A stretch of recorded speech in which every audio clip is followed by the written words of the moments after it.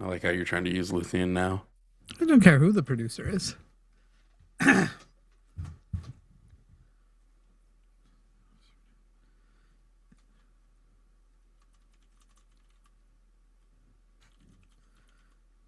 What did Perplexity say when you asked it? I don't ask Perplexity. Wow, you tried really hard. That's all I said. What? Wow, you tried so hard to find an answer. Because I didn't ask AI. For single, you can only turn off super chat overall. Which, you know.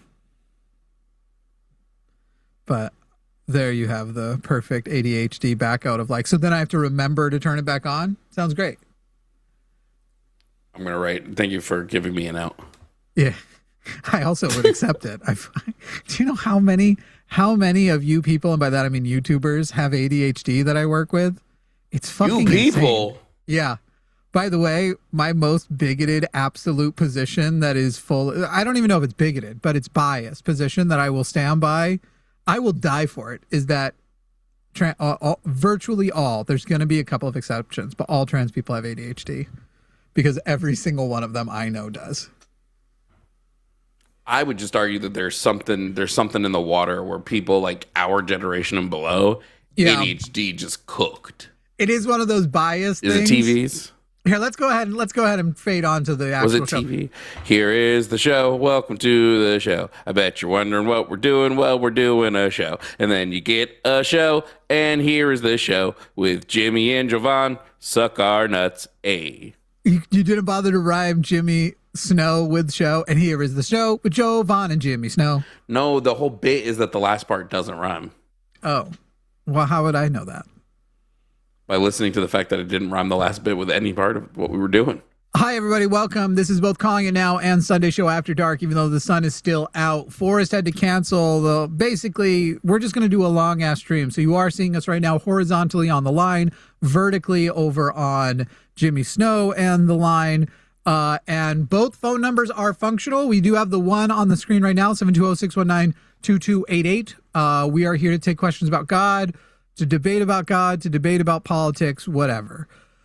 We are ready for you. 720-619-2288, or if you like, 336-543-2101, whichever number you see down in the description will work.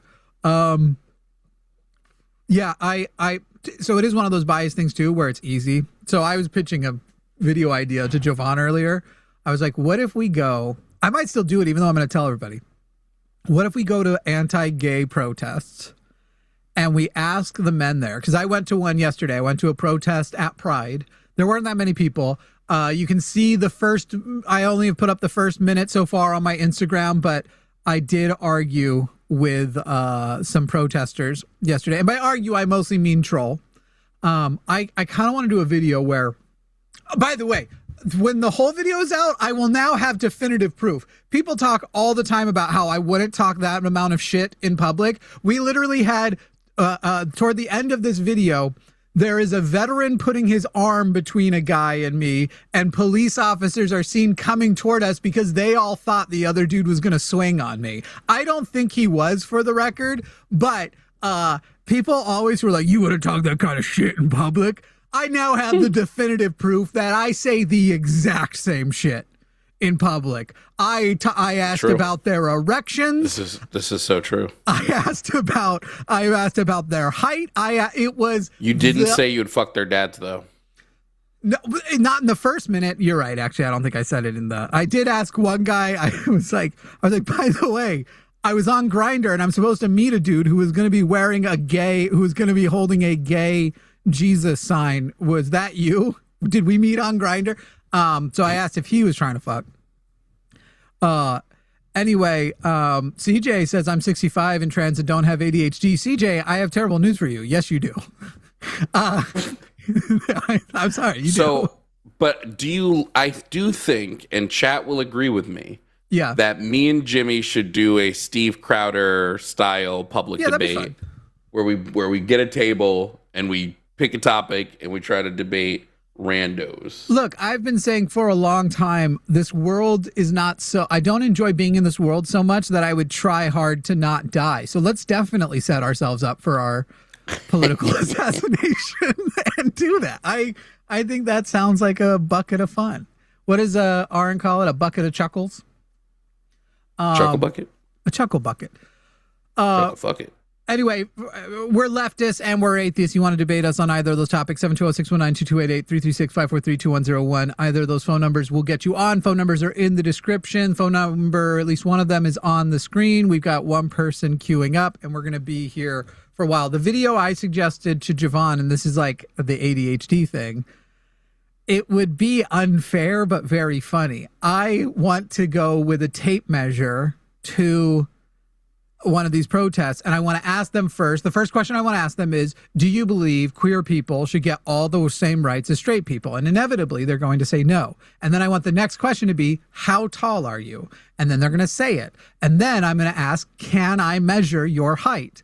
And I want the name of the video to be, do homophobes lie about their height? Because I suspect within an average of 90+%, the homophobes will lie about their height. And this was something that was made obvious to me. I want the name of the video in the episode, in the protest arguments I was having yesterday. Now, unfortunately, I like that's this, unfair because idea. all men do that. All men lie about their height. Yeah, but I like the idea. I think the idea is good. It's funny. Yeah, just going where the protests are. We've got to plan better for when you would be around based on when we could find those opportunities. Well, if we know, I mean, it's Texas. I'm sure it wouldn't be too hard to find places that, like, we could go to, like, a conservative-leaning college. That town that I was in for Pride yesterday was featured on CNN because it has one of the most fundamentalist churches in the town. Yeah, I'm sure we could. I'm sure if we went to one of those towns with a table. Yeah. Should we have security? Oh, definitely. That we might be able to have easily, because there is this group that's like Veterans Protecting Queers group, and they will do security for queer affirming events and stuff. We could look into that, but definitely we would need armed security and shit like that. Are you kidding me? Fucking Christ. I'm not trying to get kirked. We're going to do it on September 10th. Can't. It's my anniversary. Just kidding. That won't stop you from getting kirked. There's too many roofs around. No, what other? Oh yeah, no, you got it. Is this auto screener? Have things changed in Call In Studio? Did they put out an update? Why does it look like this now? I think it's doing some kind of like trying to highlight in the auto screen at the beginning what the name is, and then all of that other stuff. Also these green circles. Oh, meaning. I don't know. I don't know what those are. Do you see these blinking green circles? Yeah. I don't know what those are. Do we have an email from Call In Studio? I think it means that audio is coming from those channels. That they're active? Like they're actively speaking. All right, let's be completely quiet and see if ours stops.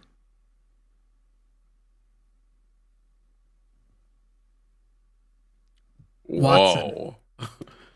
It just tells you where there's audio actively, which lines are active on. All right. Let's go ahead and do we need mods? I mean, we always probably do, but also at the same time, I don't know. Yeah, probably. Are there no mods in chat today? Have we scared them all off because we're always over? Do they feel betrayed that we're usually on Jimmy Snow in the line? Kirked is such a useful word. I'm ordering my mom and grandmother Wawa right now. I'm gonna get me a drink. Okay, but this next topic is definitely one of your better on topics. I like listening to you engage it more than I do. Than I like to engage it. What? Tom? I'm sorry. Sorry. Are we reading the same topic though? Yeah, Tom's. But what do I know about? Is there recent news of something here that I missed the last 3 days? No, I'm just saying broadly on that topic. I prefer you to listen to you than usually, depending on where it goes. But anyway, we'll just get going. We're just gonna get moving here. We've got Tom in Alabama. First things first, Tom, do you like swear words? I sure do, man. I was just telling Jovan, how my favorite phrase to hear somebody from hillbilly country say is, "What the fuck is this?" Would you give it to us? Could you? Yeah, that's not a problem, fella. What the fuck is this, man? Like, I tell them that little hoop bombs give it away. We don't fucking hate these motherfuckers, man. I tell you all about it, man. Well, you made it your own thing, and it felt like you took it a different direction. But that, we'll just go with the topic. All right, what are you calling in with? So I'm talking about the current situation with Trump and Israel. I'm going to talk about my past experiences. Recently, I had a little cousin. He's just turned 23.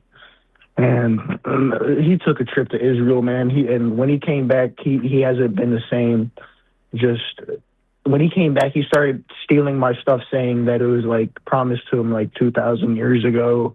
He's just being. It's a joke caller. I'm already checked out. Hey, Tom. Joke caller. Excuse me. Tom, this bores us. No, it completely bores us for people to call in and be. I don't know if you don't know what our position already is.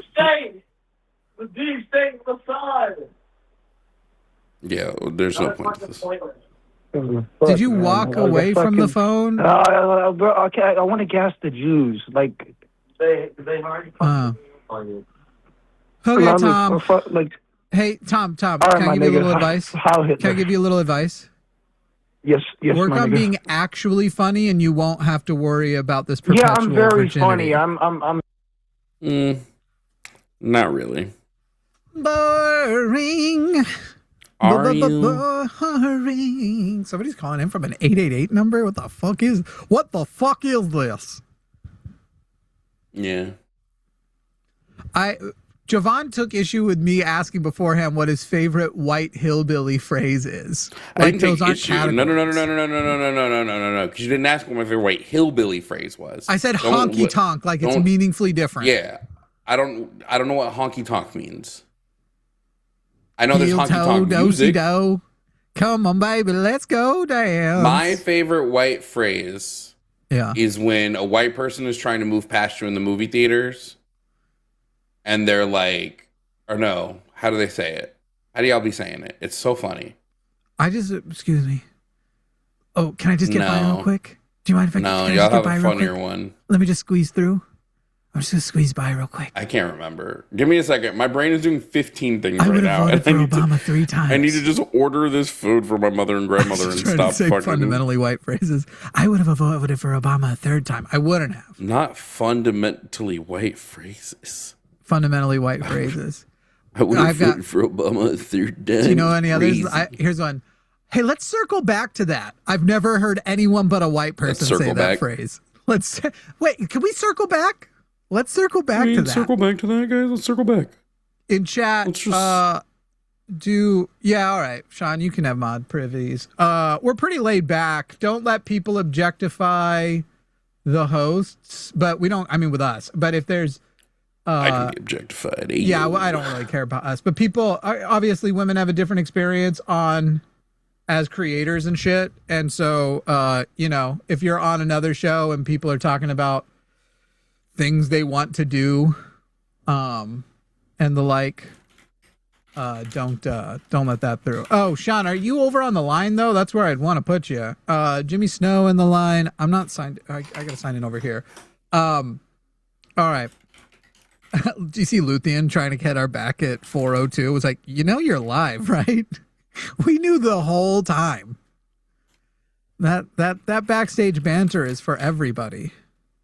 It's for the world. You haven't figured that out. That's how we start all of our conversations, is with a talk on a topic completely unrelated to what we're about to do. Dude, literally a guy who called into the last show and tried to present the same thing and would never give a yes or no direct, called Matt and Ian and is trying to call and give the same line of reasoning about Muhammad, the guy who's being screened right now. I like that he's like saying what he's the founder and CEO of. I don't give a fuck. Oh man, I don't even what the fucking. I'll talk to anybody as long as they're interesting. He won't be. He will not directly engage or answer any questions. That's boring. and he's kind of just proselytizing. You can see if you can get him to stay on track, but it was already pointed out to him that belief in logic, belief in religion and logic are incompatible, and why. But here we go again on my own. Muhammad in India. Why? Oh, I hit it with the wrong one. Hang on, stay there, Muhammad. Muhammad in India. Muhammad, you are on the line with Jimmy and Jovan. How are you, Muhammad? I'm doing great, Jimmy and John. How are you? Jovan is his name, not John. Hey, Muhammad, are you, as we get started here, are you committing to doing a better job of actually answering the questions than you did in the last hour with Matt and Ian, where they could not get direct answers from you at all, and you kept trying to talk over them and sort of proselytize? I'm going to keep doing the same thing, but this time I think that you both must be having a little more intellect than both of those fools. So no, Muhammad, if you're saying you're going to act, if you're going to rhetorically act the same way, I would rather go and talk to these atheists that are waiting with things that I don't care as much about than talk to you. Are you going to answer questions directly?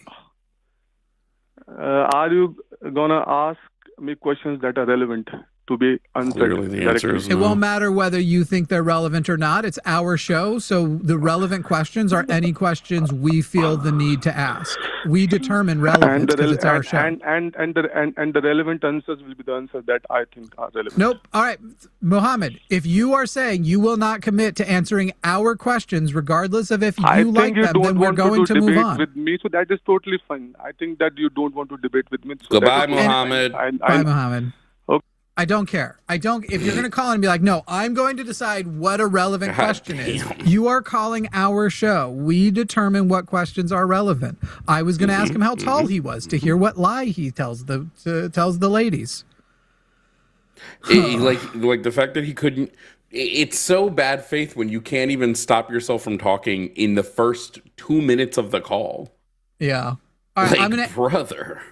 I'm going to answer Marcavius's call. And then I'm going to put Marcavius on mute immediately. And Marcavius, you are not going to get an opportunity to speak out loud, even though we are both on the left, because of the type of question you are calling into.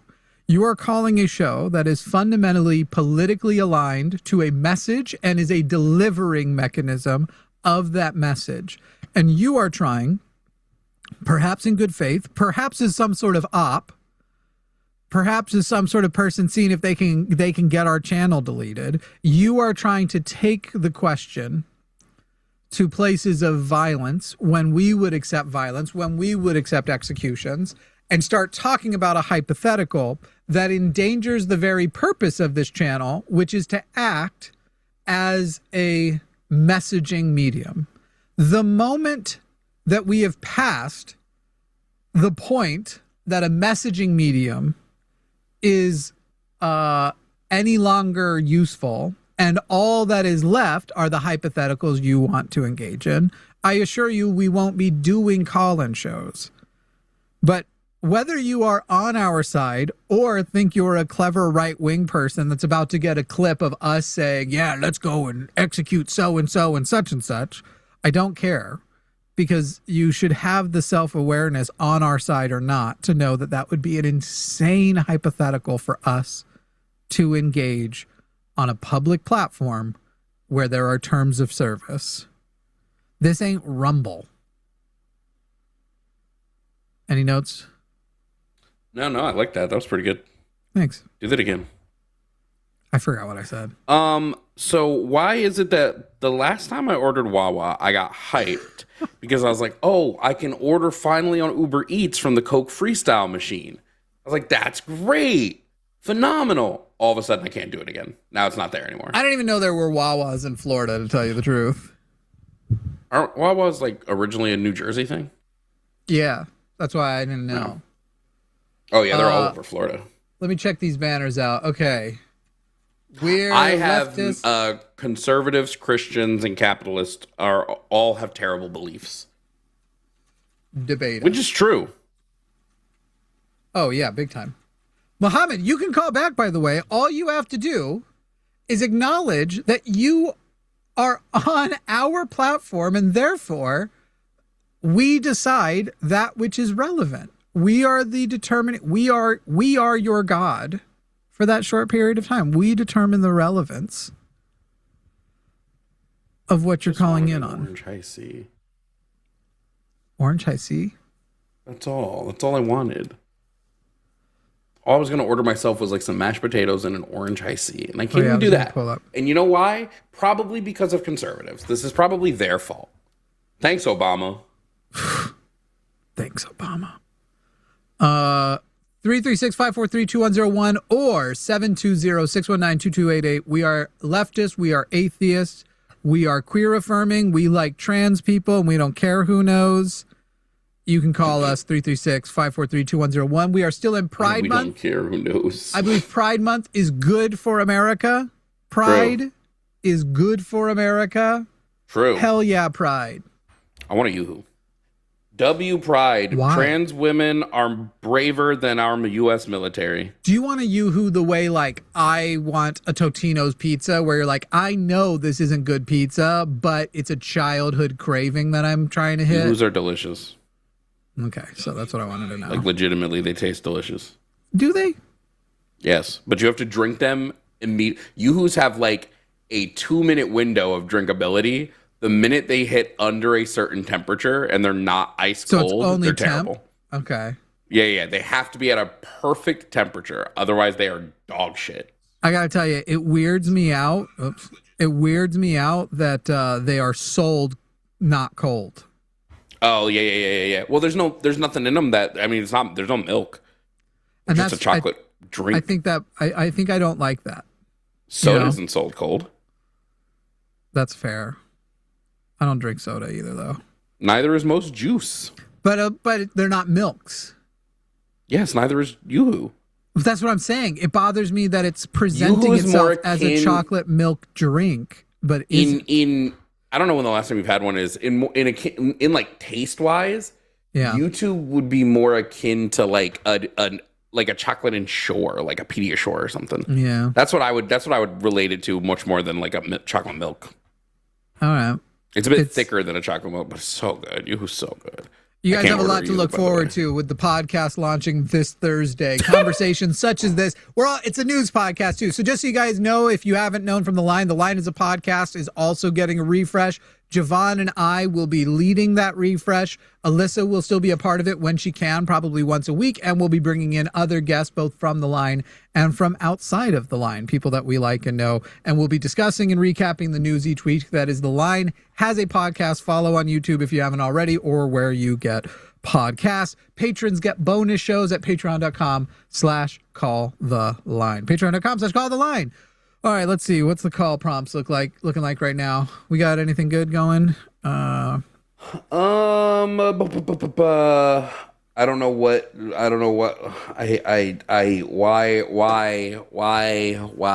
Why? Ally calls are so boring. Potentially the one that's screening.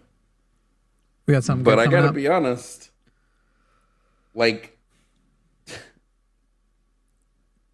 I don't, dude. It's a. Oh wait, we can hit out Phoebe quick though. That's not good stuff. Pick whichever. Phoebe in Mississippi. Phoebe, you are on the line with Jimmy and Jovan. Phoebe, first of all, I want to say before we even get started, the phrase "blue no matter who," while perhaps articulating a similar stance that we take in certain circumstances, is not a movement I consider myself a part of, nor a phrase that ever comes out of my mouth. It's very much a phrase assigned to me, and I find that annoying. So you are welcome to articulate what you mean, but I'm not going to accept blue no matter who. Okay, yeah, for sure. Thank you guys for having me on the show. Thank you guys for the work you do. And Jimmy, if you'd like to, I'll give you a better country person's rendition. What the fuck is this? That one's all right. That was pretty good. That being said, good. Yeah, go ahead. I figured you might dig that. With that being said, I've made some aggressive comments on the channel because I like to increase creators' engagement when they're political channels. It's good. I got my own channel. It's good cross-pollination. But I don't necessarily think you and Jovan are vote blue no matter who lives. I think you guys are leftists, but I have heard you guys say stuff that kind of falls under that same logic, and I just don't understand it. So, for example, in the Kamala versus Trump election, obviously you shouldn't vote for Trump. But I think there is actually a pretty good argument that the people who chose in an election where it seemed very likely that Donald Trump was going to win regardless, the people who chose to withhold their vote from Kamala Harris and to vote for Jill Stein or the Libertarian candidate whose name is escaping me right now, they might have made the more moral We can already decision, stop here because Trump you've already was going gone a to win step anyway. past things that we would agree with. Prior to the election of Donald Trump, I am even one of the I'm insufferable with how much I brag about having the closest map to any leftist creator getting it correct. I know. Yeah. And yet I reject it was obvious he was going to win no matter what phrasing.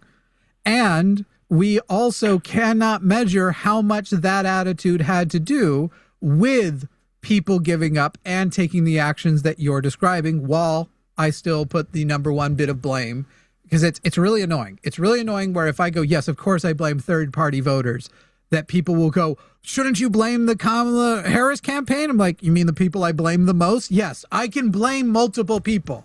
I am capable. Blue no matter who, when it comes to, as is put, when it came to the general election, and this will be true of the next general election that has socialists on it who could win because they are registered as blue.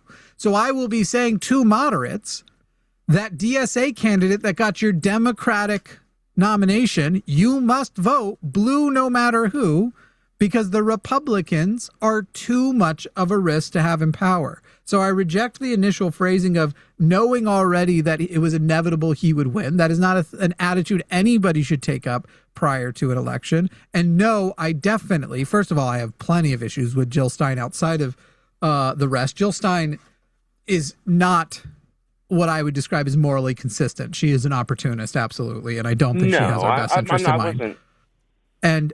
But whatever. I'm sorry, I wasn't trying when it to say comes that to she was primaries, like the are ideal when candidate. you vote. Primaries are when you vote purely on, not even purely. You can still be pragmatic I voted pragmatically against my values. There were two candidates in this primary that had a chance to get the nomination. While disappointed in some of the things she's done recently, I still stand by having voted for Jasmine Crockett over James Tallarico because she is more consistent with my views. Because when these things come down to this is the binary that's left and I can reduce harm and participate in that, I'm going to. Can I ask what exactly, because I don't know, I'm not from Texas. I know you live in Texas now, I'm pretty sure.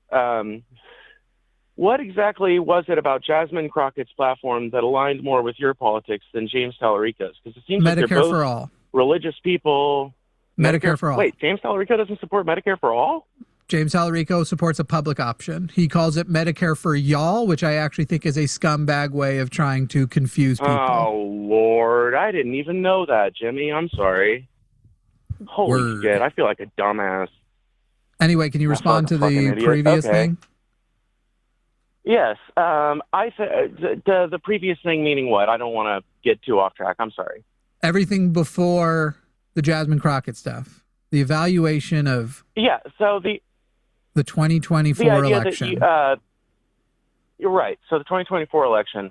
I wasn't saying that Jill Stein was necessarily the preferable candidate. I just think that there is value to showing the Democrats when they foist a candidate upon the people that they don't go through enough campaigning, they don't actually do the work to earn a voter's vote.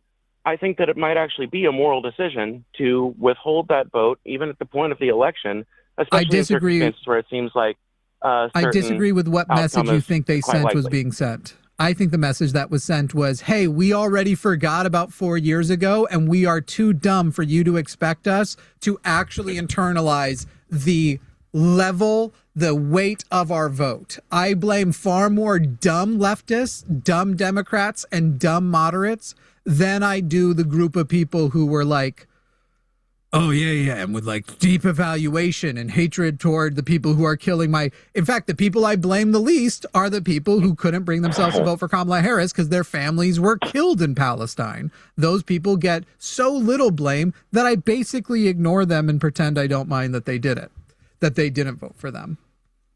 Well, what about the people who didn't vote for Kamala Harris in solidarity with those people? I'm not talking about me. My dumbass has been eligible. No. Again, if you don't escape all blame, I just pretend, I just elect some cognitive dissonance. The solidarity people don't get it either. Okay, fair enough. So what if? And I know this is hypothetical, so forgive me. But what if in 2028?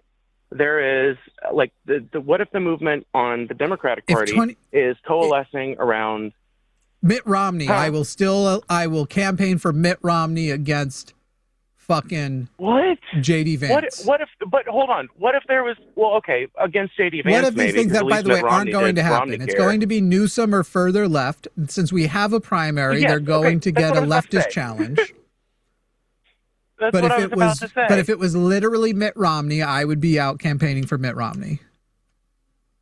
Well, luckily for both of us, I don't think it's going to be fucking Mitt. But my question is this. If it was 2028 and the Democratic Party was coalescing around, let's just say, Gavin Newsom and Cory Booker, and there was also a strong primary challenger in the form of, I don't know, two very strong progressive leftist fucking candidates, and they let's just say there's some 2016 shit that happens again where it's pretty obvious that Bernie actually won the primary, but the DNC kind of foisted Hillary instead. And let's say a movement pops out of that, like we are going to vote for our primary candidate anyway, regardless, because they've got so much cross appeal with independents and populist conservatives. We can get this economic agenda done if we vote for this candidate that is not aligned with these two parties because they are going their own direction and trying to do that. Do you think that there would be a possibility that might be the more moral decision given a situation where you've got a shitty Democratic candidate and obviously you lost me in a couple of places. It won't matter.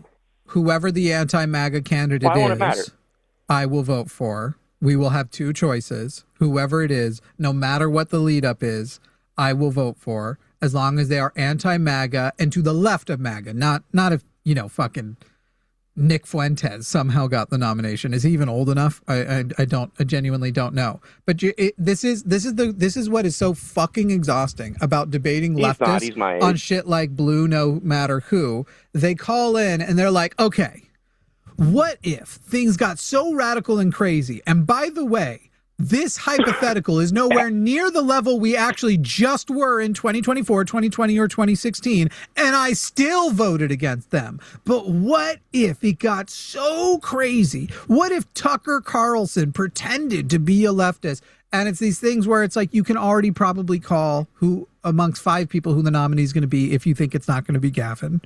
And it's probably going to be Gavin. It might be to the left of Gavin. We need to have a strong contender. It will probably be in the form of AOC, who is not far enough left for me, but is at least left of Gavin, to do what Bernie did to Biden, which is to challenge Gavin in a way that causes Gavin to go toward and make commitments to the left and then govern to the left, as Biden did when Biden ran and had the Bernie challenge, and not only put Bernie in charge of the budget, not only did Bernie get unprecedented amount of Senate powers, but also we had more left-wing people in government in general, and he got pulled to the left on a bunch of issues. That is the best thing we can hope for, because right now we need to get out of the fucking MAGA mess. And if somehow a populist leftist message in the form of AOC ends up, and that will be what I will be working toward, a leftist populist message does take hold and we are able to win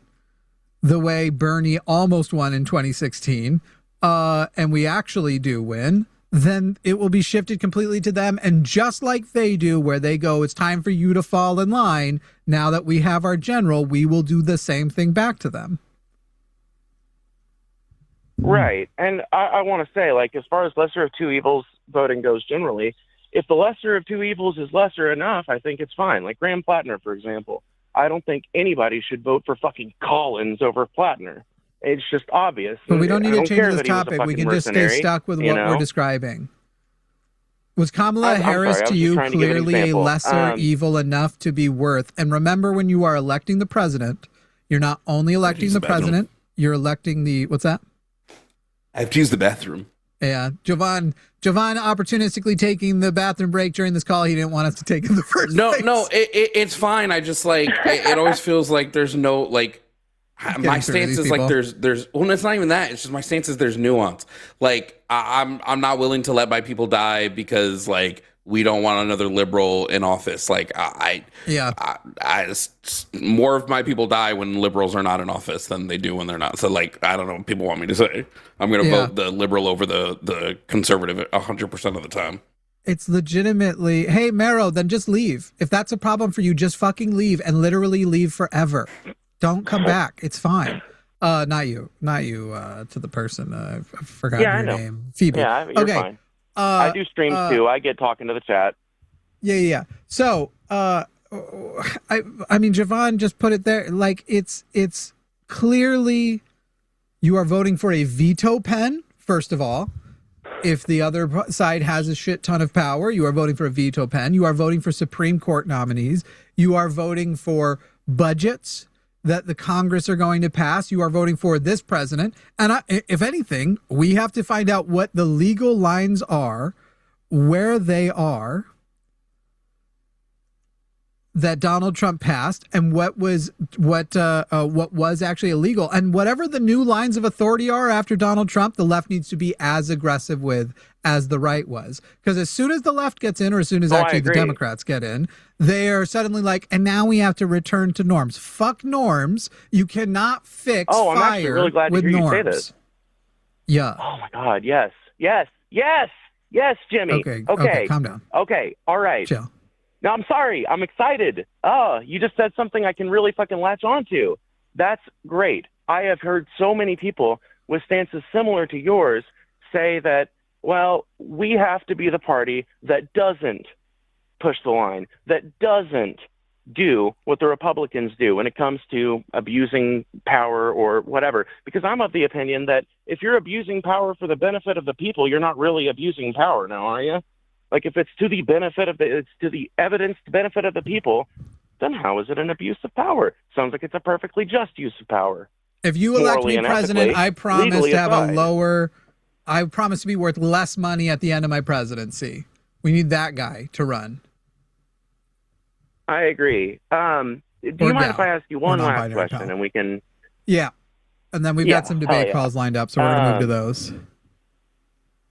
Okie dokie. And I just have one last question for you, and hopefully it won't lead us into another tangent. But I have heard the argument, and I kind of have made the argument before, that when it comes to instances like Biden versus Trump in 2020, which I did vote for Biden, or 2024 Kamala versus Trump, where I wasn't eligible to vote because my dumb ass didn't look up when I didn't do the fucking process at the right time. Anyway, I wonder if voting for the Democrats, when they give us a really bad candidate and they mess with stuff on the back end to make that who we have to vote for, does giving them the vote not just kind of give them implicit permission to continue giving bad candidates to the people? Like, this is to continue literally moving right look on at things them like the melt border, down on things like right support now. for Israel. If that works, we are failing. We are literally having DSA candidates break out, and you got Donna going on the news, practically in tears about it, and you have what is essentially old people with old ways realizing we aren't buying their bullshit anymore. And so what you're describing is the walls they would like to put up. And we have literal methods of primary that's just been shown to you in New York can work to make them sit and go, even as they might say like, well, that's New York, we're not going to reassess. The shit's happening everywhere and the polls are looking good for a lot of people. It is spreading, and the popularity of an actual leftist message is spreading. So there are ways to do it that make them feel scared of not changing. If they want to retain power, they will bend to us. If we are that powerful that we can ruin their chances, that can be demonstrated to them and they will bend to our will. Do we agree then that the reason why these candidates are winning and everything, and the reason why the DSA is growing in popularity, and the reason why progressive and leftist candidates are growing in their efficacy and popularity and winning in their elections is largely because a lot of people are starting to realize that despite their votes for moderates and centrists in the past, that they just aren't getting shit done, and that we have to go for more radical solutions? Yes, but you also need to concede that there's a reason why many of these DSA candidates are running as Democrats. They recognize that even as you're opposed to the blue and the DNC and all of that kind of stuff, the pragmatic approach for them is still to run as those things and to some degree, for now, negotiate that with them when it's appropriate to try and get some progress instead of none. That is where we are with it, Phoebe. Yeah, I mean, I don't think you're like intrinsically tainted with evil. Okay. Just to clarify, I don't think you're intrinsically tainted with evil merely because you put a D next to your name. I think that there is a utility in lesser of two evils voting if the lesser is lesser enough. And I really hope that an actual progressive and leftist wins in 2028 so we can be done with MAGA and get universal health care. Thank you for everything you do. Thank you. Bye-bye. What is chat complaining about right now? Chat's always complaining about something. Somebody drop an R slur. I'm back. I don't think so. Well, people are complaining about it. I mean, somebody in the chat saying I'm only on surprised how vertical. comfortable chat is with R slur, but I don't even see an R slur in chat. Do I have to now type it in? No, that one's not in there. That one's not in there. Someone said that last time too, and I also couldn't find anything. So I don't know if people are saying that. I don't know. I'm not sure. Whatever. My main opposition to the R slur, as a person who feels they own it, that it is one of my possessions, is that what happens in live chat and what we do and don't moderate can affect the algorithmic evaluation of the suppression of the video. So I'd rather keep words out that I don't even oppose. That's why I use the phrase redacted. So far, redacted isn't demonetized, though, since the Trump files. They might throw it, not just demonetized, but suppressed. All right, this one I know that Jovan's going to like. Sean in California, provided that Sean in California is actually here to defend his position. Sean in California, you are on the line with Jimmy and Jovan. How are you, Sean? Oh, not too bad. How are you? We chilling, man. We chilling. Relaxing, kicking it. Relaxing. Fair What are you calling in about? Shooting some b-ball outside of the school. I was just responding to the prompt. It was oh crap, what was it? I'm gonna pull it back. The Bible up. is awful. What's your guys' Yeah, the Bible is awful. Yeah, that's what I was gonna respond to. Truly terrible. Yeah. So, I mean, since you guys are taking the, I guess, more or less affirmative position, why do you think it's awful? Go you first, Jovan. Sorry. I think the Bible teaches terrible morality, as well as it teaches people to be subservient to a being who treats you like garbage. Yeah, and doesn't make it clear, as much as people try to pretend, even though they know it's not true, because apparently you also need a second guy called the Holy Ghost to interpret it. The Bible presents itself as a book of good things, but you're supposed to not be thrown off when it says, like, happy is he the person who, like, kills the non-believers' kids by dashing their head against the rocks. This type of sexual slavery. Oh, you don't know about the dashes? You don't know about Psalms 137:9? You got a Bible with you?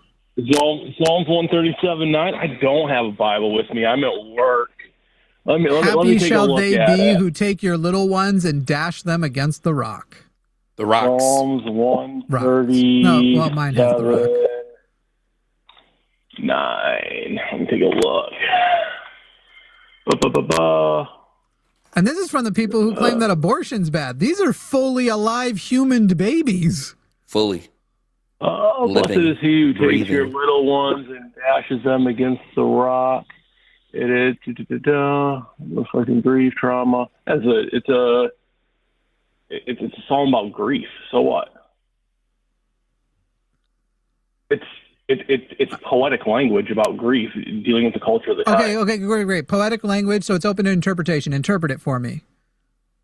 Sure. The context is this is at a time when the Israelites are being conquered by the Babylonians. No. Not the context. The interpretation of the verse. Give me the poetic interpretation. In fact, would you read out loud starting from number 7, verse 7?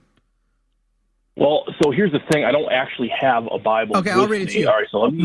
I thought I just heard you reading it. Remember, O Lord, against the Edomites, the day of Jerusalem, how they said, lay it bare, down to its foundations.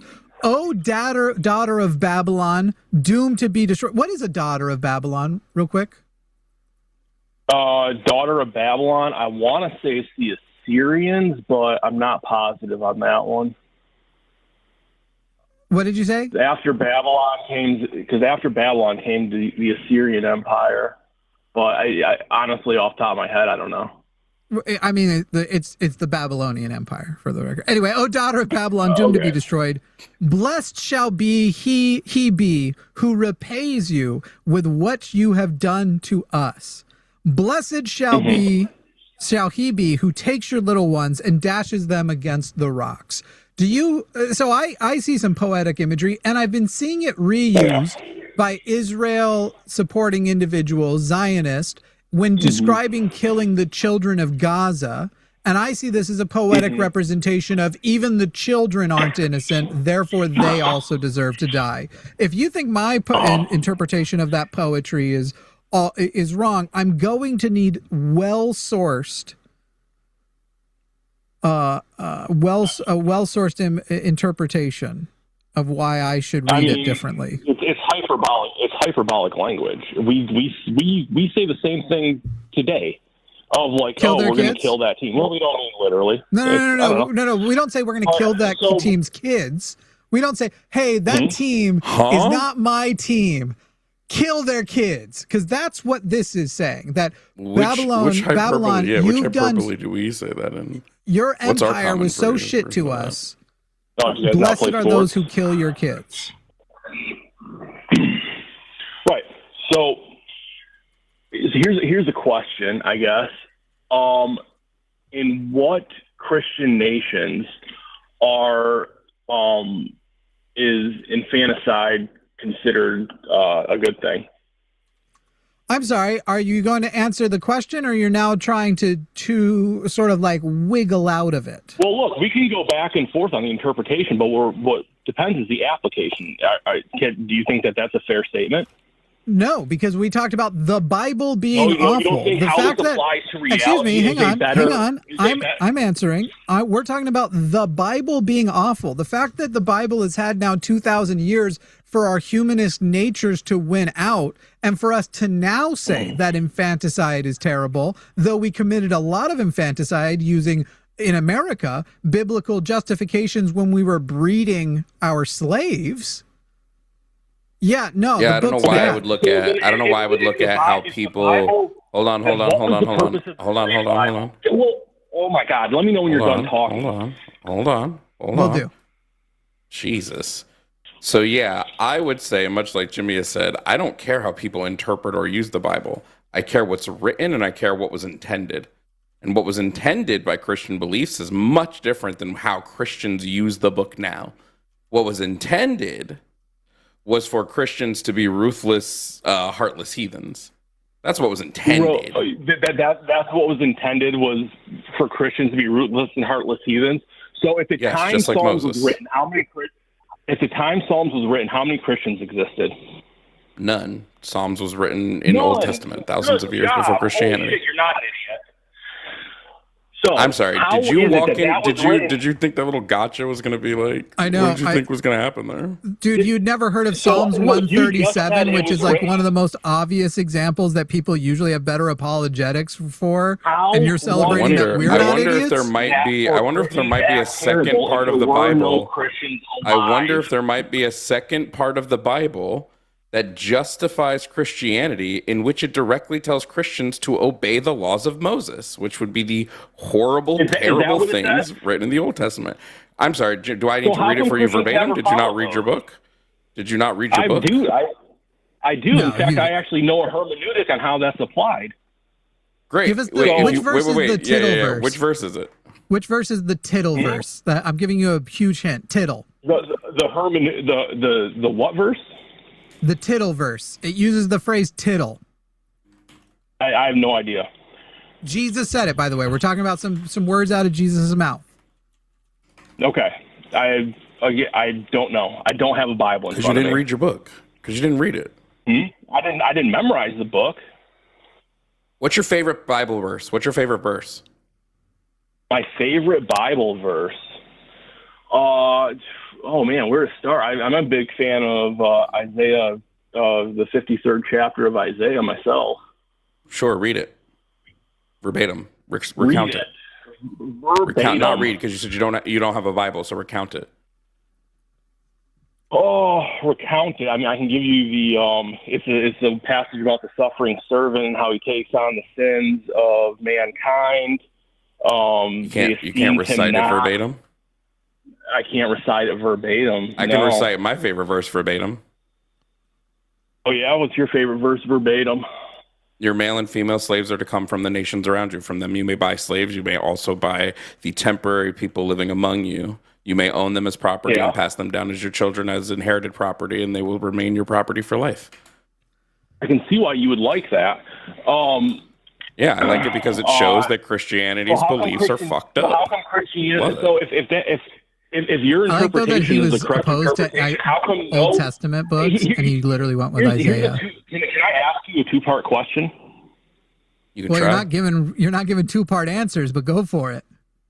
I'm answering you with a question. First question is, that's how answers work. How come with the spread of Christianity, we saw the reduction of slavery, and how come you never saw anywhere that Christianity didn't exist? I'm so glad Christians ended the thing they started in the U.S. Right. Just so great for them. They started, and by the way, to think they did. Christians absolutely began Christians absolutely began slavery in the U.S. That would be a really stupid thing to claim that they did not do. Slavery in the U.S. Guess what? Slavery as practiced in the U.S. It's almost like I said slavery in the U.S. when I said that they ended it. It's almost like I said that. Sean, slavery Sean, in literally, the U.S. would have been a violation of the Mosaic Law. Sean. No, it's not. What's up? Slavery was reduced because of Enlightenment values. Hey, Sean. The reduction of slavery became because of Enlightenment values. The Bible was used to justify slavery for literally centuries. And when people want to point out the abolition of slavery was done by Christians, they're missing the part of who they were fighting against. It wasn't humanists. It wasn't atheists. It was what group of people who believed they had a God-given right to slaves. Humanists have contributed nothing to society. So who are the abolitionist Christians fighting? Southern slave owners, mostly Democrats. And what religion were they? What religion were they? They claimed to be Christian, but they had to publish their own Bible. And were they conservative or liberal? And were they conservative or liberal? Wait. What was the slavery Bible? What was the slavery Bible? I don't think you know. The slavery Bible. I don't think you know what the slavery Bible was. The slavery Bible was a Bible that Southern slave owners created specifically for slaves. And what they did is they took out everything that might convince a slave that he has human value. And what you ended up with was a pamphlet. What specifically was taken out? And it was not a pamphlet. You have no clue what you're talking about. What specific things? Almost the entire New Testament. No, it wasn't. Everything about the No, it wasn't. It was. No, it wasn't. Okay. You just don't know what you're talking about. By the way, but you brought up that they were Democrats. You brought up that the South was you brought up that the South was Democrats. And by the way, I just found it. The 1807 Slave Bible was 600 pages. So you're totally right. Just a pamphlet. How big is the actual Bible? It's about 3,000. I'm sorry. Jimmy, is 600 a pamphlet? Is 600 a pamphlet to you? You insisted pamphlet. You recognize that, right? Yeah, you said pamphlet. Yeah, you do understand that in terms of freaking. No, you're just walking it back because you were an idiot. This is Stop. the You're walking it biggest back because you were wrong. moving cope You're- I've you're- ever seen like, in you my were wrong, fucking and you're moving the goalpost. 3,000? Are you a fucking This Is moron? 600 pages a pamphlet? Yes or no? Huh?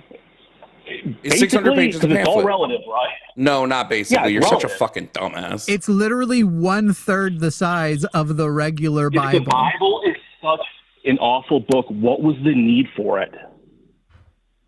What? In the Why what do you mean create it? generally or What now? question is that? Like, what kind of Right. question is that? Sean, do you believe that the Quran is What is the an topic? awful book? What is the Do you topic? believe? Hey, Huh? since we're doing question with a question, do you believe that the Quran is an awful book? Yes. What's the need for it if it's so awful? What is the need for the slavery Bible? That What's was the my need for the question. Quran? What's the need for the If Bible in Quran? and What of is the need for the itself is Quran if it's so subjugating. awful? Why aren't you answering mine? What's the need for the Quran if it's so awful? Your question is stupid. And I mean this like sincerely, because I don't think you realize This that is your so question. fucking. You're like a meme Brother. of yourself. You are a parody of yourself. We couldn't write you as a character because people would be like, If the nobody Bible- is that unbelievably paradoxical to their own positions. Here, let's just make it so simple. Let's just make it so simple. Why did God say it's okay Yeah, to let's own hear it. slaves? Just answer that question. Where did God say it's okay to own slaves?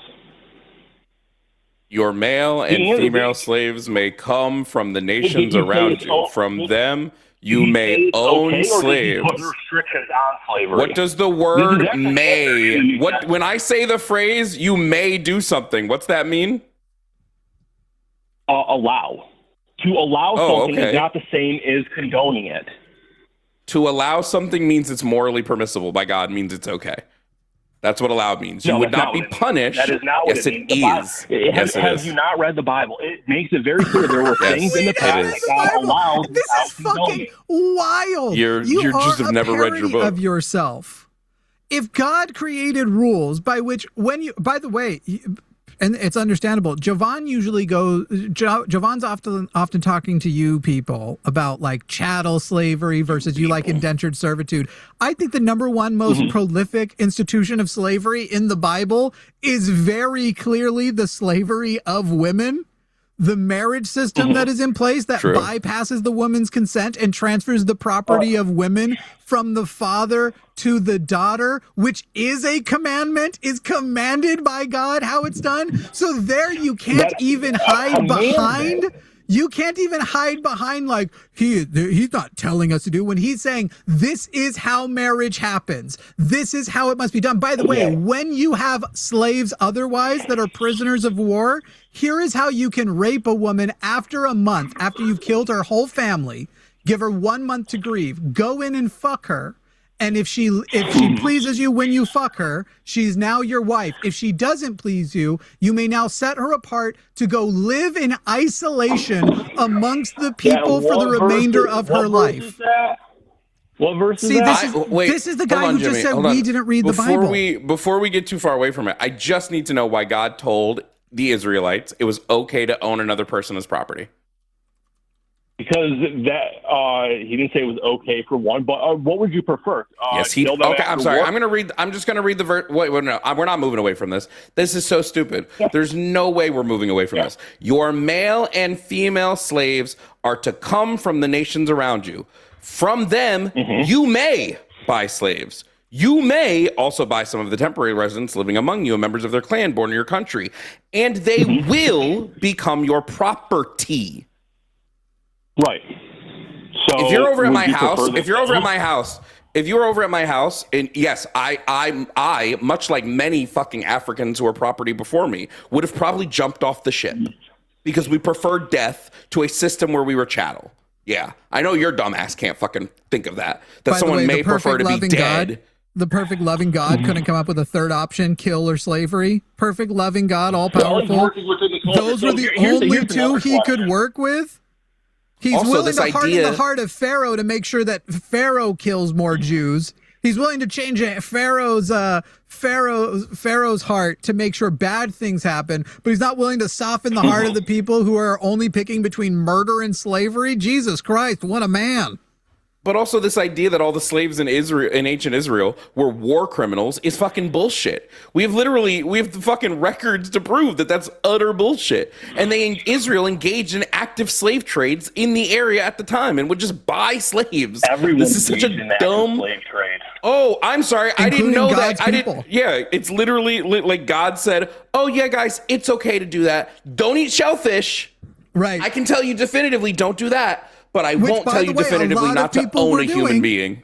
Weird that the dietary restrictions that everyone was doing, those ones were okay, because a lot of people were eating shellfish. Those ones God's allowed to do. He doesn't think, hey, guys, we can make unclean meat clean if we just boil that shit. You guys have fire and water, but I can't tell you about boiling.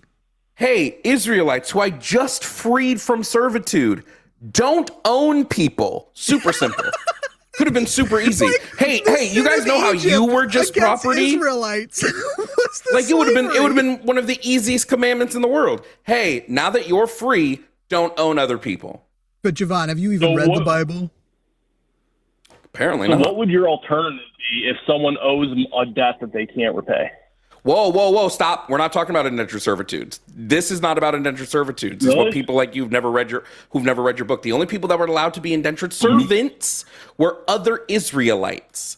Other Israelites were allowed indentured servitude, and that was actually only for the males. The women Israelites were forced into sex slavery and marriage. Can we just point out, though, he just asked, what's your alternative for something that happens today? He's like, what would they have come up with if not slavery or death for someone with an outstanding debt? You know that everybody's in debt today, and we don't enslave.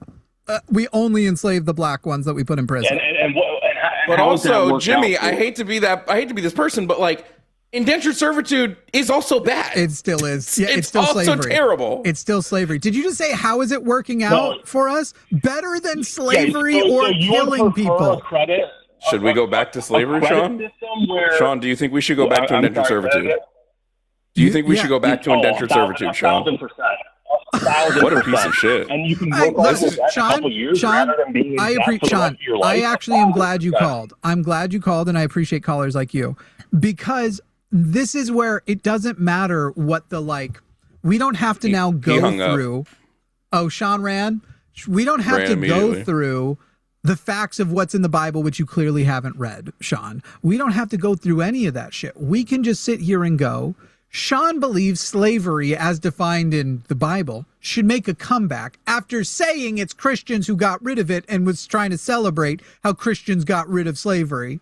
But now he's saying it should come back and that Bible way would work way better. Because I think Sean's probably loaned a couple of people $20. It's not like he's ever had enough money for anything. And he'd like to enslave those people. In fact, he'd like to trick people into becoming slaves by loaning them money.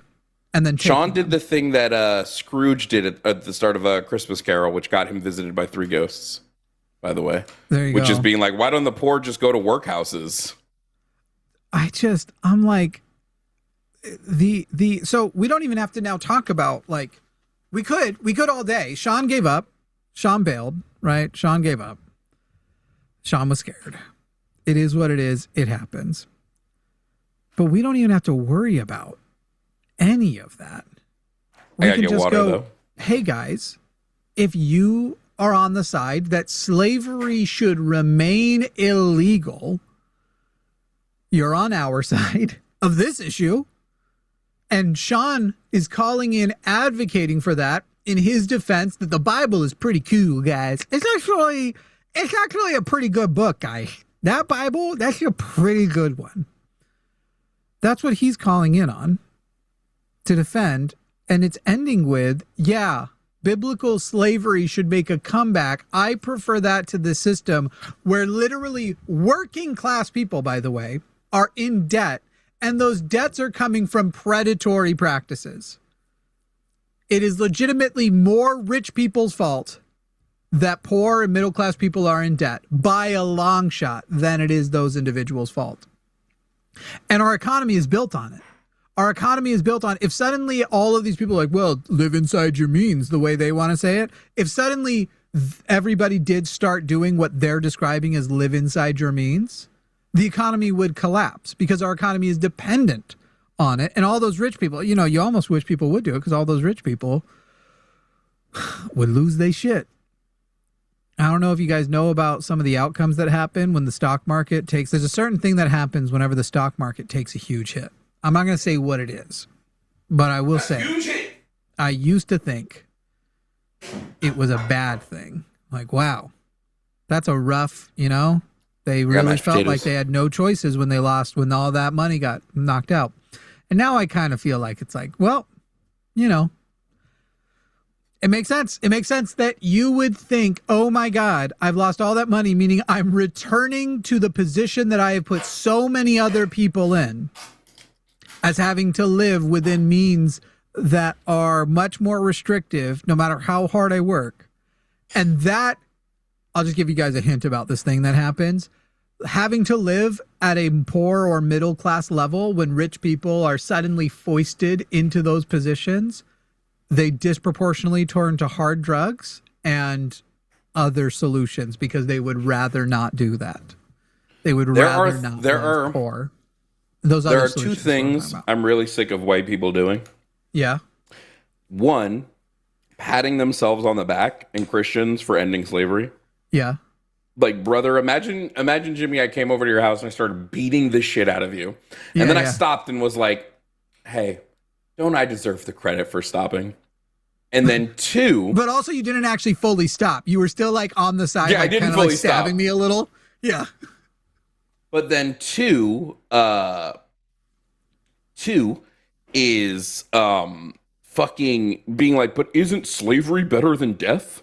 Dude, that's wild. That was a wild thing to say.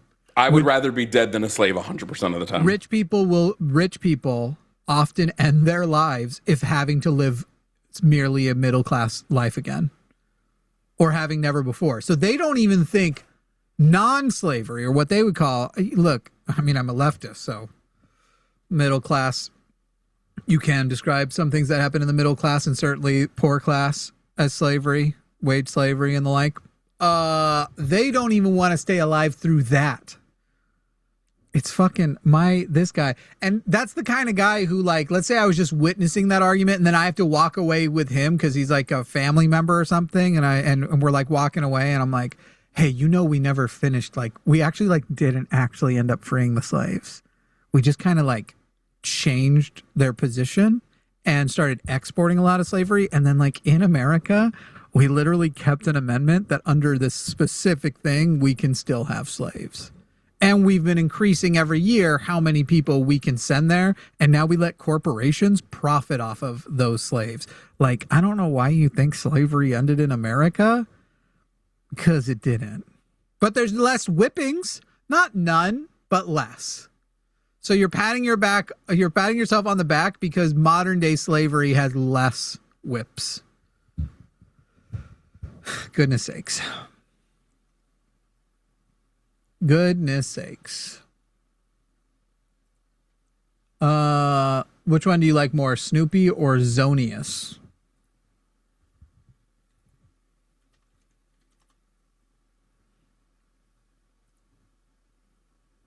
Did you say words? Because if you said them, I didn't hear him. Oh shit, I was muted. I said Zonius is more interesting at the moment. I'm suspecting. I'm going to double check something before we.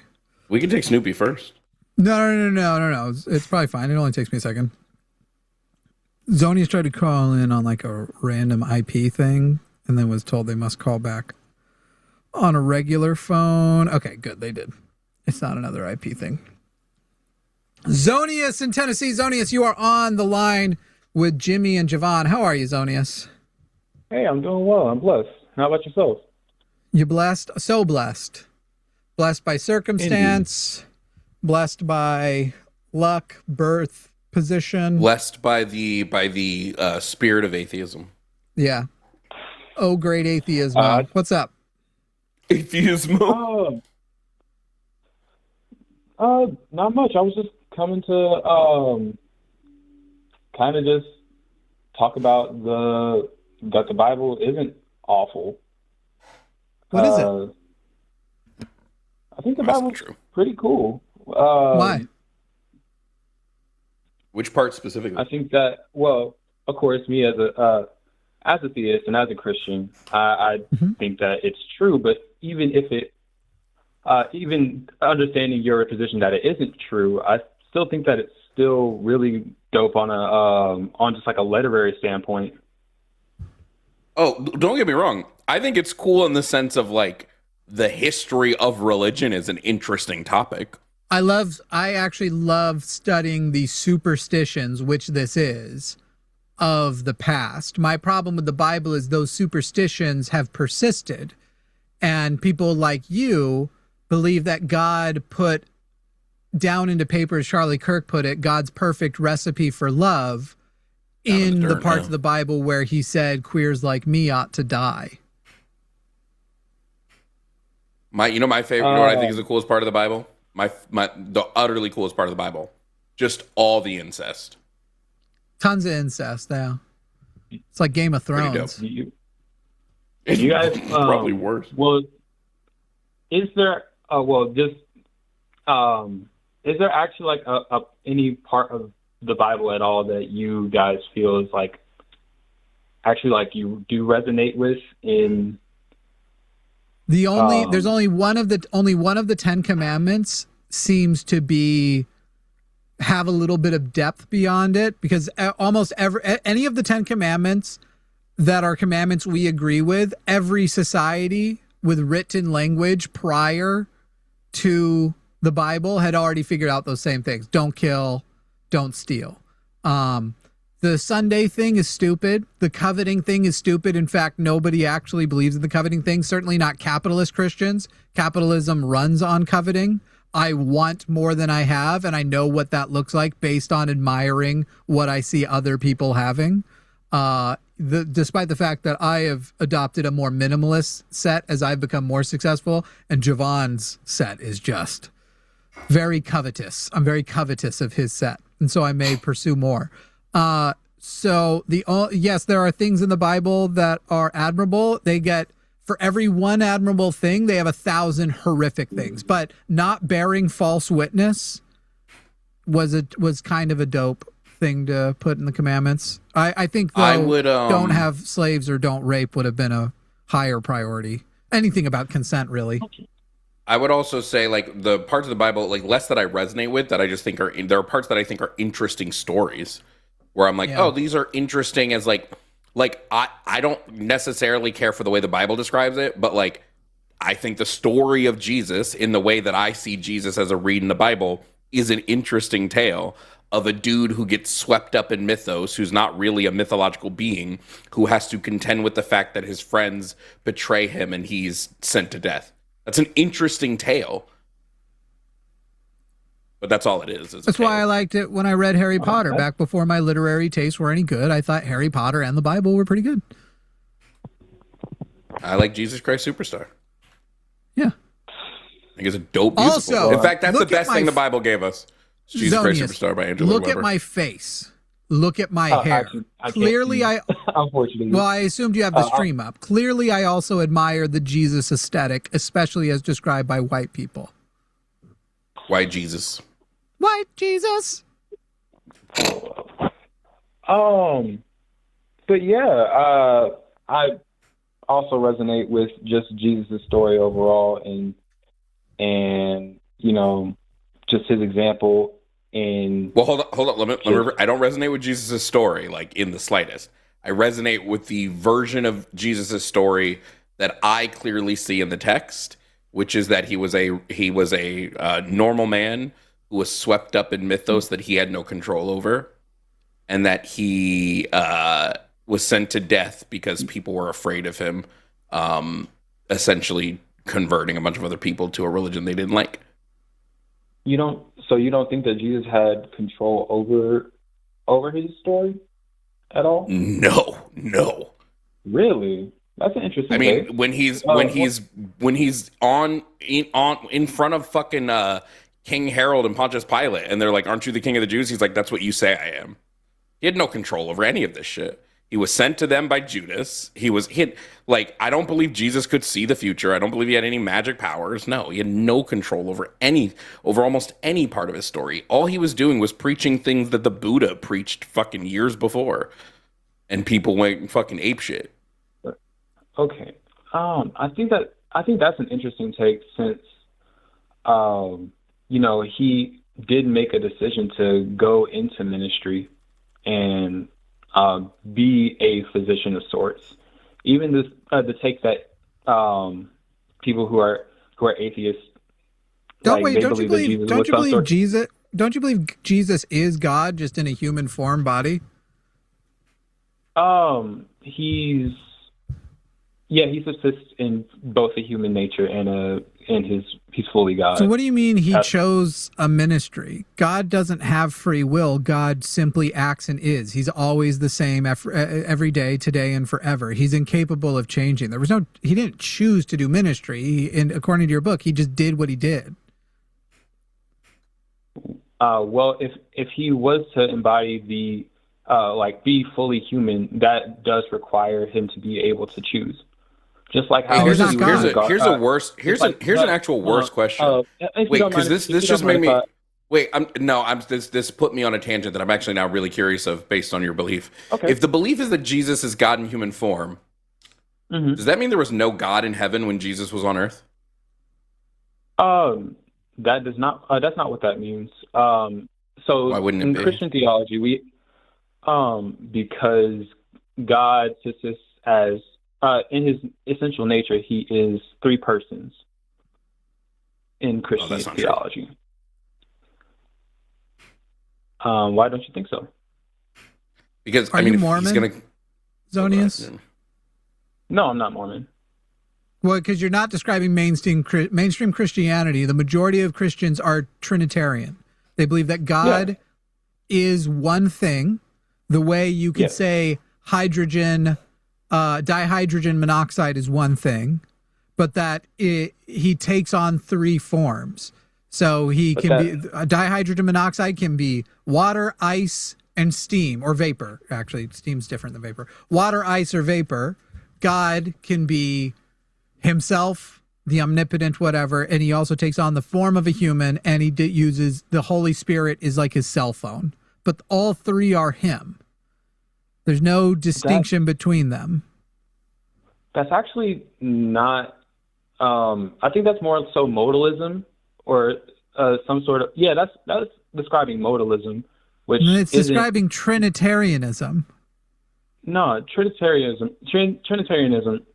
Is Jesus God or the actual literal Son of God?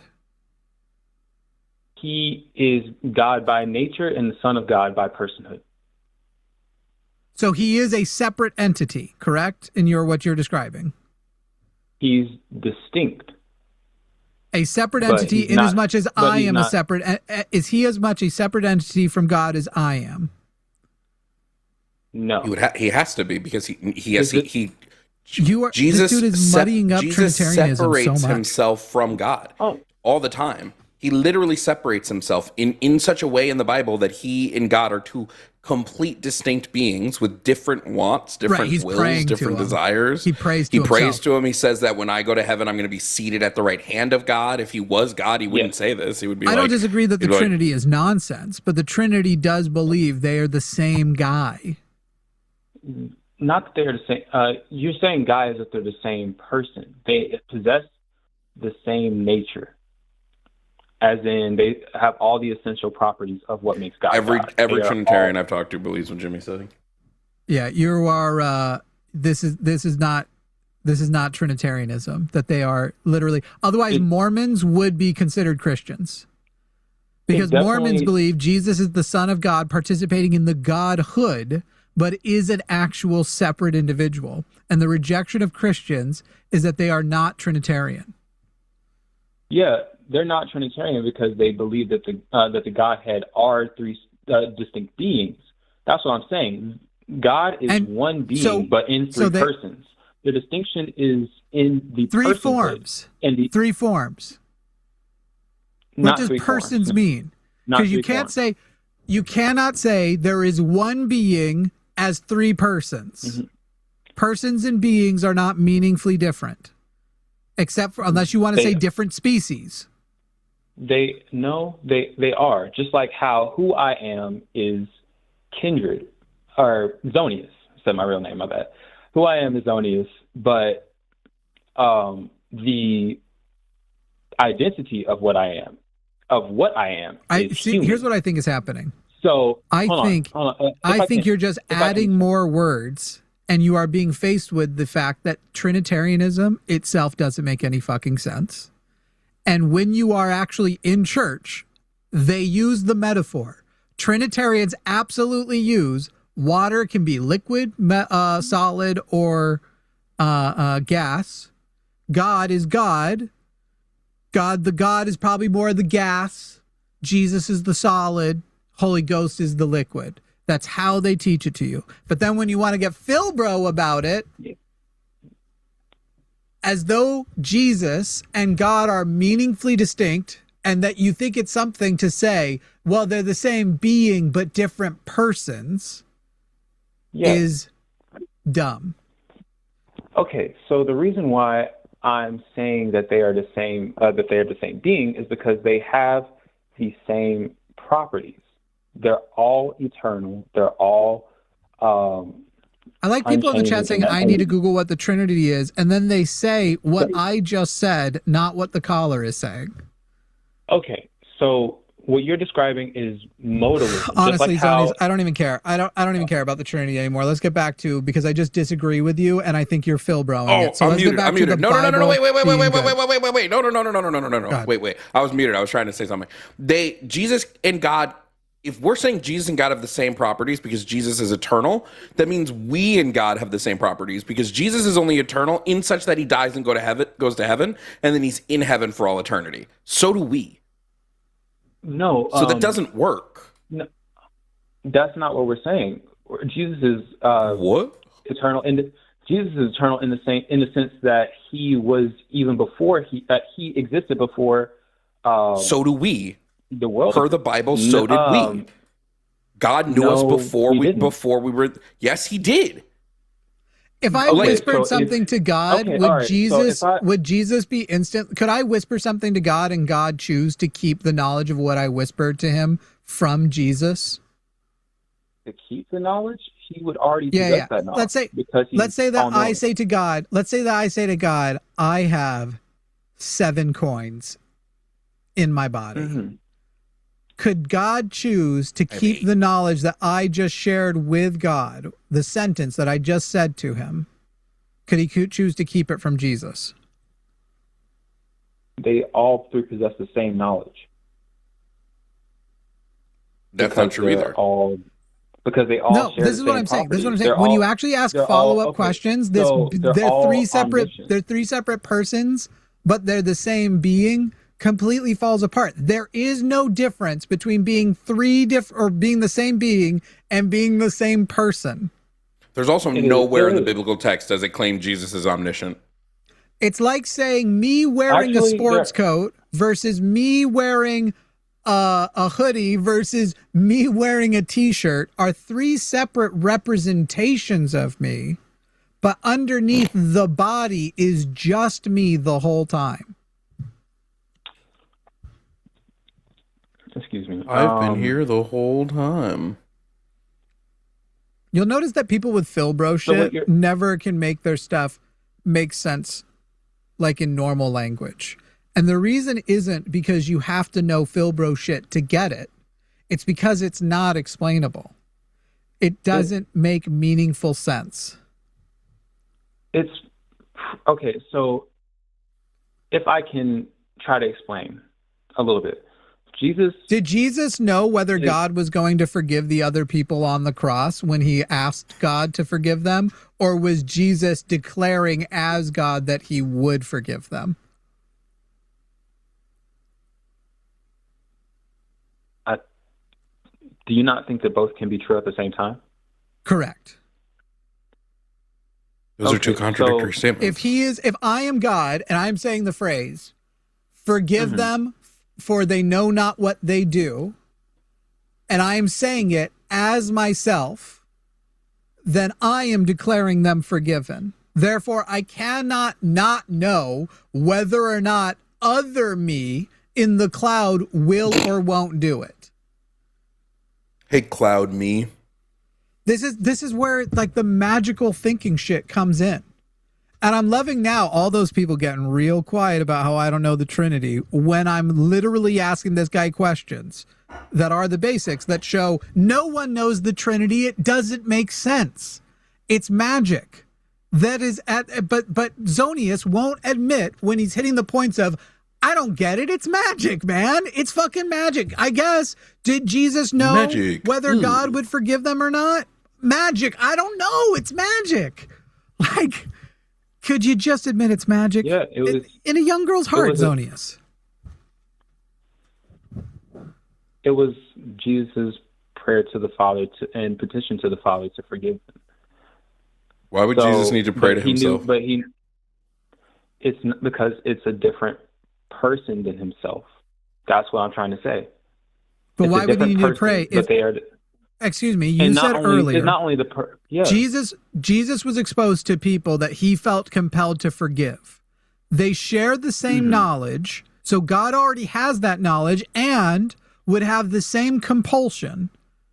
So why would he need to pray to ask if what you said is true, that their knowledge is perfectly in line? God would have already decided, feeling the same compulsion, which apparently a God, an omnipotent, all-knowing God can feel compulsions. Why would it be necessary, since God shares the same knowledge and would also feel like it was necessary to forgive these individuals? Well, one of the purposes that we have to see of Jesus incarnating in the first place is to be an example of how we ought to be. So he wasn't praying to God. Well, we already had that. He was virtue signaling. He wasn't praying to God. He was virtue signaling. He was showing, he was doing... Yes. What do you mean it wasn't? How is it not? If this was for the other people to see what he is doing, therefore to see what is virtuous to do, therefore he is signaling to them that which is virtuous. How is it not virtue signaling? I think that, okay. So I think that kind of limits the scope of what that act was. Chat, that doesn't make any fucking sense. So Christ was separated from God on the cross only. Why is no? It doesn't matter. It doesn't matter, Zonius. We're like 6 examples deep. You're not going to make 2,000 years of this, or what is it, like 1,400 since the Nicene Creed?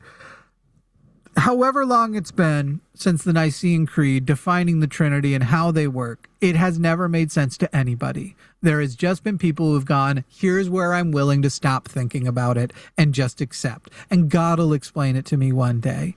And I know that's how you guys actually talk behind the churches. I've been in the churches. I know that's how you talk to each other. But when it comes to atheists, admitting you don't know is like admitting God doesn't exist, even though we don't hold it to that standard. So let's return to the original point of this call. Why is the Bible good? And you said you could say from even a... Oh, you said there was literary value, even if it's not true. Okay. If there's literary value, we agree.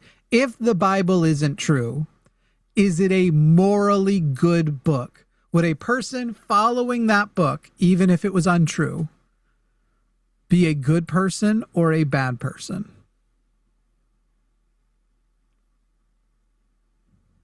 Okay. So, I think that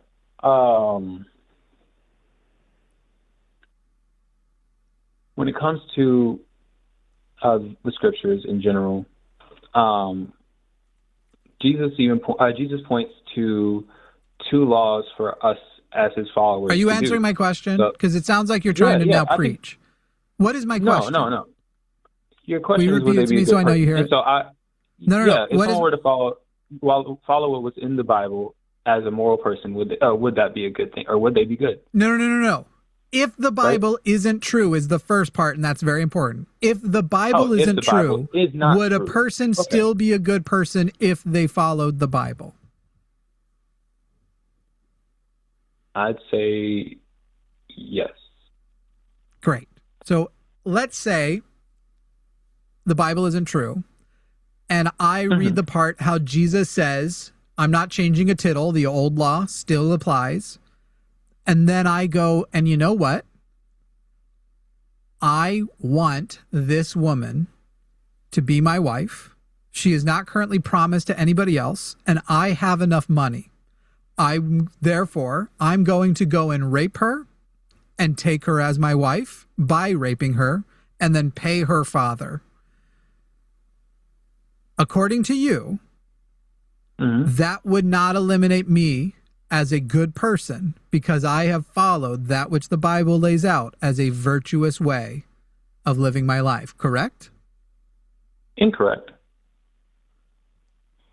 Interesting, because the Bible lays out that exact remedy for an unpromised virgin, that if I want an unpromised virgin, I may simply rape her and pay her father. In fact, the Bible only describes marriage as a consent, as something that two men consent to, a father and a husband, and cut women completely out, their consent completely out of that. So were I to believe in the Bible, even though it isn't true, would I have positive or negative views on how marriage should work? You would have positive, but not based off of that instance. And how about if you don't where in the Bible then is the positive prescription for marriage? Anywhere. A positive prescription for marriage which suggests that the woman's opinion of getting married is equal to her husband's or her father's. Okay, so we are to, the Bible says that we're supposed to love our husbands are supposed to love their wives as Christ loved the church. Right, but they're already married at that point. Hold on, excuse me, no, second. This doesn't work. They're already married at this point. And yes, it also tries to describe how it's virtuous and better to be a nicer slave owner, though you're also allowed to be cruel. So we're not talking about once you're married. We're talking about, and by the way, in those verses, it also commands the woman to honor the husband, whom she played no part in choosing. So that verse is very much more for her, fall in line, bitch, than it is for him, be nice to your bitches. That's what the verses are. Fall in line, bitch, and be nice to your bitch. Well, that's not necessarily true. Even before Great, show me the verses that contradict. Okay, so we see that the greatest commandment in that Jesus gives, he says to love the Lord your God with all your heart and with all your soul and with all your mind. And the second greatest commandment is to love your neighbor as yourself. You know, you as a person who has empathy would not like to be raped or anything like that. So why would you treat a neighbor that way? And great. Yeah. So let's consult when rape happens in the Bible. So whenever, yeah. Okay. So if you are to love, okay, I think that you're going to give some examples of when it happens in the Bible, but that's not necessarily the prescription. We're gonna read a whole ass chapter because the verses the things that you are describing are never laid out in the Bible. You're saying you need to read between the lines. So let's read from this book that you're saying, even if the Bible isn't true, a person who lived by it would still be a good person. I'll skip some verses so we don't have to read too many. Okay? But we're going to read, I think we're going to be reading about 10 verses here. Am I in the right one? Let me double check. Yes, I think that's the right one. Let me make sure I also have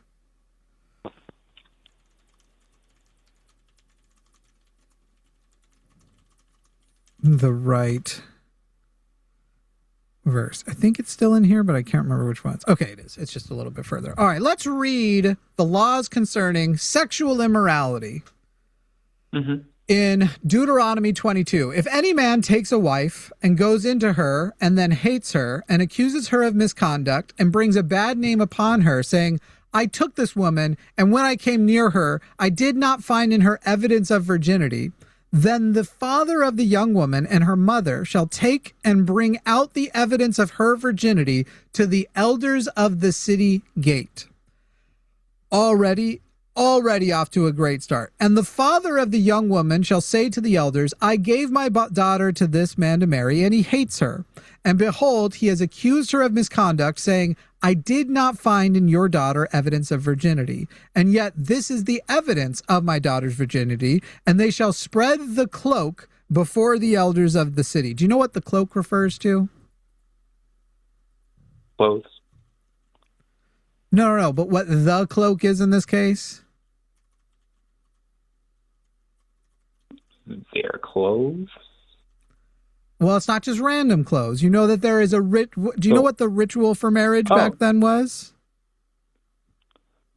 I believe it was that the male would essentially propose to the female, and then he would go and ask for the father's First of all, you're already wrong. And then, the female is never proposed to, or if good. it is, that is purely symbolic. The father of quote unquote the female is proposed to. Never. It might be done to be nice, but she doesn't have to consent. So just so everybody else is on the same page, the cloak refers to the ritual sheet, usually, that is laid down that they have sex on the night of the wedding, and the evidence of her virginity is if she bled on the sheet.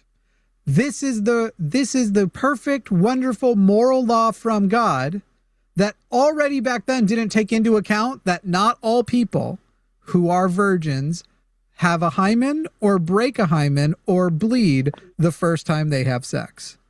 In fact, I'm trusting that person, personally had an experience with an individual who I had been dating and who, quote unquote, gave me their V card, who did not bleed.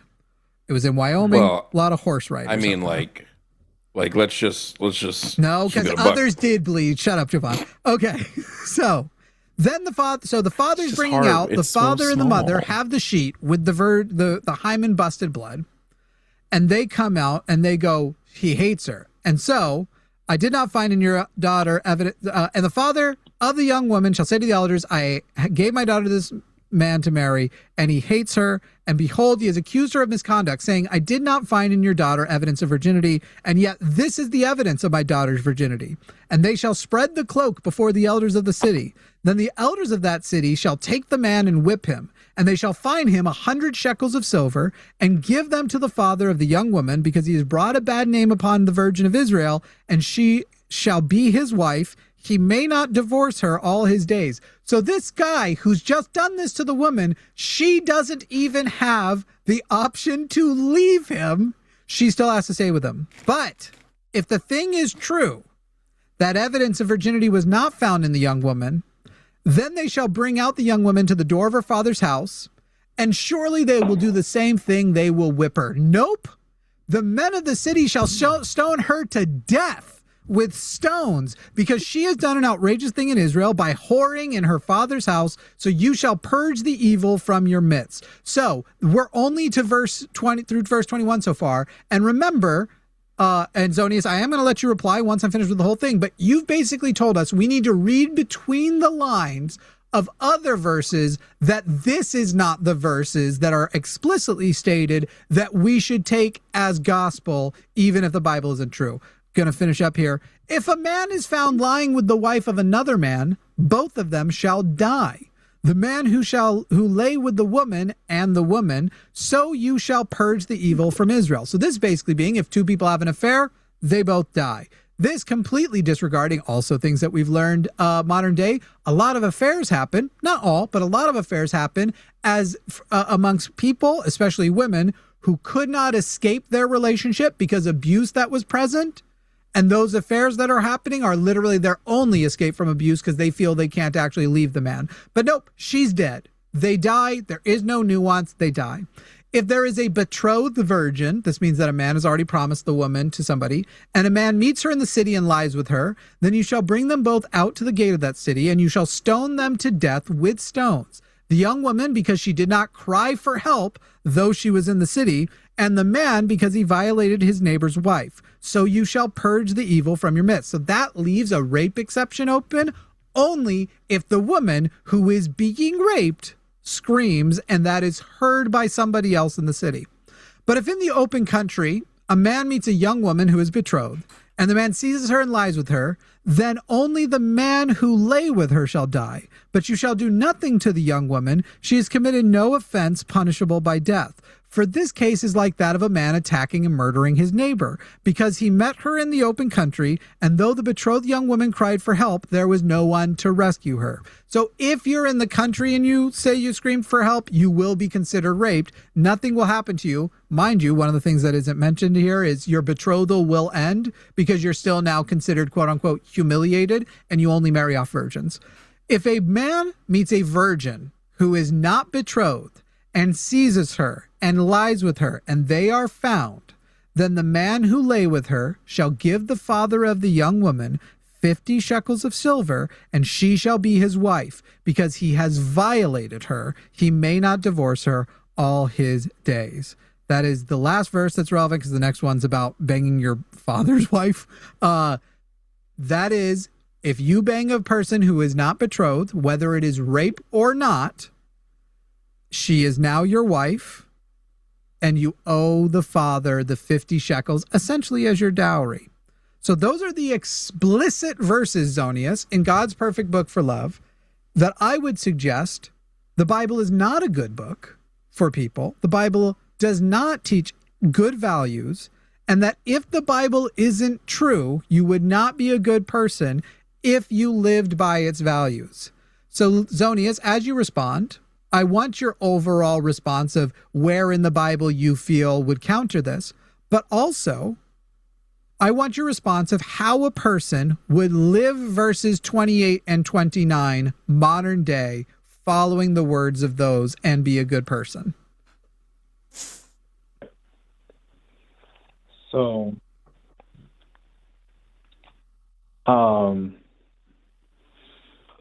my response would be to take the Bible not only holistically, but also to take it just in its context. I think that I don't think that there's any context that makes. You don't need to go somewhere else. You don't have to go somewhere else. We'll take that. Okay, give me the context of Deuteronomy 22. So, I think it's as you listed, but what I'm saying is that the punishment for one of the things that I would say, just on that passage in particular, is that it's still painting forced relations in a negative light. Now, whether or not the punishment is would be proportional is another topic. But no, it isn't. No, actually, it isn't. Well, it is the same topic, and the thing that you just glossed over. Hey, would you describe to me where anywhere in that verse the justice for the woman is served? If I may continue. No. You can answer my question. In which verse is justice? Because you just made a point, and it's not true. Which verse shows where the woman gets justice? Not the father, not the person who committed the rape. Which verse points to the woman getting justice? I would like it if I could finish my point. I understand that this is your show, and I want to be respectful as possible. But I also will my question get answered after your point?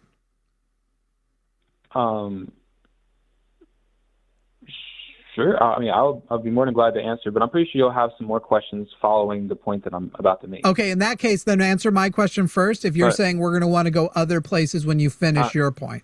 So go ahead and answer my question first. Which verse shows the woman getting justice, not the father or the husband, the would-be husband, but in fact the woman getting justice? Okay. I would say that in the woman's case, that the husband is is now to take care of her for the rest of her life. You mean the rapist? So a woman not having the choice but to marry her rapist is justice for the woman? So if the Bible isn't true, you can't see a secular humanist like me going, that's a bad thing, not a good thing. I can definitely see that. And what I'm trying to say... But you disagree with it. You actually agree that that is justice. Being a rapist, being forced to marry and take care of his victim. I don't think that that's just. I don't think that that's justice because of the point that I was going to make as with my statements earlier before I was questioned. If I can explain. I'm excited. Stoked. Okay. So we see like I had mentioned earlier with the perfect with Jesus being someone who is sinless and who is supposed to be our mark of virtue. He says to love, of course, to love our neighbor as ourselves. And we also have to take into account how Jesus treated people who treated women who may have been adulterous or may have had other types of relations. We see a disconnect in between how the instance that you were mentioning in Deuteronomy versus the instances that we see Jesus talking to people, such as in John 4, when he talks to the woman who's had multiple different husbands, and the man that she's currently with relationally is not her husband at all. He doesn't act the way that that people would in the Old Testament or in that specific passage, but he treats her with compassion.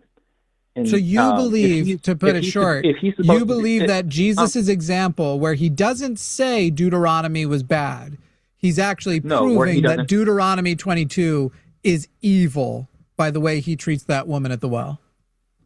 What I'm saying is, in his not just what he says Deuteronomy isn't, but it's the way that he acts, the actual actions that he performs. It exemplifies. Like when he says that the old law still applies and he's not changing a tittle. Okay, so if the old laws still apply in that same way, yeah, perfectly. That's what he says. Then why didn't he perform that action or perform that judicial system in those instances? Because God isn't bound by the same law that men are. But you tell me, why do you think he didn't? Because he said. Did he lie when he said not a tittle was changed? I don't think he lied. I think that what happened was we in the verse that I'm keep going back to is the Matthew 22 verse that says the second greatest commandment is to love your neighbor as yourself. So if there is a specific law that is going to hinder you from completing a greater commandment than itself, then you must obey the greater commandment. And the greater commandment. So why did God give the laws about rape if they don't abide? In fact, and here's the thing that you're leaving out, and this is where Christians are either ignorant or deceptive. The laws are about how men treat other men. Women and slaves are property. There are rules about regulating those properties, but they are not, the laws are not, you can't essentially offend those people. You can only offend the husbands they were promised to and the fathers that were theirs. And so what you're describing, loving your neighbor, meant loving your male Jewish neighbor. That was what was important. So if you harmed the woman, that was an offense you did to her husband, not her, as also just laid out in Deuteronomy 22. Love your neighbor was not universal. That's why with love your neighbor also comes like, by the way, here's all the times you kill people. That was Christians have been happy to do, to go over to wars over disagreements in ideology for centuries now. So you are trying to do basically on the seat of your pants apologetics when love your neighbor has nothing to do with women in the first place. These systems were about the male Jews, not about the women and the slaves because those were property. Yeah, could you substantiate that in the Jewish context that neighbor was... Yes, Deuteronomy 22, 28, 29 says that you pay the father, not the woman, when you offend. Exodus 21 talks about a father selling his daughter, therefore also establishing the daughter as property. What else would you like substantiated? No, I would like for you to substantiate that neighbor in the context that Jesus was saying it was male exclusive or man exclusive. Because there's nobody else it could be. Can you substantiate that? Yes, it could there's be nobody anybody. else it could be. The law of Moses is about the people. Regardless. No, it isn't. It could be regardless of gender. No, it can't. It not only can it not be regardless of gender, it can't even be regardless. Stop talking. It can't even be regardless of religion. Because the commandments also talk about neighbors and not killing, and then follow with, go kill these people who do not believe what you believe. The application by God, as God lays out, when he says thou shalt not kill, then tells you who you can go kill, isolates down who thou shalt not kill is about. The fact that the verse is not thou shalt not covet thy neighbor's wife or husband is evidence that the coveting thing is for just men. Why do you think the verse only says thou shalt not covet thy neighbor's wife and then lists several other points of property? It doesn't say not covet thy neighbor's wife or daughters or aunts or family members, or equals, or sons, or husbands. The verse only says, thou shalt not covet thy wife, home, ass, meaning donkey, their stuff. And at no point does the commandment say, thou shalt not covet thy neighbor's husband. Why is that? Just to your point earlier about people outside. My question, not whatever. What I asked you a question, you will answer it, not whatever you wanted to go to from earlier. You can go back to earlier after you've answered my question. So your question was about. Excuse me. Sorry, I should probably write down the points that I want to come back to. Especially if you can't remember the thing I just said. Just because I was trying to remember the answer to one of the things that you had pointed out about neighbors, but you said you were talking about property, correct? Jovan, do you have anything left for this guy? At this point, the guy's not even trying to listen. He knows that I did just substantiate what he said. He's just now trying to move to something else. You didn't substantiate. Doesn't want to engage it. You can't even remember the point I just made, so you can't say I didn't. I was listening for it. I was. Hey, why doesn't the commandment say thou shalt not covet thy neighbor's husband?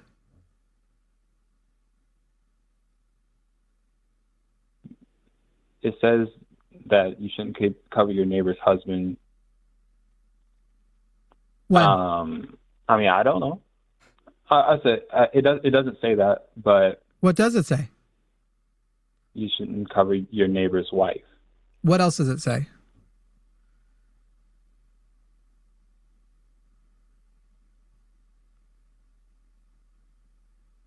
What other things thou shalt not covet? Essentially, like the property that the person owns. So the whole list is property except for wife, or including wife? It includes wife.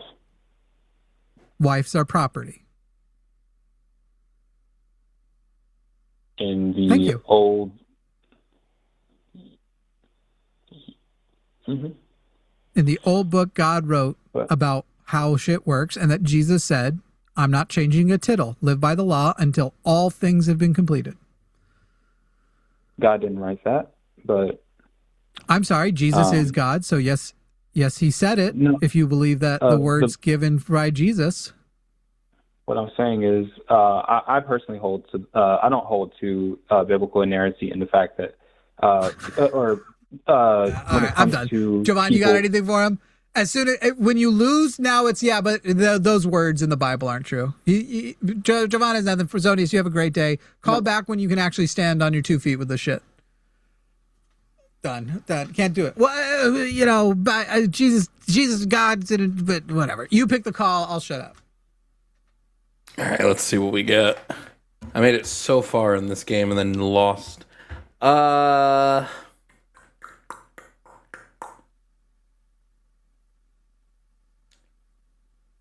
Number 6 is a dumb USSR gotcha. Or number... I don't care about that as much. Let's do... We're going to take Pete. Pete from Massachusetts. He, him. Pete, 56 years old. You said that you've never gotten an atheist to answer any of your questions. Well, you're on the line with Jovan and Jimmy. I'll answer any question you put to me. I just think you're not going to like the answer. No, I didn't say that I've never gotten any atheist to answer any of my questions. I've never been able to get an atheist to answer my question. Said it would be a surprise. Well, the girl I was speaking to, I said, there's one question that I cannot get diehard atheists to answer. So what did I say that was wrong?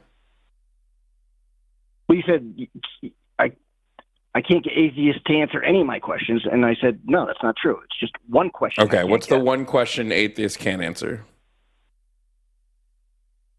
What is the ultimate goal of you diehard atheists? There is none. There is no way. There was. Answer your question. There are 0 ways that... The only way no atheist has been willing to answer that is if you haven't asked any other atheists. No, have you ever tried calling into the guy Matt Dillahunty show? I mean, what a freaking scam! Of course, I work for Matt Dillahunty, according to the. You mean Matt Dillahunty's the line? Yeah, the boss. Never have before. No, the boss. Yeah. You know, I employ Matt Dillahunty, right, Pete? No, I don't. You're literally on the channel that Matt Dillahunty does his shows on, talking to the guy who employs a weird word. I'd call it more of a partnership, but I sign his checks. And that's even more metaphorical. I click submit on the button. Ago? Yes. He was working at the line 4 years ago. Anything that came from the line. Man, what 4 years ago. Hey, do you want to answer the question first, or do you want me to? I can go on to another topic. Am I confused? Wait, hold on. Am I confused because I answered it? Maybe my ultimate goal in life is to leave the world closer to socialism than when I found it. But you literally said, "What is the goal of you, diehard atheists?" Like we have a collective goal. No collective goal exists. Yeah. There are Nazi diehard atheists, and there are anti-Nazi diehard atheists. There are conservative diehard atheists. There are liberals. There are socialists. There are libertarians. There are every type of thing you can be except a believer in God. There is a type of atheist. So it's like, is it just you don't know what a goal is? What is the ultimate goal of you diehard beard havers? We both have beards. Right, well, and the answer to our questions, for you guys, Jovan and the only way Jovan and I could take that question, we would answer the same with the word atheist or beard haver in it. What was the last part? Beard what? Haver. The things on our faces. Beard haver?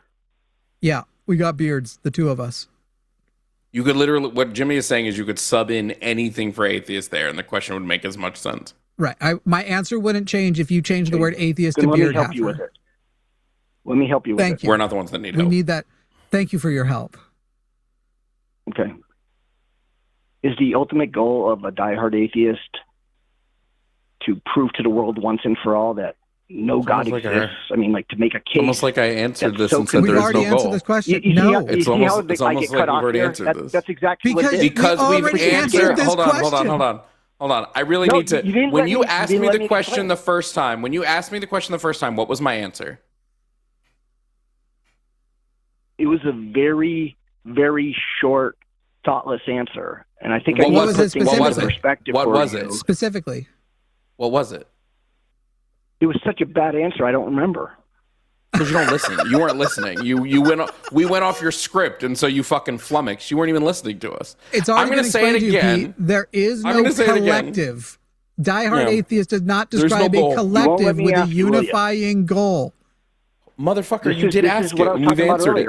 This is the third time. No, you didn't answer Pete. Hey, Pete. I need a genuine question for you. Did you eat crayons in school?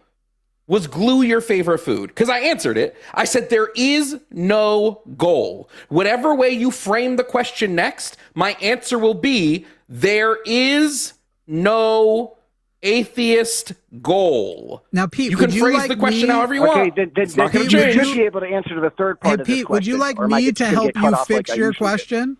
Would you like me to help you fix your question? No, if he has a third part that is a different question. Sure. Okay, great. As long as you acknowledge that we did answer the first one. It's part of it. What I'm wondering is, I'm trying to wrap my mind around why so many atheists are willing to spend so much time, money, and effort, just mental bandwidth, talking about a God that they don't believe you guys exists. Don't believe even exists. Well, what is the point of bro? that? Like, no, hold on, Jimmy.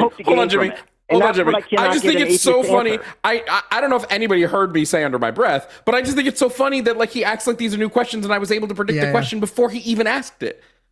Pete, Homie, I'm sorry. I find it entertaining to debate theists. I find it to be an entertaining use of my time. That's it. Pete, I'll give you. I could go further. I could go further, but I'm not going to. Pete, I'll go further. Stop. Hold on, Jimmy. Stop. Because has nothing to do with me being an atheist. That's just me being me.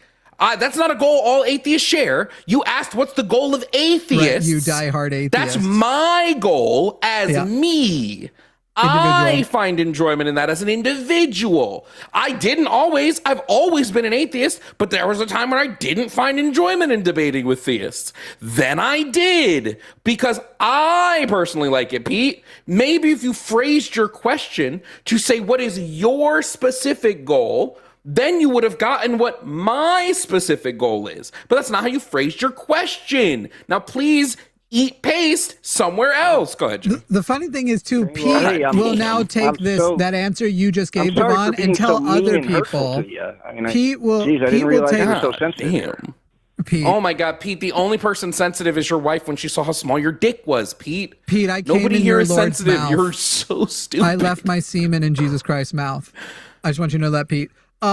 Hey, you never answered it though. First of all, there ain't no fucking shot. There's no fucking shot. Pete, stop. There's I don't want to have to. Pete, I don't want to have to use the mute button, but I will. There's no shot. Okay, Jimmy, how many times have I answered this fucking question? Pete is now muted. What the fuck? One of the things that also is interesting is you're literally talking to people who debate everything we disagree with people on. We literally don't only debate atheism. I debate more politics than I do religion. But Pete, your last challenge was the dumbest one of all. And so I'm going to engage you into some questions. I don't know if you heard it, Jovan. It was right there at the end.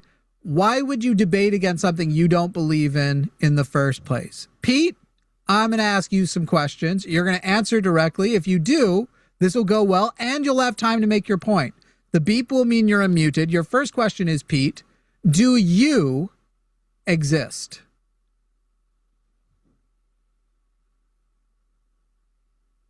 Pete? I just heard a beep. Am I still on the show, or did I get cut off? You're now unmuted. Do you exist? Look, I'm not answering a single question. So okay, then you're done. Me a good answer. See you, Pete. Nope, you're done. Then you're done. You don't get to decide. We already answered literally more than sufficiently every question you've had. It's not our fault your questions suck. There is no collective organization of atheist diehards. Therefore, they do not have a unified goal. If you wanted a question that would have made sense, asking what is the goal of people who consider themselves atheist activists with those terms married to each other. I wouldn't even be able to. I wouldn't even say that because, like, an activist, you could be an activist for any cause. But that's why I said, with those terms married to each other, what is the ultimate goal of atheist activists? And I would say that you could easily say to make the world more comfortable for atheists to live in than it is now. Because atheists should be able to live comfortably in this world. Then if you add in secular humanist activists to make a compelling argument for a secular humanist world. Your problem being that you don't have the ability to articulate the question in a way that is, just because you can make a question doesn't mean the question is good. I would say he's doing what most Christian pastors do, which is he's just speaking. He doesn't want to listen. He doesn't want to engage in a dialogue. He wanted to just talk, because the second I went off his script, he stopped listening. I am not going to answer your question until you answer my question. What does whimsy taste like? And until you give me a good answer to what whimsy tastes like, I am not going to answer. I have a better question. Could God create a dick that is too girthy for even himself to suck? If I have a bigger penis than Jesus Christ had, do I become the Christ? Can there only be one, like Highlander? Penis sizes have grown. Penis sizes have consistently. It's like height. It's almost certainly. So we know that we're taller than Jesus would. Oh my God, we're taller than Jesus would have probably been. So we would have to have larger and or girthier penises than Jesus would have had. I low key. Can we just like? I just feel bad for how long number 3 has been there. Can we just like do something about that? I don't. All right. Yeah, but I just feel at this point it's been 2 hours. Almost mean. Like that amount of dedication, I feel like deserves a pickup. Yeah, go for it.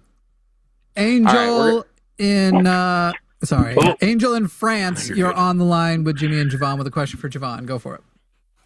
Hello. Sorry. You don't have to feel too bad for me, guys.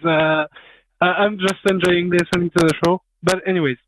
My question was about Jovan.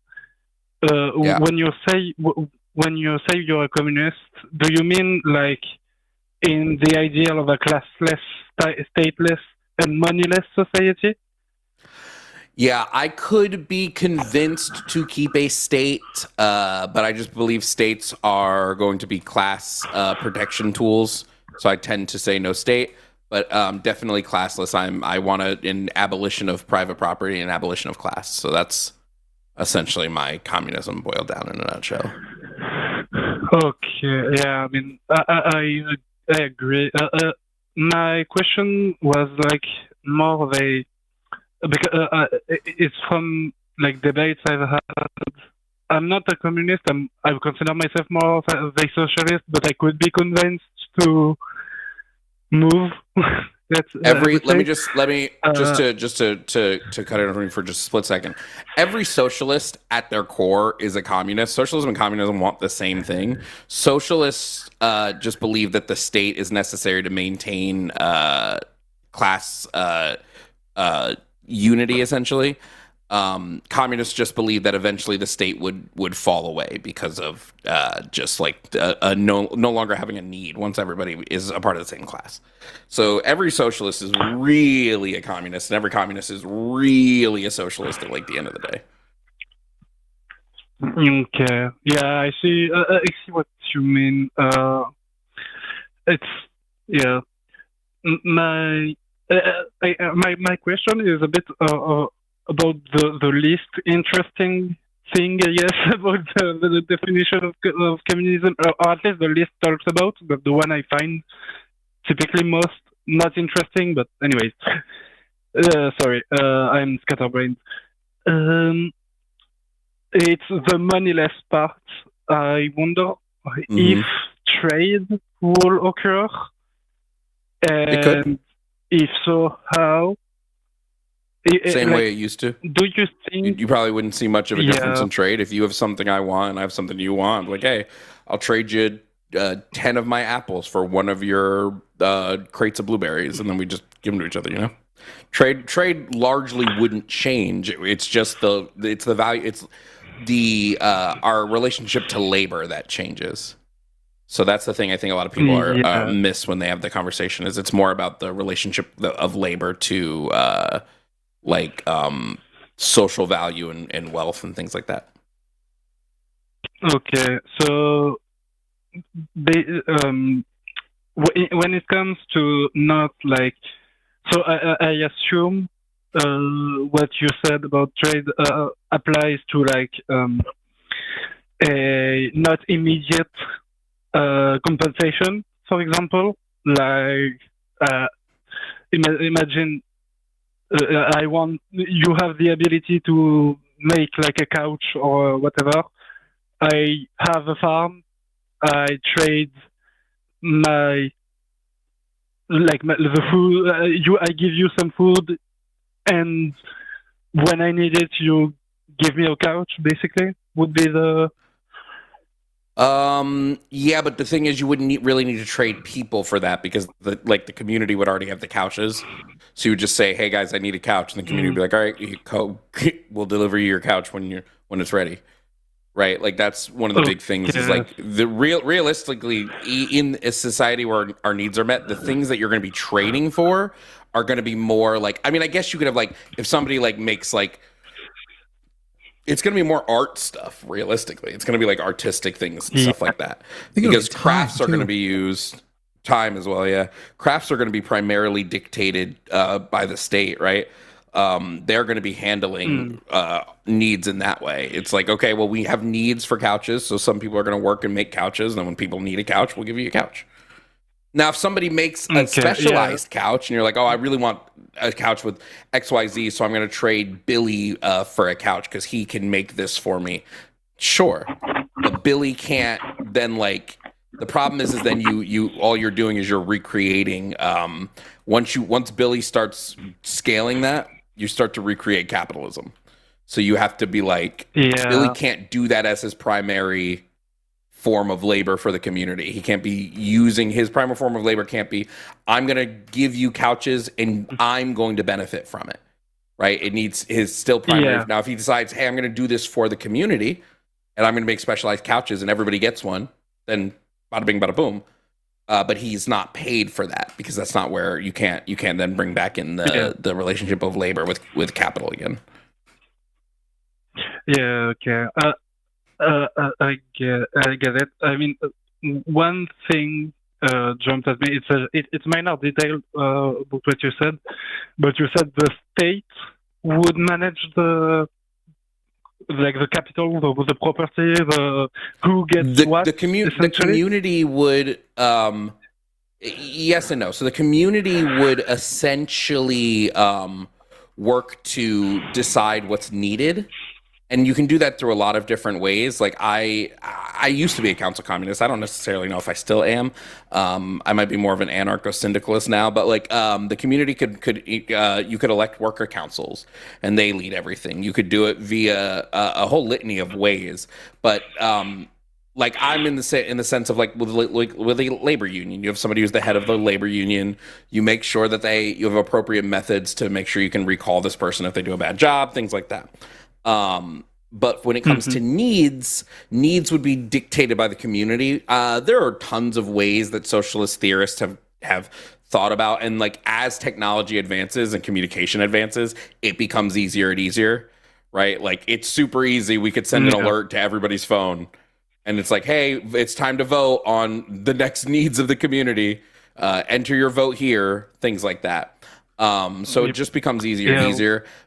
I'm going to recommend for you just a learning thing. So I really like, there's this video on planned economies that Second Thought did, where they talked about how Walmart is essentially a planned economy and how we can sort of scale that. Second Thought, yeah. They're a socialist channel on YouTube. Go check that video out, because it really shows that like we already do plan, because Walmart doesn't actually operate in the way capitalism claims, where like the market dictates what they dictate the market. They like, and that's how most capital is. Like most people think, well, the market's going to dictate what we sell and what we need now. No, the capitalists dictate it. They influence the markets that you're buying the things they want. Off a cliff. Angel, call Jovan stream on a day he's slow if you have a longer list of hypotheticals. Oh yeah. We've been going for almost 10 minutes. Okay, so hard. You're now breaking up. Thank you very much. Bad now, Angel. But yeah. Go. Oh, sorry. Goodbye. No, you're good. Love you guys. Okay. All right, Angel. Thank you so much.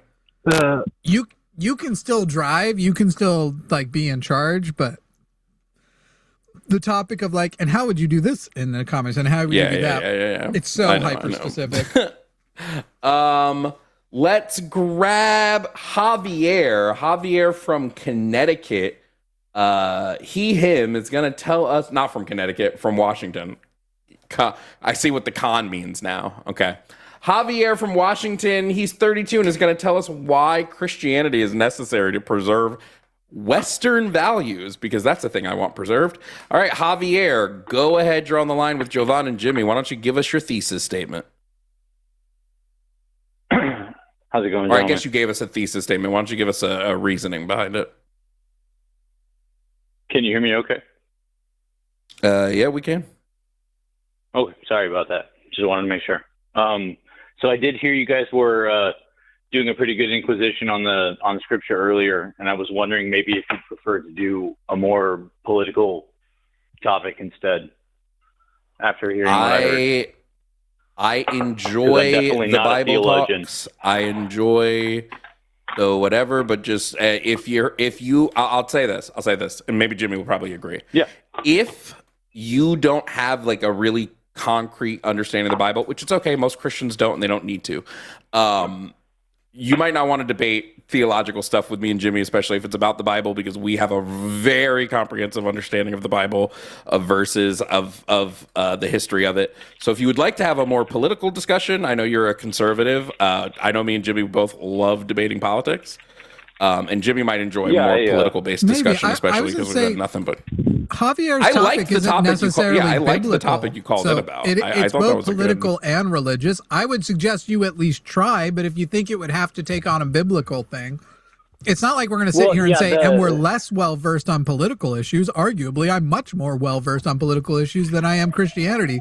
So if the Christianity thing intimidated you, I wouldn't switch to political. That's a good point. Well, it's so here's my conundrum, right? I'm sure you guys are familiar, but the framers specifically stated in their opening or in their inception of their 13 colonies that each colony had to have, if not a state religion, an oath to office that included an oath to their deity, right? So if I'm interpreting the founding correctly, our nation was created specifically for a Christian nation, and it can't. So really I would just ask you to read the Treaty of Tripoli and then get back to us after. If you have that, if you have a computer on hand, yeah, it was signed by I think it was John Adams. It was like 17. It was like signed like a couple years after the Declaration of Independence.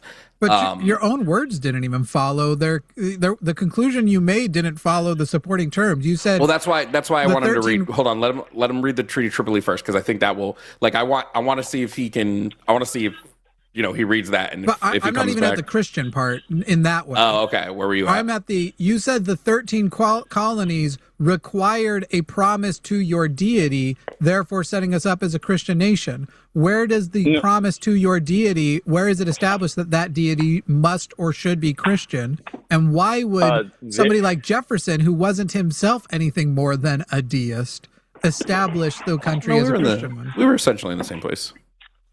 Well, their deities at that time were, if I remember correctly, Protestant or Catholic, Protestant or Christian. They were required to be such. No, that's why I'm saying. That's why I'm saying. Read the treaty. Do you have a computer handy, or do you want me to read you the Treaty of Tripoli? And can you stop clanging dishes in the background? Jesus Christ! Is this your first phone call? I apologize. I am stirring a coffee. It is the Treaty of Tripoli I'm thinking of, right? Yeah. Signed 1796. I will see immediately. That is the one I'm thinking about. I'm pulling it up right now. Treaty of Tripoli. Yeah, Article 11 specifically of the Treaty of Tripoli. Article 11. It pretty much debunks the idea that we're a Christian nation, like almost immediately. And the funniest part of this all is, even if it didn't, obviously you and I already both know it does. Please stop clanging that shit. I'm gonna like blow out my own ears. I just pulled the spoon. I just pulled the spoon out. Thank That's you. all. I apologize. Okay. Yeah, not a problem. Even if the funniest bit of it being, people seem to not know about the establishment, that the founders weren't profoundly Christian. One of them was at least a deist. The other ones were very lax Christians in that they were. Jefferson didn't like Christianity so much he made a Bible that got rid of all the mysticism.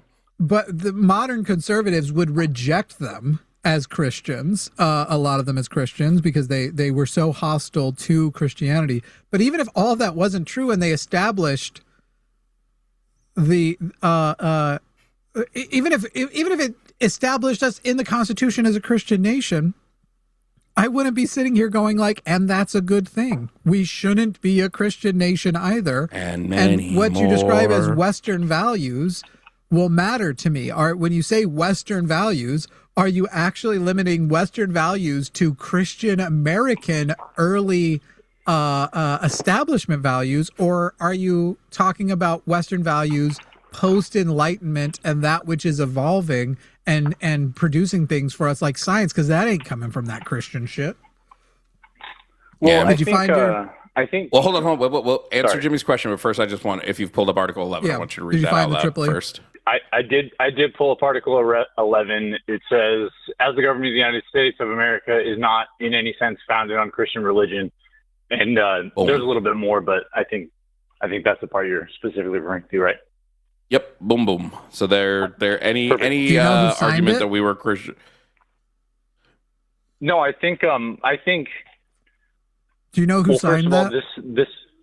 Yeah, it's Joel, and I forgot his last name. It was authored by Joel Barlow, but John Adams, president of the time, John Adams. Which president signed his name to the treaty? Joel's not important. Second president. I mean, he wrote it. John Adams. Second president, yeah. One of the founding fathers. I mean, founding in a way. He wasn't one of the Constitution guys, but yeah. Yeah. No, I mean, it's, the nice thing, I think, is that as America progresses, and even then, as America progressed, from the first president to the next, things change, interpretations are made, I don't necessarily think it's concrete and will be concrete forever, but I do think that are you saying that article's open to interpretation because he closes that? No. Not at all. I'm saying that as each and every American has a different interpretation of like how Christian the country would be or is at that time, and then in time, in perpetuity. So, if I may, I guess my idea that I was thinking, like, I was tossing it around, and then the show got bogged down by a lot of scripture, was that without the ideas that are instantiated in the Constitution that are reflected in the Bible in a lot of ways, the United States, like the slavery bit. No, yeah, we like would just. I would disagree pretty heavily with that. It's perfectly fine, but no, it's that each man is equal to each other man, and each woman is equal to each other. I guess. You know what? I changed my mind. I actually changed my answer. I think you're pretty right on there. That the way that the Bill of Rights was originally written, which was that all white men were enshrined by God with white men duties, and women and black people were not, is exactly the way the Bible instructs it. Is that men specifically, a specific type of men, in the Bible's case would be Israelites, but we just swap out Israelite men for white men, that they are enshrined with special gifts by God that nobody else is. And I would say that the country was founded on that, and I would agree that that's what the founding fathers wanted. However, I would disagree that is something we should want to stick to. Here's an easy question for you, Javier, to make your thesis kind of pointed at something. Jovan and I are both secular. Are you a secular humanist, Jovan? Do you consider yourself in that camp? I don't. We can say it for this. I just don't give a name to my moral view. I just think it's limiting. But yeah, we can. I'm gonna use it for today. I believe in everything secular humanism believes in. So, Jovan and I are secular humanists. We have certain Western values. The ones that are bad, we reject. You're saying we need Christianity to preserve Western values. I assume you only mean the positive ones, that if there is a Western value that was negative, you would want to reject that. So what is an example of a positive Western value that secular humanists would be incapable of preserving without Christianity?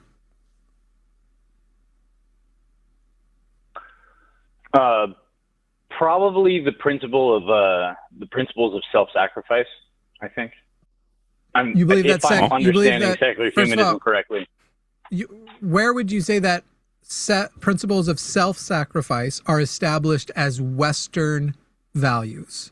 Could I just get an understanding of what you mean first by self-sacrifice? Like what you mean by that? It's going to be crazy because self-sacrifice actually is much more of an Eastern value.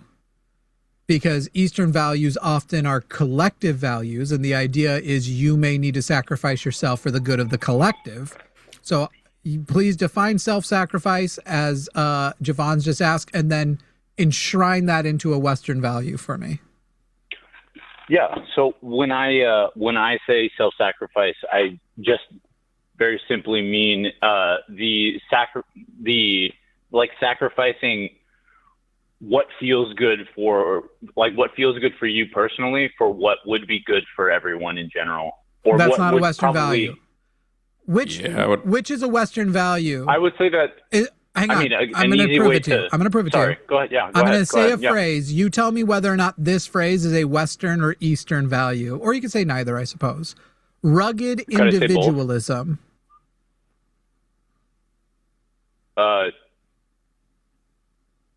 Probably. I mean, I would say Western, but it could perfectly be both. No. Rugged individualism is not an Eastern value. It is absolutely a Western value. Self-sacrifice is a collectivism value, is an extension of collectivism, and is antithetical to rugged individualism. So you're literally describing self-sacrifice as a Western value that, once again, secular humanism is about collective human well-being. And it definitely does not prohibit or discourage self-sacrifice. And in fact, it even encourages it for things like local communities, families, and the like. It wouldn't encourage something like self-sacrifice for billionaires and go fight in their wars. But for the well-being of your community and your family, it would encourage. So your challenge, once again, was what could two secular humanists not preserve that is a Western value that is positive? And I'm afraid you gave a collectivist, which is an anti-Western value, answer. So could we try a different one? Or do you want to actually contend that no, self-sacrifice is a Western value? Would I be able to ask you, like, when you say that, you said that self-sacrifice fits into secular humanism because it's a collectivist value. That's what secular you said, humanism is collectivist. Yeah. Just give me just a moment. Secular humanism essentially seeks the thriving of humans.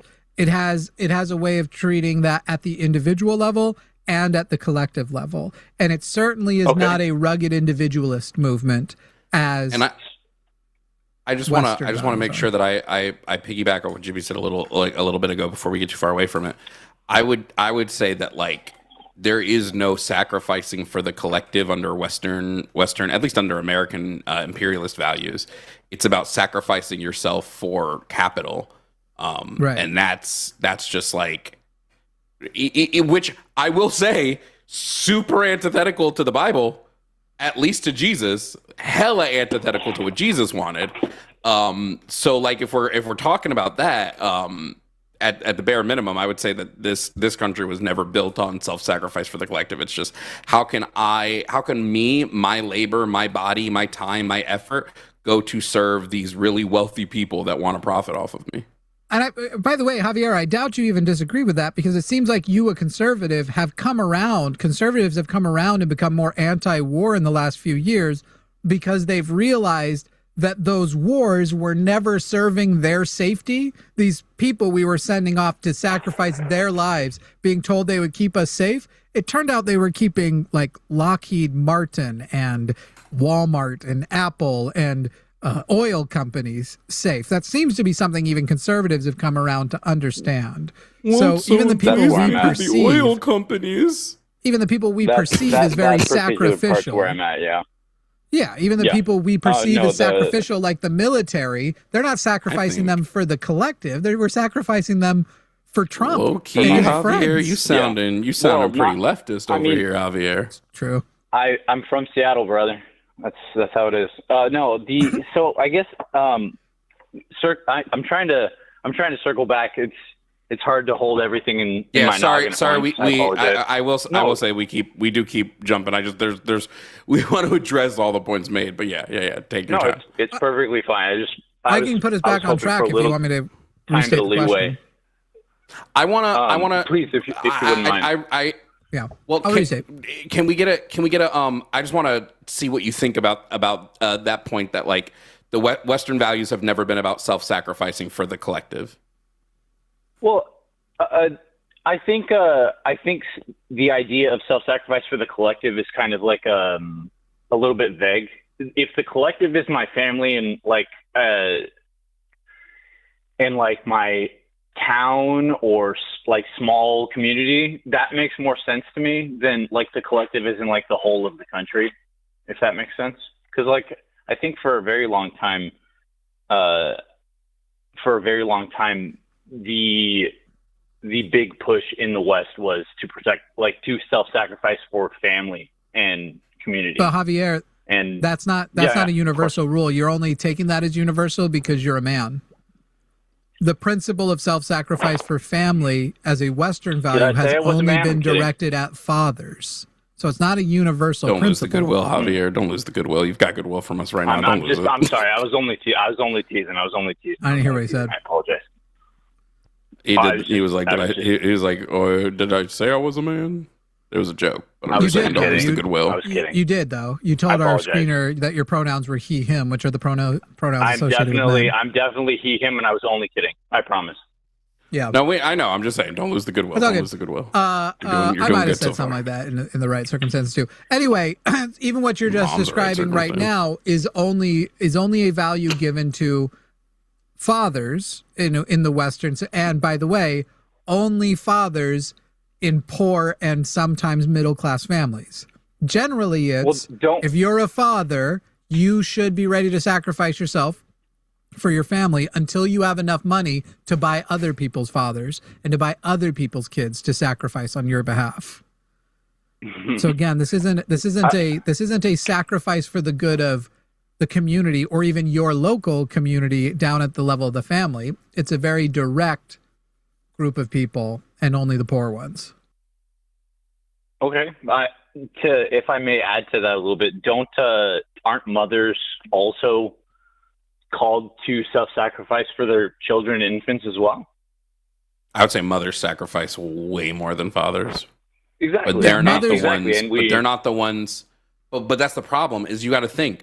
It wasn't even that mothers were called on to sacrifice for others. Mothers were forced into this because like they weren't allowed to own property or have bank accounts. Yeah, they could only not only, but like primarily make a life through the father. Fathers are.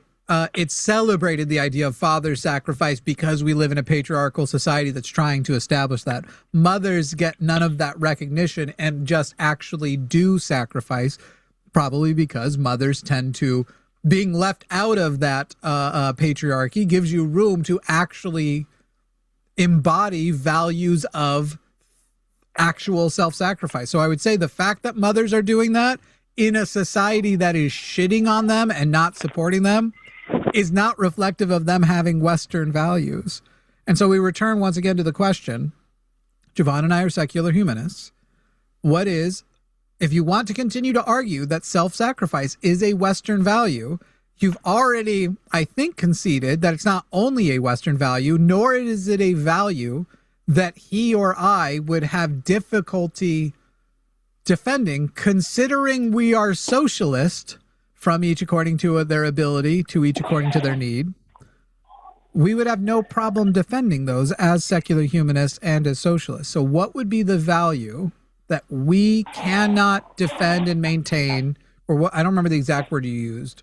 What Western value could we not keep a hold of unless religion existed to do it for us?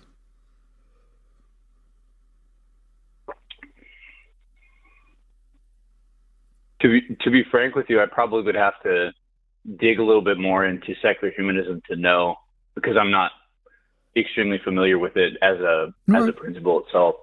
Do you want to list a couple values and ask us whether or not we hold those and could agree they're positive and would still defend them? We could see if you've got a couple off the top of your head of Western values that you think are positive, we could at least shorten your research. Yeah, no problem. May I actually ask you to help me understand what secular humanism is? Because, or at least explain to you my understanding and have you correct me when I'm wrong. Yeah. Maybe that would be a little bit, yeah. So my understanding of secular humanism is essentially people can do whatever they want so long as it doesn't hurt anybody else, and it makes anybody else. And yeah, maybe that's actually it. No, secular humanists would respect the autonomy of people to do whatever they want as long as it doesn't hurt anybody else, but it wouldn't encourage it, nor is that the core principle. In fact, that would be more like, from a secular humanist point of view, how could you tell somebody to stop doing blah, blah? Like somebody said the other day, would you force feed somebody on a hunger strike? No, because the respect of their autonomy would be higher than the danger to their body. Secular humanism is essentially it's a worldview that says whatever you're going to find for meaning, whatever morality you're going to have, whatever you're going to use for decision making, those things need to be grounded in reason and compassion and naturalism, certainly, that with zero appeals to the supernatural. That is essentially going to be secular humanism. Now, that's the baseline. Values have come out since then, and you have a consensus amongst a lot of secular humanists on what some of those more specifically get, like the respect of human autonomy, for example. Yeah, I know, like, in my moral framework, I'd probably be focused on whatever moral framework is the most focused on harm reduction would probably be what I go into, I guess, maybe. Yeah, secular humanism seeks the thriving of humans, so harm reduction would be a...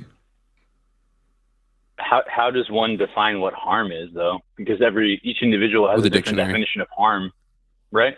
No, but each individual has a different definition of harm, right? Right. So you would have to, like all things, you would first need to have the most defensible definition of it. And with that, as a secular humanist, it would need to be grounded in reason. It would need to be grounded in naturalism. And once you do that, it's very much not difficult. Well, let me think. I think it would be difficult, to be honest, and the reason why is because, like, if some idiot says, like, it is hurt my pain preferable to non-pain? No. Yeah, I mean, we can. The slam dunks are there for sure. I'm not saying that. So you start with those. What I'm saying, you start with those. You outline the slam dunks. Yeah. Right. You can also get into like negative utilitarianism, which is like reduction of harm is more important than the maximization of happiness. So then you just do it that way. Like, yeah, it might make somebody might consider it harmful to reduce something that makes them happy, but like we wouldn't be as focused on happiness. We'd be focused on, like I said, the harm reduction. And if you want just like, oh well, what is harm? Like it would just be like some form of negative preferential experience. Sure, there's good reasoned definitions of harm, but secular humanism also isn't scared to go like, when we learned about such and such, we updated our stuff. Like secular humanism, if you had secular humanists from 500 years ago that didn't really exist, who had slaves, and they used secular humanism to establish that they had slaves in some way, we would be able to give you a very comprehensive reason why that understanding changed and what they were doing wrong and stupidly. And we would describe those times as wrong and stupid and evil and shitty. And that's how we as humans failed. And we wouldn't shy away from it. And we would explain comprehensively why we changed our mind on that. Compare that to these alternative moralities like Christianity, where you're not allowed to say biblical slavery was wrong and evil and stupid and just shows how stupid those ancient Christians and Jews were because they were giant dicks. You have to say, no, the understanding back then was different. And let's, the context and what God says in there is still his perfect law full of love. You have to couch it in all of that, where secular humanism guarantees to make mistakes along the way, but guarantees to tell the truth about fixing those mistakes. Yeah, I think any worldview where you essentially falter into some type of command theory is not a worldview that we should want to follow. Sick. Well, sick. Doesn't every worldview have some sort of commands, essentially? Like secular humanism. No, but when I say command, no. When I say command theory is just saying that something is good because an authority figure says it's good. Our worldview doesn't claim something's good because an authority is saying that. Right. I can easily explain to you why in secular humanism it's wrong to kill. And I won't have to say ever because God says not to. Like God said not to mix fabrics. That was the only reason why that commandment existed. There's no secular defense of the no mixed fabrics in the Bible.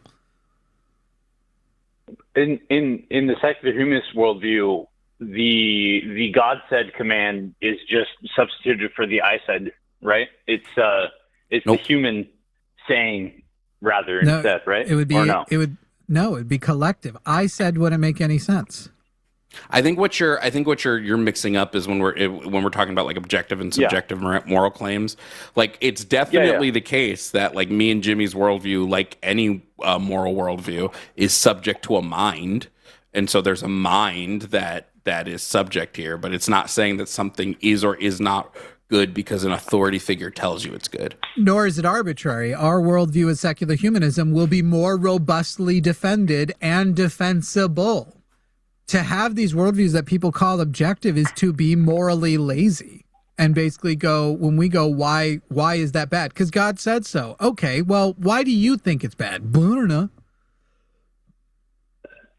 Whereas I actually take on the challenge of answering that question. No, not again.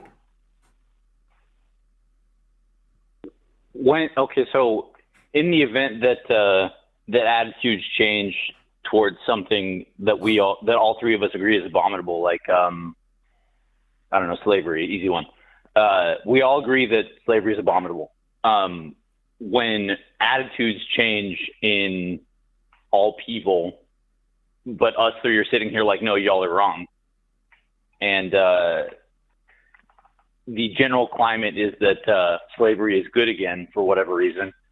How do secular humanists go about saying like, no, you're wrong, like all of you are wrong, when it sounds to me like the majority is secular humanism grounds in naturalism and morality, or their morality grounded in naturalism and reason easily establishes that autonomy is not a thing that should be easily violated, and there is nothing a greater violation than slavery. Okay, I understand. Okay, I didn't realize that autonomy was one of the principles. I apologize. I thought that it sounded like the superseding principle was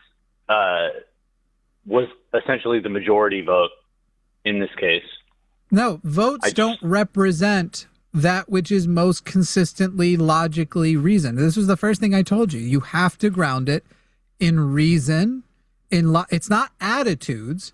It has to be robustly defensible. Okay. secular humanism is never going to endorse slavery because there isn't a secular humanist way. There isn't a way grounded in reason that can justify human slavery. There's plenty of ways we can justify computer slavery. I got a ton of computer slaves. I don't give a shit about them. But we can't when you bring in a human. I want to go on record here on the internet where this lives forever.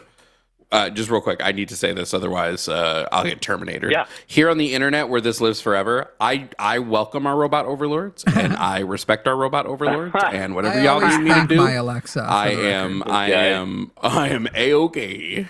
I'm very patient with Siri. I'll be like, oh, I get it. You made a mistake. It's okay. We all do that. I wanted to apologize for misunderstanding. Again, like I said, I'm not extremely familiar with the secular humanist view, so I didn't realize that autonomy was one of the, I guess, pillars. There's not even a collective of secular humanists that are the ones like there are manifestos and things like that, but it's not when you say like vote. There's not. Who would vote? They don't exist. When I said vote, I didn't mean a literal vote. I kind of just meant majority opinion or. It's funny too because every Christian that I know who tries to bro away atheism thinks that we have this tremendous inability to not murder and rape when there's no God to tell us when murder and rape is okay and when it's not. Because remember, God doesn't say never. When in reality, it's become so easy, especially when part of secular humanism, if you become a secular humanist, is also grounded in the other principles are still compassion and empathy within secular humanism. It isn't merely reason. It isn't, you're not doing a trolley problem with an unfeeling being. They think it's going to be this great, tremendous thing. And then it turns out most secular humanists rape and murder just as much as they want to without God. And for the most part, that's zero. I wish it was completely zero. They're certainly failing as humanists, as I fail. Wait until you guys see these videos of me trolling these homophobes at the protest yesterday. Because I do a lot of body shaming. I bully, but, it happens. I didn't live up to my secular humanist values as I fought against these people who are trying to have me killed. Secular humanist values. Anyway, Javier, so if you want to take that away, you can. We're at 31 minutes here. We've got more calls, though we're going for a while. No. It's up to you. I really appreciate you guys letting me on. Thanks for talking. I hope most maybe good faith person we've come talked back. to today. Thanks, Javier. TBH. Yeah, man. You guys take care. Jimmy, Thank do you want... Yeah, no problem, Javier. Jimmy, do you want to take the next one and I will go do what I have to do and then be back once I'm finished? That sounds good. Right, How cool. much time should do you only think be 30 minutes, max 45, but should be only be about 30. Dang, that's so long. Do we have anybody who wants to... Hey, Matt, are you in chat still? Do you want to take Jovan's chair for like 30 minutes? Is Matt still here? He was in the live chat. At some point, I'm going to have to poo. Go do that right now, and then I'll vamp until you get back. Bum. Hey, McDubbin, I will give you front of the line. No, I don't need to poo this second. McDubbin, Okay, I'll give you front of the line since you approached your thing. Jovan Bradley, smart, which I agree with. Jimmy Snow, dumb. Call in right now. I will put you right on. Let the screener know you are McDubbin, and let's find out between you and I who's dumb. Let's find out what it is we disagree on. And that you are saying I am dumb about. We've got even timers. I will let you speak 60 seconds uninterrupted at a time. What do you mean no After Dark tonight? This is After Dark. We're going for 3 more hours. This is After Dark. Hell yeah, Matt. The link's in the calling it now dealio. Anyway, McDubbin, who said I'm dumb. You can call in on what we agree on and how I'm broadcasting dumbness, and I want to put it to the test. I love when people say I'm dumb because I feel like it's a person who either I can correct their understanding of my positions or will prove themselves intellectually dominant and I can learn some shit. Oh, okay. You were just doing the South Park Mormon thing. Sure. All right. I'll accept it. We're going to get Matt in here in a second. I guess while Matt's getting in here, I'll take on Kevin in Texas. Kevin in Texas, you're on the line with Jimmy and possibly Matt in a moment. But Kevin, what's up? Hey there, Jimmy. Yeah. So I told the screener, and I can fill in to you that. So I am an atheist. I have been deconstructed from Christianity for several years. I was raised as a very conservative Christian, and something that I have noticed, and I've noticed for a while, is I've got lots of inbred homophobia. And my conscious mind, I do not agree with it. I do not like it. And I have, friends that are gay and lesbian, and I have inbred was a very funny slip of the tongue, but yeah, keep going. You said inbred, you meant internal. Inbred was a very funny slip. Yeah, well, I mean, it is what it is. And, yeah. I have a grandnephew who is transgender, and I have a very conservative family, and the rest of the family is kind of like really awkward about it. His parents are not, with my nephew and his wife, and but I've gone and spoken to him and been like, hey, I'm here to support you, and I understand that it's really crazy and all this, and I said I want you to know that you are safe with me. So all that, and so we're on good terms there, and I've got lots of gay and lesbian friends. But I have an internal homophobia that's still just from bred in from. I'm queer and I still have some internal homophobias. Like, for the record, the first thing to say is you're probably being harder on yourself than you need to be, though maybe we'll explore and find out you're not. But everybody, I grew up homophobic, denying my own queer identity prevented me from. I didn't come out because of that internalized homophobia, and then there's still going to be stuff. People even have internalized heterophobia at certain points where you normalize, you're only willing to embrace, or just not even embrace, just ignore something heterosexual is happening in front of you if you also find the individuals attractive. So, hey, that person I just saw this on the show From. You see two characters having sex on the show From in like season 2 or 3, and one of them I find very not attractive and had this sort of repulsion to it. And it's literally like, I see so many like sex, like why am I having any experience to it? So that's less heterophobia and more like body shaming, body normal stuff. So here's my question for you, and I'll tell you whether or not you're probably off the hook. Kevin, I have 2 questions. Are you going to keep exposing yourself to queer people and being positive people in their lives? Yes, absolutely. Great. Are you less homophobic right now than you were a year ago? I would say yes. You're fine, dude. Keep getting less homophobic year over year. Be around queer people more. Expose yourself to queer people more in the like social way, not the expose yourself. Unless you want to, like with a consenting individual, you could. I don't know, hug some gay people. There are gay people who hug so much better than what I still think about at Pride years ago. And granted, he was hitting on me, but usually when a person says like, can I get a hug? I almost always say fist bump or elbow bump. I don't like doing hugs. But there was this one guy, oh my God, so good looking. And he was like, can I get a hug? And I kind of looked around to make sure that none of the people I just said no to could see. And I was like, yeah, totally. And the way he hugged me and he tickled the back of my neck when he did it, I think about that hug at least 3 times a year. And my current partner is the producer of the show. May not love this story, but it was a memorable hug. I couldn't find that person if I wanted to. Go get you some gay hugs. You're fine. Who cares? Like you're becoming less homophobic every year. I don't know how to crash course you out of it without saying like, go have some gay sex. I don't know, but that's if you're not prepared for it, that can backfire. That can be traumatic. Having sex that you're not actually wanting to have can be traumatic. Well, and I had also thought of that as a treatment form, but well, I mean, there are gradients. You don't have to start with having it. There is this thing, and Kevin, the internet has these videos. I don't know if you've heard about them, but holy shit! No, I mean, there's there's gradients. There's gradients to it all. There's gradient.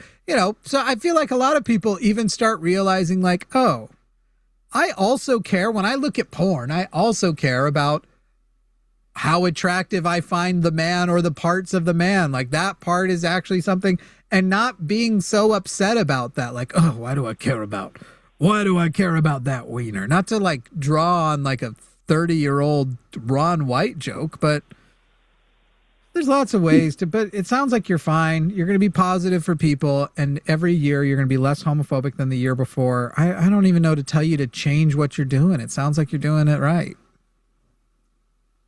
All right. Well, I mean, this is the first time that I've been able to come on a platform and actually express this and talk with somebody about it. So I really appreciate it. Thank you. Yeah, no, that's a good question. Honestly, we haven't had that question a lot.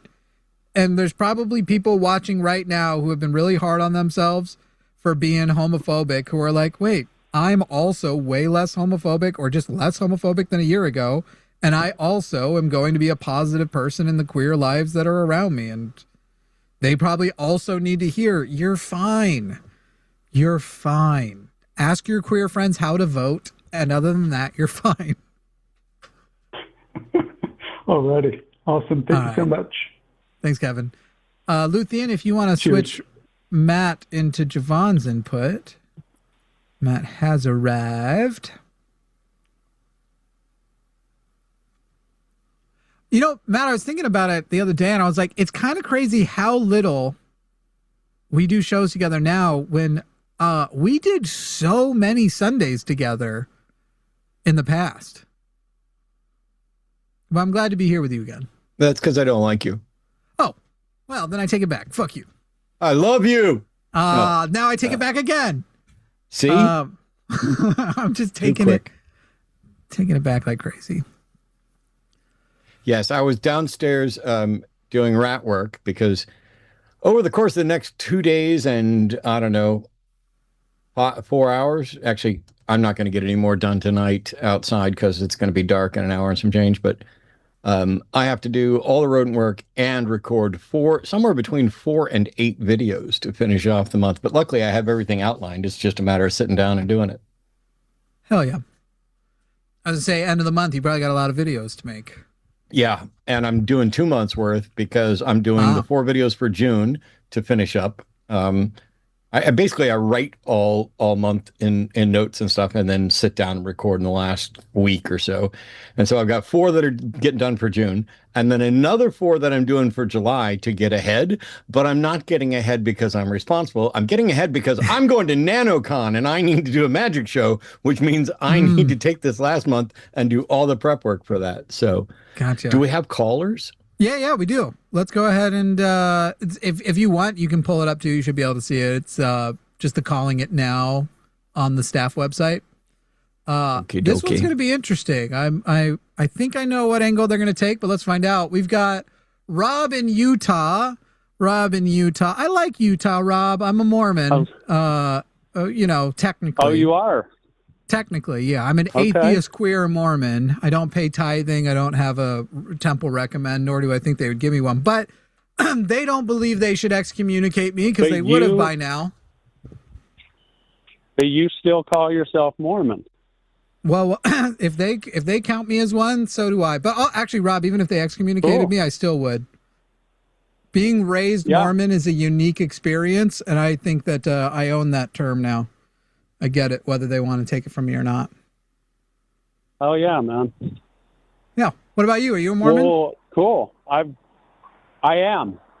Cool. I was gonna keep that undisclosed, but I kind of already assumed with the angle that you're Utah and the angle you're taking is such a fundamentally Mormon Okay. position. I mean, you literally believe the Bible, while a good thing, is also the tool of the great apostasy. It's not hard to turn on the Bible for a Mormon point. Yeah. Well, I think it's pretty rational and logical. You want to go ahead and give your longer point?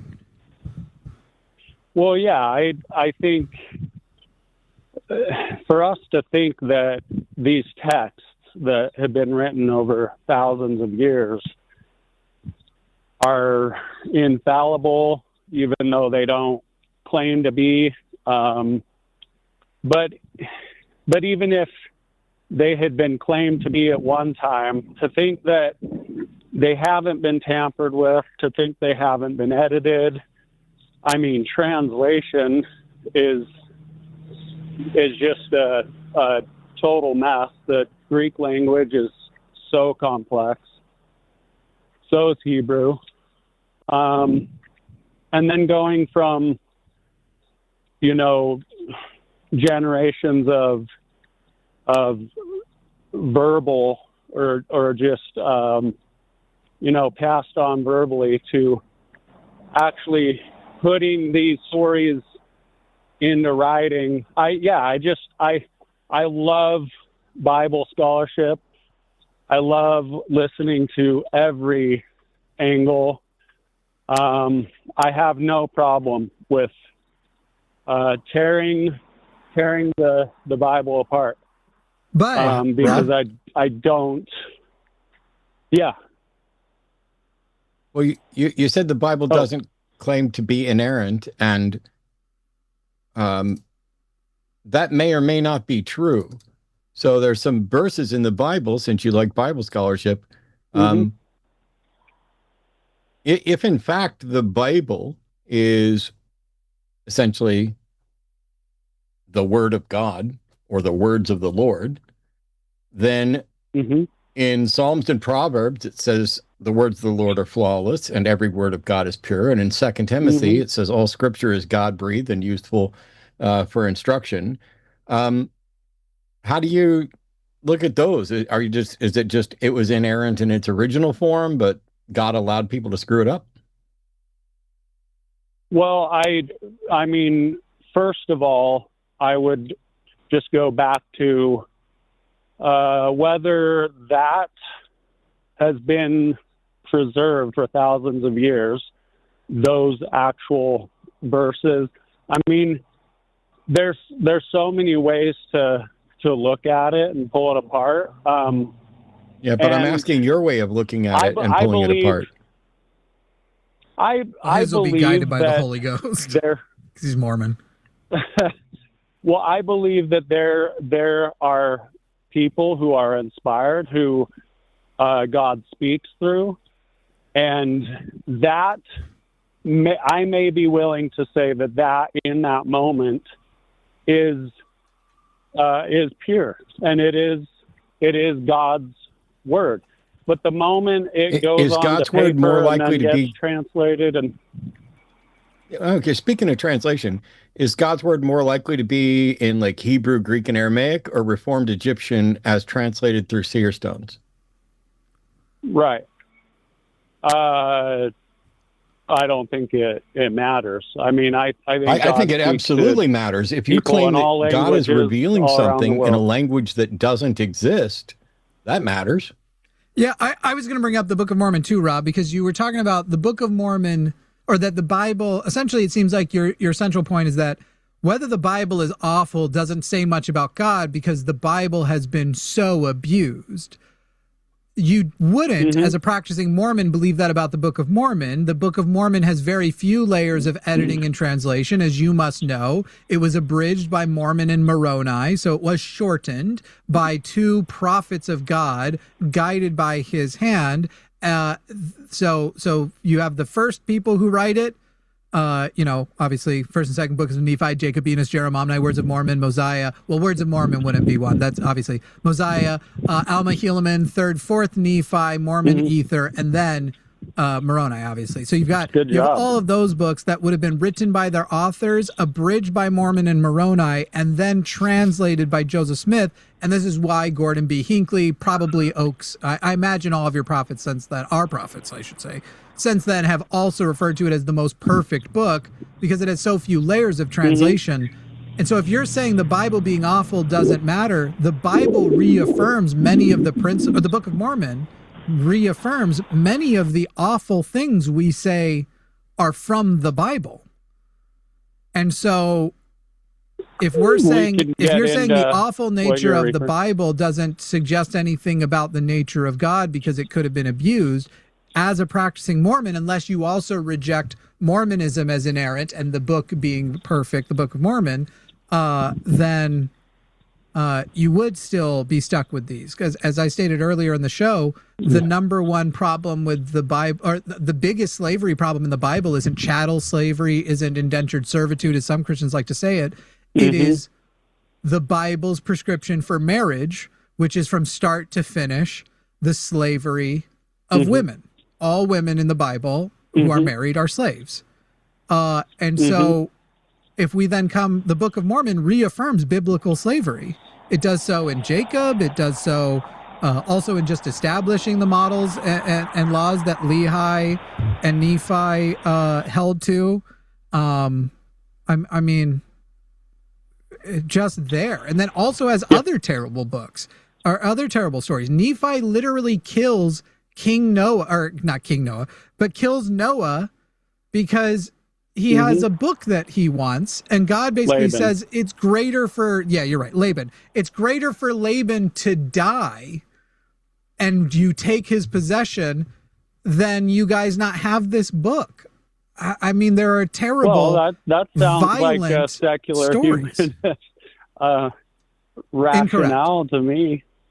You would be incorrect. It would take a believing Mormon to bastardize secular humanism to believe that a secular humanist would say, to believe a secular humanist would say it is acceptable to murder a person who possesses a book that you believe in the future will help your family. Millions of people.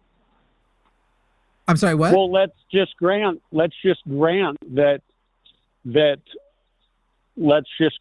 that story, everything's true. God is real, and God has foresight. God can steal. Why not? Then God could. God created a situation by which I'm telling you. I'm answering your question right now. God created a situation by which Nephi could murder Laban to get the book, instead of creating a situation by which Nephi could just steal it. In fact, because he's drunk and passed out, it isn't actually clear why Laban had to be killed at all, because it seems that his incapacitated drunken state would have been enough. Right, yeah. I think we're getting in the weeds a little bit, though. Like, I mean, can I get in different weeds? If you want, we can. Can I get in different weeds? If you want, we can go back and forth, and I could say, well, how do we really know? Like, how with limited details of that story, how do we know that was the only way, or was it? Right. I think it's kind of silly to get caught up on. No. We know it's not the only way because God is all powerful, and every way is possible to God. I disagree. Wait, you are rejecting the modern Mormon prophets have also stated that God shares the omnis. So are you rejecting the modern Mormon principle of the... But you should know how important that agency is central, and that, no, we do not believe that God rejected Laban's agency when he commanded... Whenever and however. God does not respect your agency if he commands somebody who wasn't going to kill someone on his behalf. So what you just said is contradictory. Nephi was commanded by God to murder Laban so he could get the book that Nephi wanted, and Laban said, no, it's my book, you can't have it. He gets drunk, God commands Nephi. Nephi wasn't planning to kill Laban otherwise, commands Nephi to kill Laban. So that isn't respecting agency. If God tells you to do something, it is not a respective agency Because what? Nephi could have said no, so it would have been on Nephi? I'll give you the opportunity to make a case for why that is objectively wrong. I've never stated anything is objectively wrong. All morality is subjective, including Mormon morality, because God is a subject.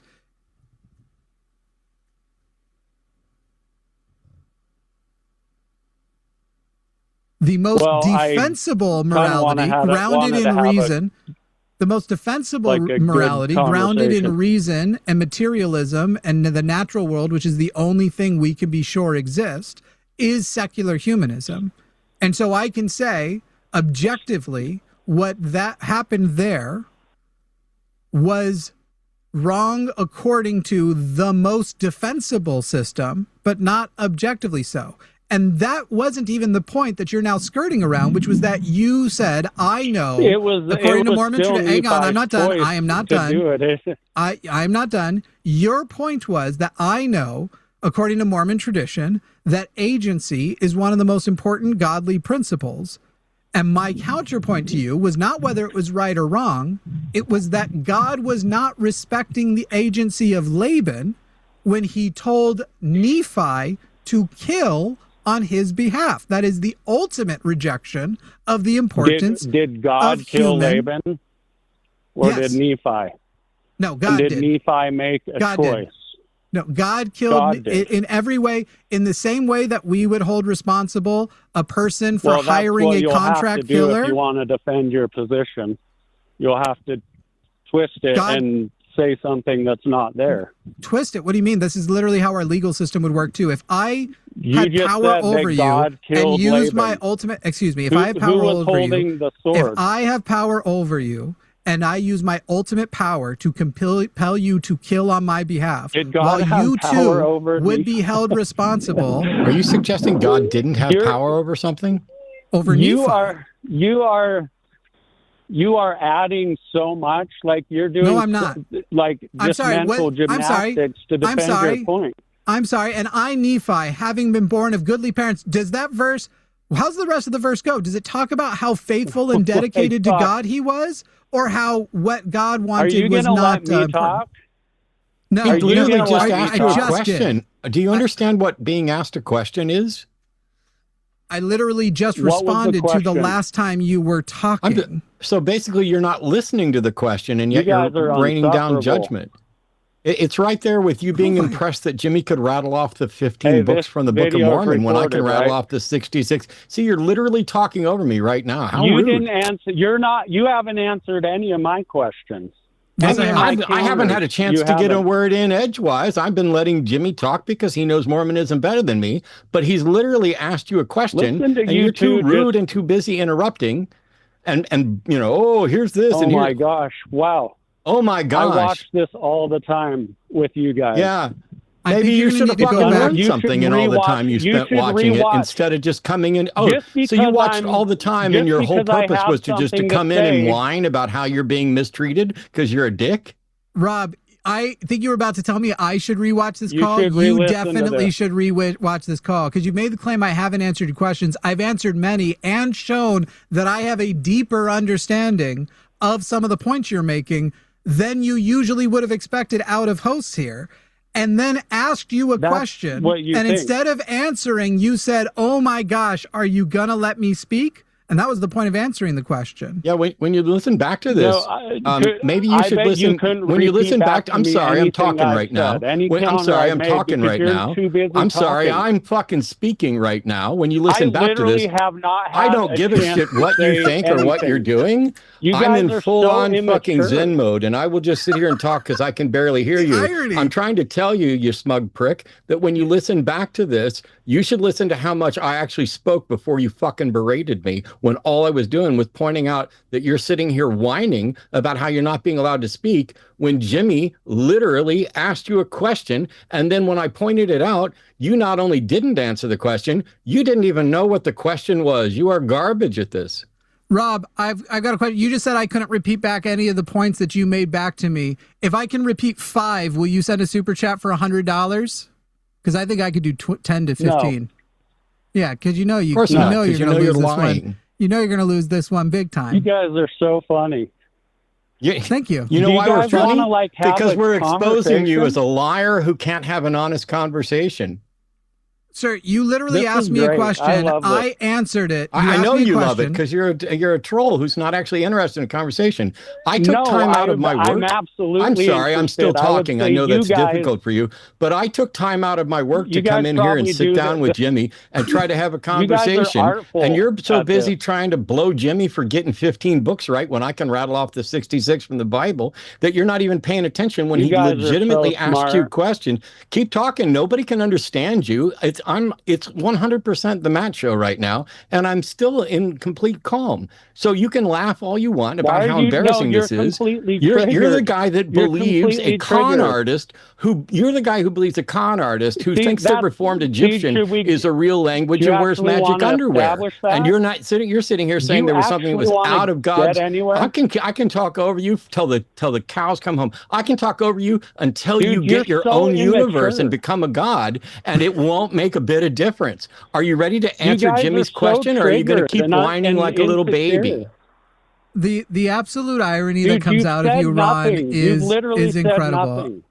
Rod, you just blah blah blah. Like Rob, how funny it is that I was pointing out that I hadn't said anything, and you still berated me, Dude, and now you're berating me for not saying anything. Down. Are you okay? Have you taken your meds?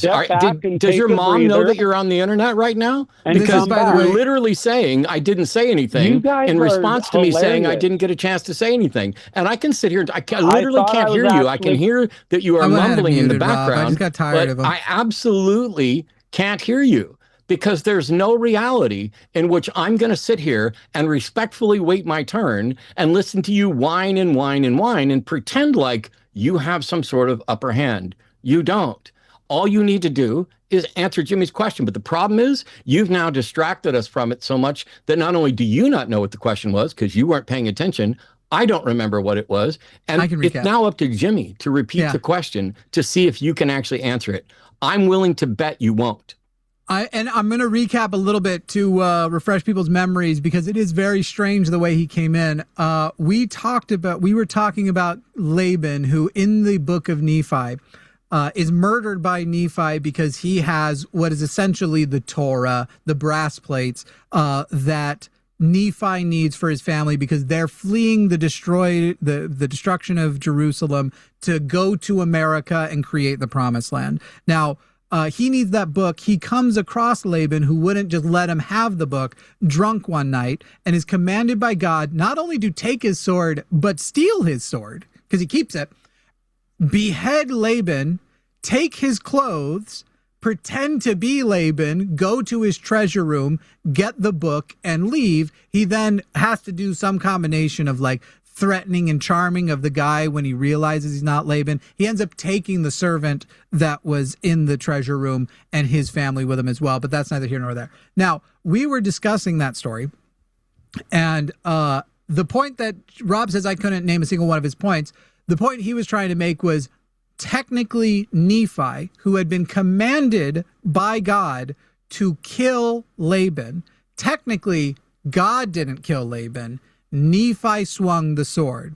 So I decided to start quoting the very first verse of the very first chapter of the book of Nephi. Of course, there was supposed to be a book of Lehi that he couldn't recreate after it was stolen because it made God so mad, which is I, Nephi, having been born of goodly parents. Therefore, I was taught somewhat in all the learnings of my father. And having seen many afflictions in the course of my days, nevertheless, having been highly favored of the Lord in all my days, yea, having had a great knowledge of the goodness and the mysteries of God, therefore I make a record of the proceedings of my days. Now, there's much more that comes after that, but essentially, Nephi is establishing that he is a die-hard God follower. His father is a prophet, and he is following in his footsteps. He loves God. He will do whatever God wants. In fact, there is later a verse, I will go and do the things which the Lord hath commanded, all the things which the Lord hath commanded. I'm wondering. So we have a whole song, actually, Mormons, surrounding that verse. Go ahead. I have a question, though. Yeah.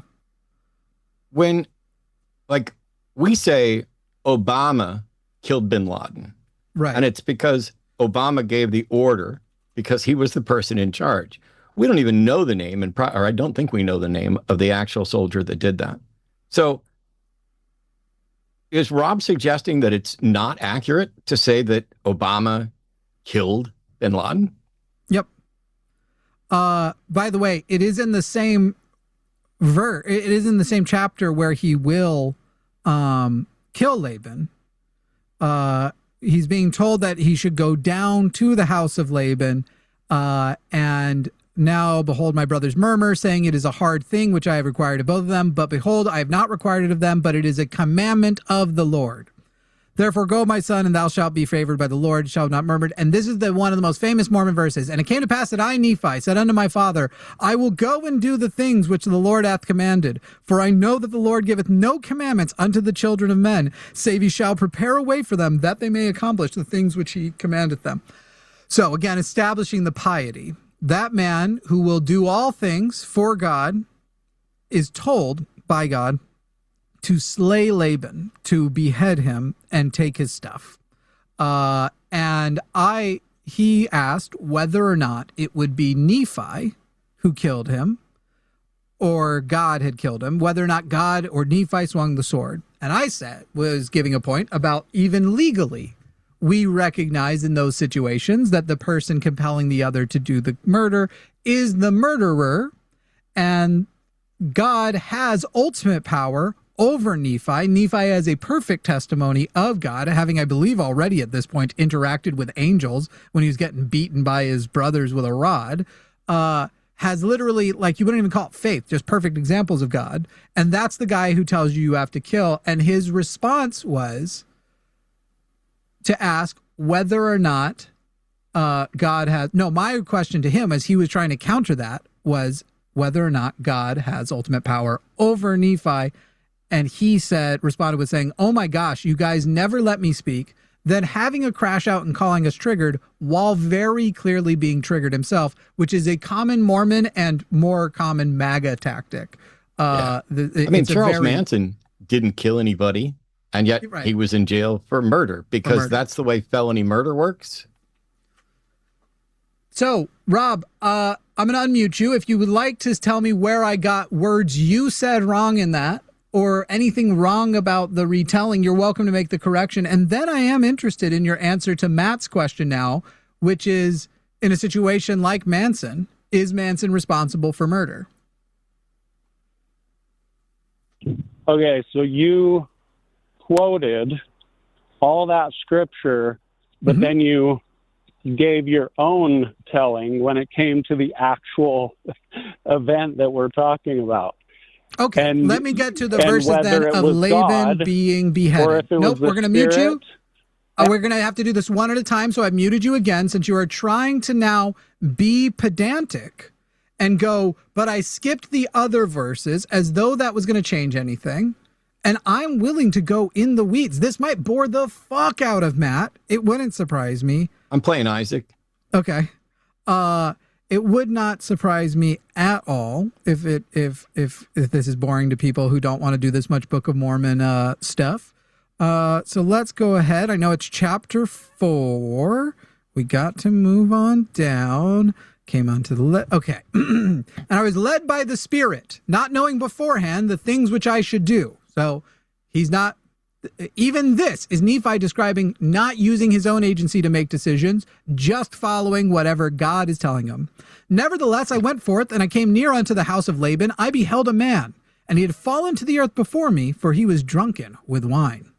And when I came to him, I found that it was Laban, and I beheld his sword, and I drew it forth from the sheath thereof, and the hilt thereof was of pure gold, and the workmanship thereof was exceedingly fine. And I saw that the blade thereof was of the most precious steel. And it came to pass that I was constrained by the Spirit that I should kill Laban. But I said in my heart, never at any time have I shed the blood of man. And I shrunk and would that I might not slay him. So to be clear, Nephi has decided he does not want to kill Laban and is actually rejecting the prompting of the Spirit, which for non-Mormons means the Holy Ghost. Matt, your hand is raised. Go ahead. Just a clarification, as someone who's not a Mormon, like I do Bible study stuff, and so I have a Greek, Aramaic, Hebrew dictionary, etc. When it says constrained by the Spirit.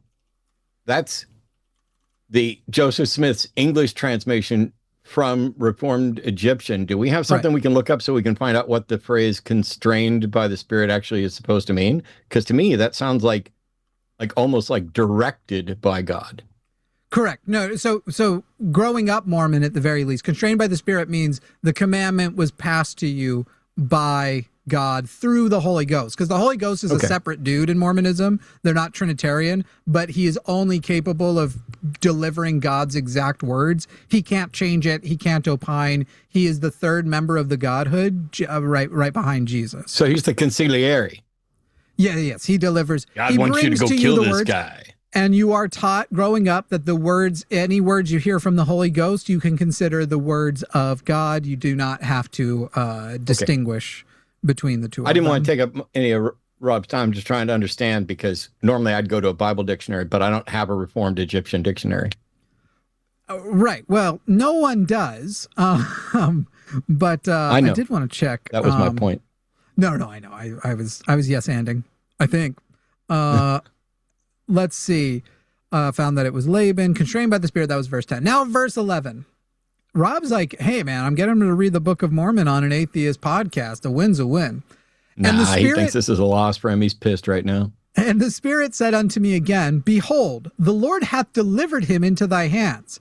Yea, and I also knew that he had sought to take away mine own life. Yea, and he would not hearken unto the commandments of the Lord, and he has also taken away our property. So this is referring to an event the day prior when they were trying to make an attempt on the stuff, and they basically got mugged by Laban's people.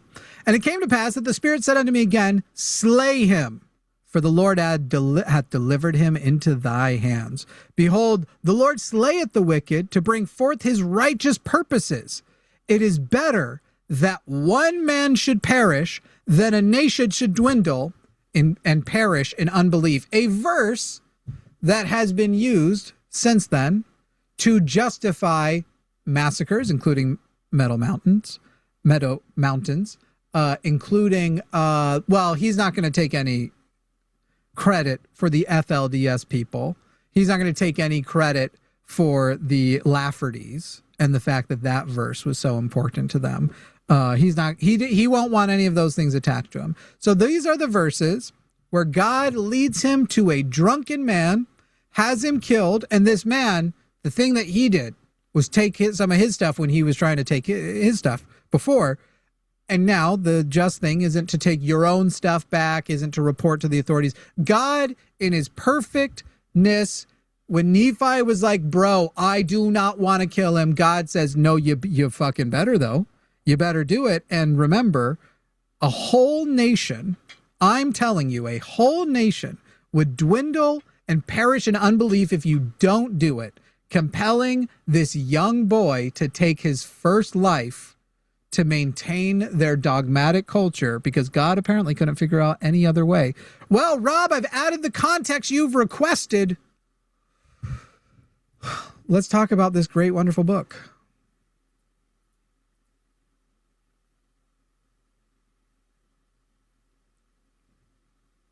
Oh, did I not unmute Rob successfully? Let me try that again.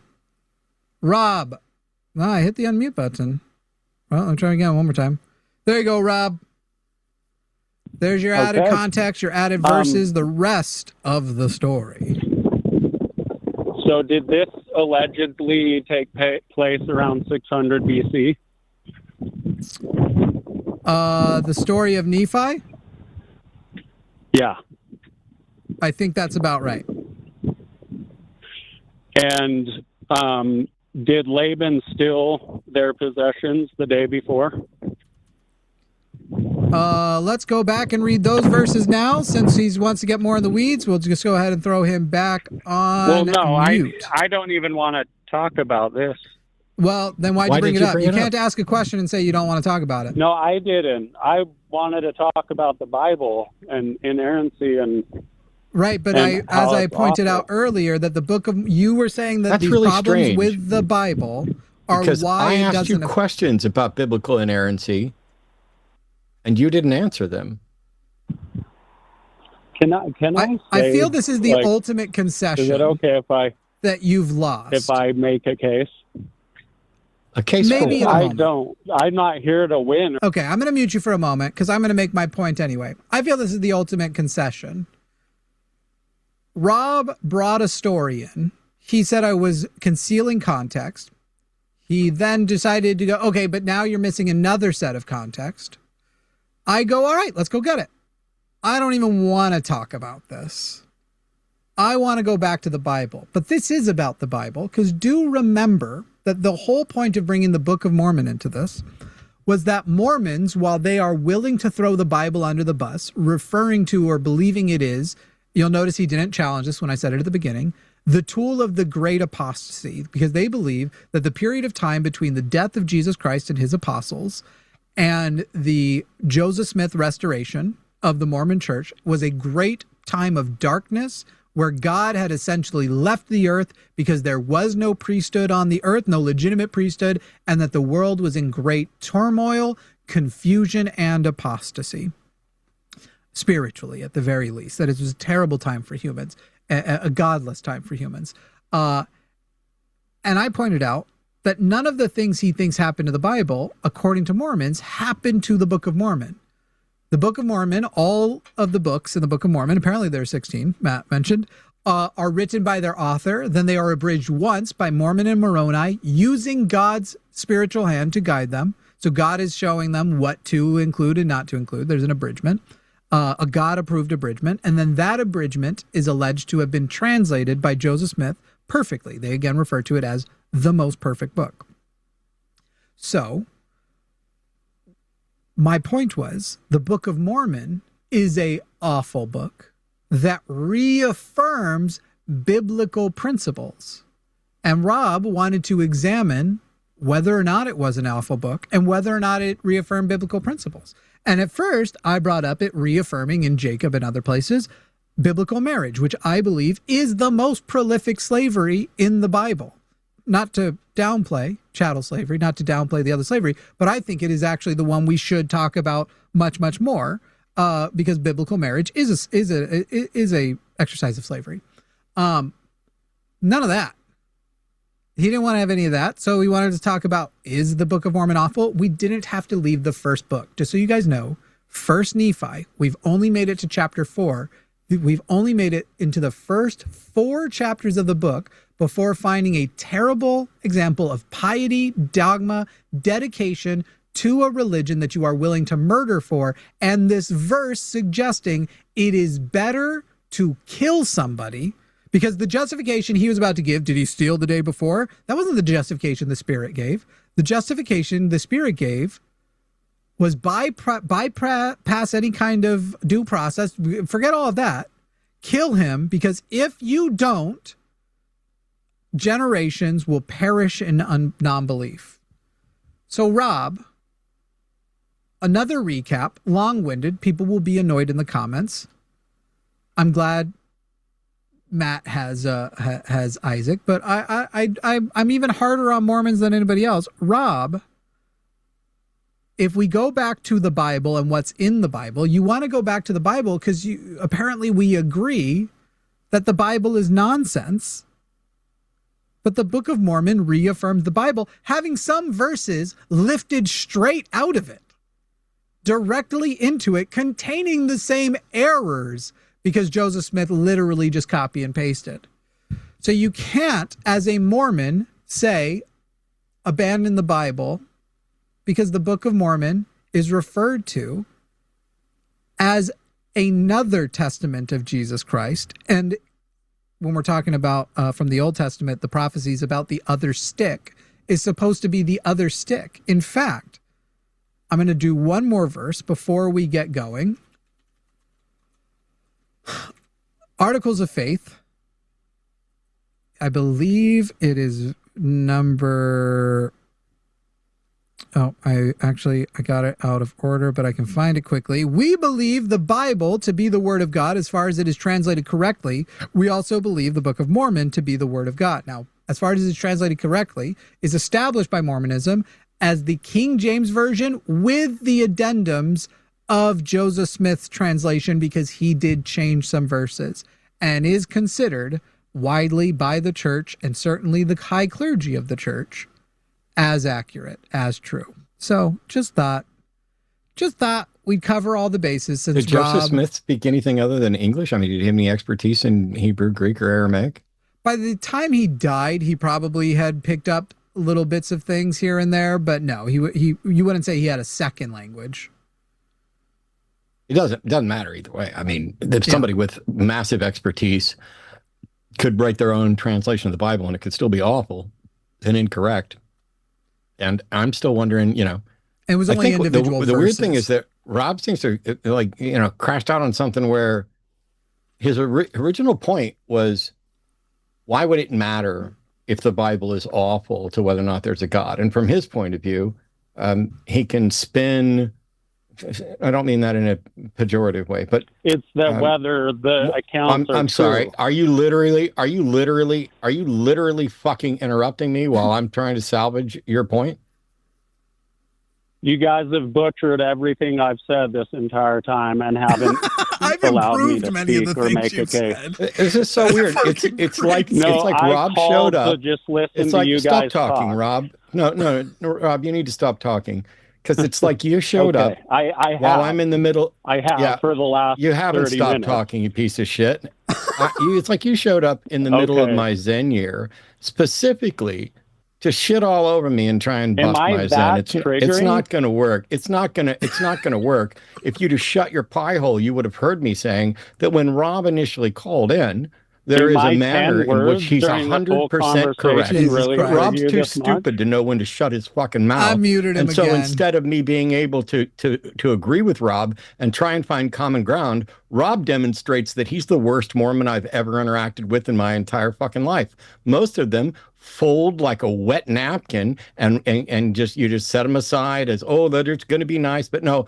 Rob needs to be a disgusting prick who won't let me finish the sentence that actually rehabilitates this conversation and points out where Rob was right, because Rob doesn't know when to shut up. So go ahead, Rob, say whatever you want. I'm finished with you. To people who've been asking about my shirt in chat, I think it was made specially for me by the Secular Student Alliance, but I'm not positive. During our thing we did, I put a bunch of their stickers on a shirt and they turned it into a shirt. So it would be the Secular Student Alliance if they have it available for broad sale. If they don't, I'll tell them they should, since you guys keep asking about it. All right, we're unmuting Rob, who's going to say words and then claim he never got to say them. Do I actually get to talk now? Nope. Now I'm going to mute you again for a minute because you were just told you were given the opportunity to speak and still had to ask. So on a scale of 1 to 10, I've muted you again, Rob. Next time I tell you, you get a chance to speak. That's clearly your chance to speak. So doing a whiny, passive aggressive, just like my Mormon mom would have done. Do I actually get to speak now? But with a British accent would have been her. It's not going to work. On a scale of 1 to 10, what would you give this game, Isaac? Oh, Isaac is a 10. Isaac's 10. I keep almost playing it. It's the game I keep going, like chess. It's chess and Isaac are the games I go back to. I haven't played in a couple of years. I just started playing again day before yesterday because I'm going to start doing more live streams on YouTube. And I figure I might make a little extra game of it, which is if somebody can get me killed by asking something or I don't want somebody to just be like Rob. Don't just imitate Rob and try to get me killed that way.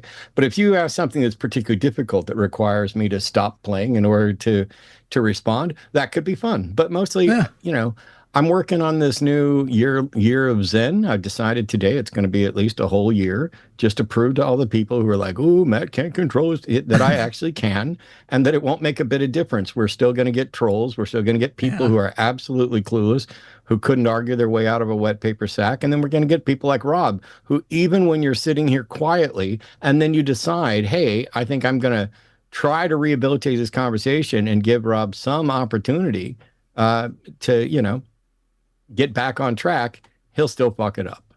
Now, Matt, could that backfire? Because I told you about my strategy that I'm going to use with the SSA and other organizations that I think will result in more people calling from opposing points. And then that could work. And then people go, look, you suddenly have way more callers. That's proof your Zen was the problem. It could, but I don't mind because none of everything that I've done. I mean, like, I keep platforming people, and they're like, "Oh, you're." It's a complaint every time. Literally, yeah. I did nothing remotely problematic, and there were still people in chat complaining that I was. Oh, I think Matt's being too hard on this caller, and yet the caller didn't think so, and the caller came away with a better understanding stuff.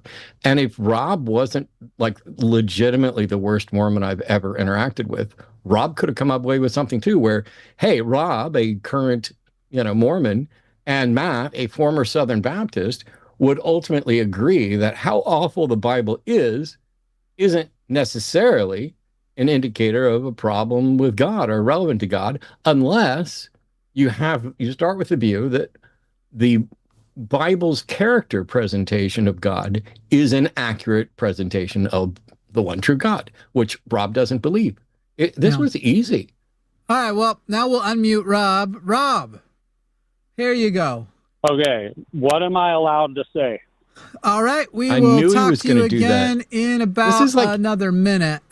This is embarrassing. I mean, it's like, I don't think we should mute him that long. But it's like, Rob, you've just been demolished left and right, and now you keep digging. You don't have to come in and do, oh, can I speak now? Oh, what can I say now? Let's make this really easy for Rob.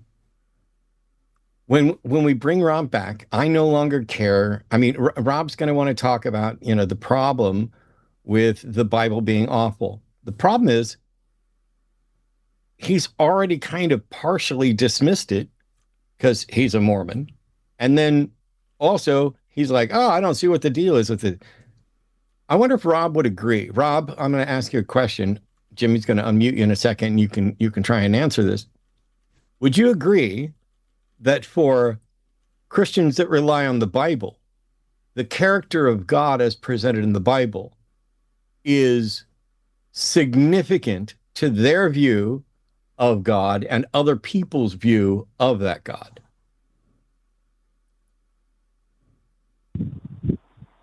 Yes, it absolutely is. Cool. So if that character is terrible, then that is at least an indictment on that particular religious view, right? Well, what I was hoping we would get into is the questions of Yahweh. Well, see, what I was hoping you would do is answer the question that I just asked you, but you're unwilling to do that. Well, am I not answering you? Can we have a conference? You answered the question that I asked while you were on hold with a yes. Okay, and I asked a follow-up. I'm sorry. I don't know why you're running your lips at all right now. You're just embarrassing yourself. I asked you a follow-up. I asked you, Rob, you can't hear my question even when you're not talking, evidently. So when we had you on mute, I asked you a question. We brought you off mute. You answered that. I asked a follow-up, and you completely ignored it in order to tell me what you wanted to talk about. Here's my question now. What makes you think I give a shit what you want to talk about, Rob? No. Of course not. No. Wow, it's like you can't... I can't hear any of it. The question, you incoherent dolt, was, what makes you think I give a shit what you want to talk about? And your answer was no. Are you okay? Are you off your meds? No, I said, no, you don't care what I That's not what I asked either. I didn't ask you if you thought I cared. Okay. I asked what makes you think. See, no. Here's the thing. There's nobody who can be more pedantic than me when you have turned into a piece of shit to the point where I have to ask you questions and lock you into kindergarten. You might, I don't know why you're running your mouth. You've already embarrassed yourself. You can't even process one simple English. Should I convert this into fucking Reformed Egyptian for you? Should I give you some seer stones so you can comprehend what I'm fucking saying to you? Is that what you need?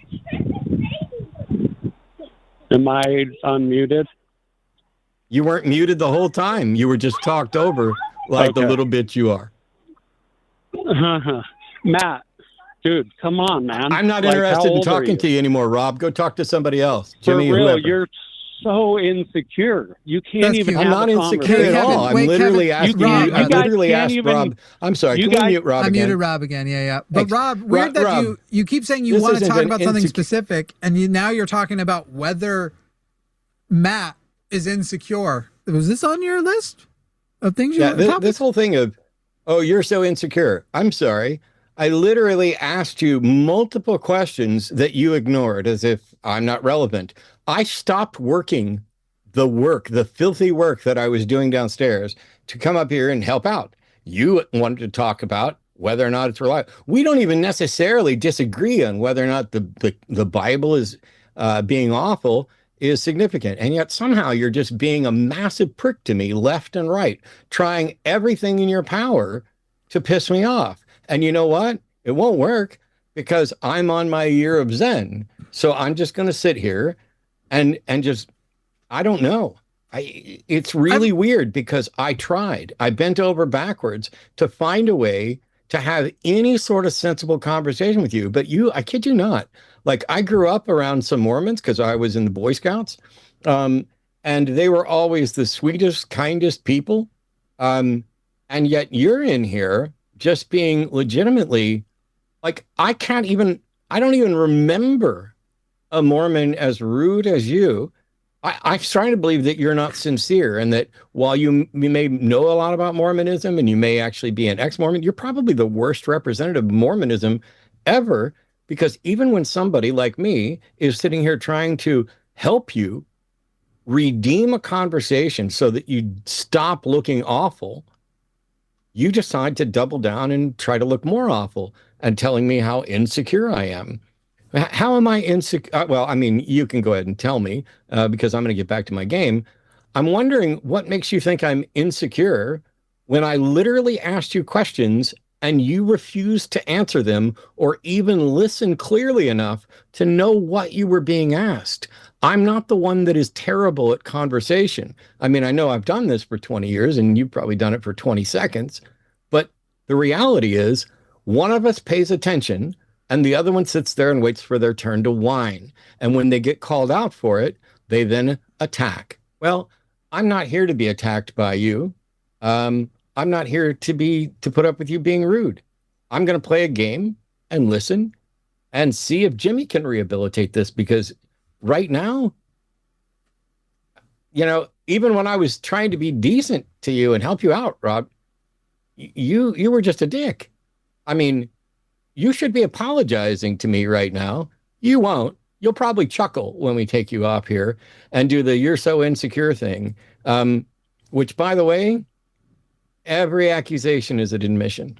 Oh, yeah. I'm Mormons. Mormons are, tremendously insecure. Utah is the plastic surgery capital of the U.S. Do you know that? Wow. I did not.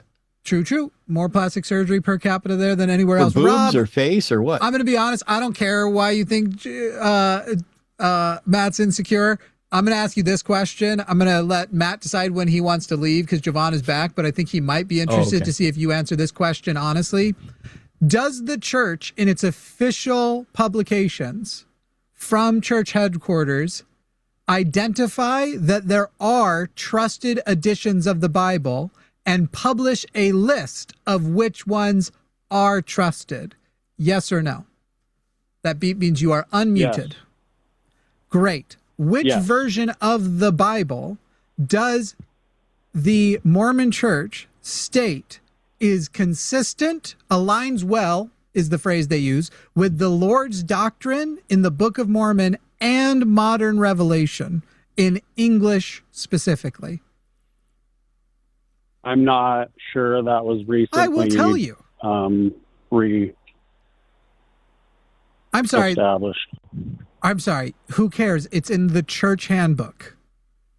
What's the official position? I'm not sure if it was recently established. I don't believe Jimmy asked if it was recently God's established. the same yesterday, today, and forever, and it's in the official church handbook. You can in a moment. I'm going to reveal the answer because I have everybody on the absolute edge of their seats because they've been hearing from you how you recognize that the Bible is terrible, and that shouldn't affect the opinion of God or anything. And now I'm going to reveal to them that which Bible he's going to quiz you now because the baby can't answer any questions. I'll do the Articles of Faith quiz in a moment. Guys. All right, I'm muting Rob because he's still trying to talk over me. Bible?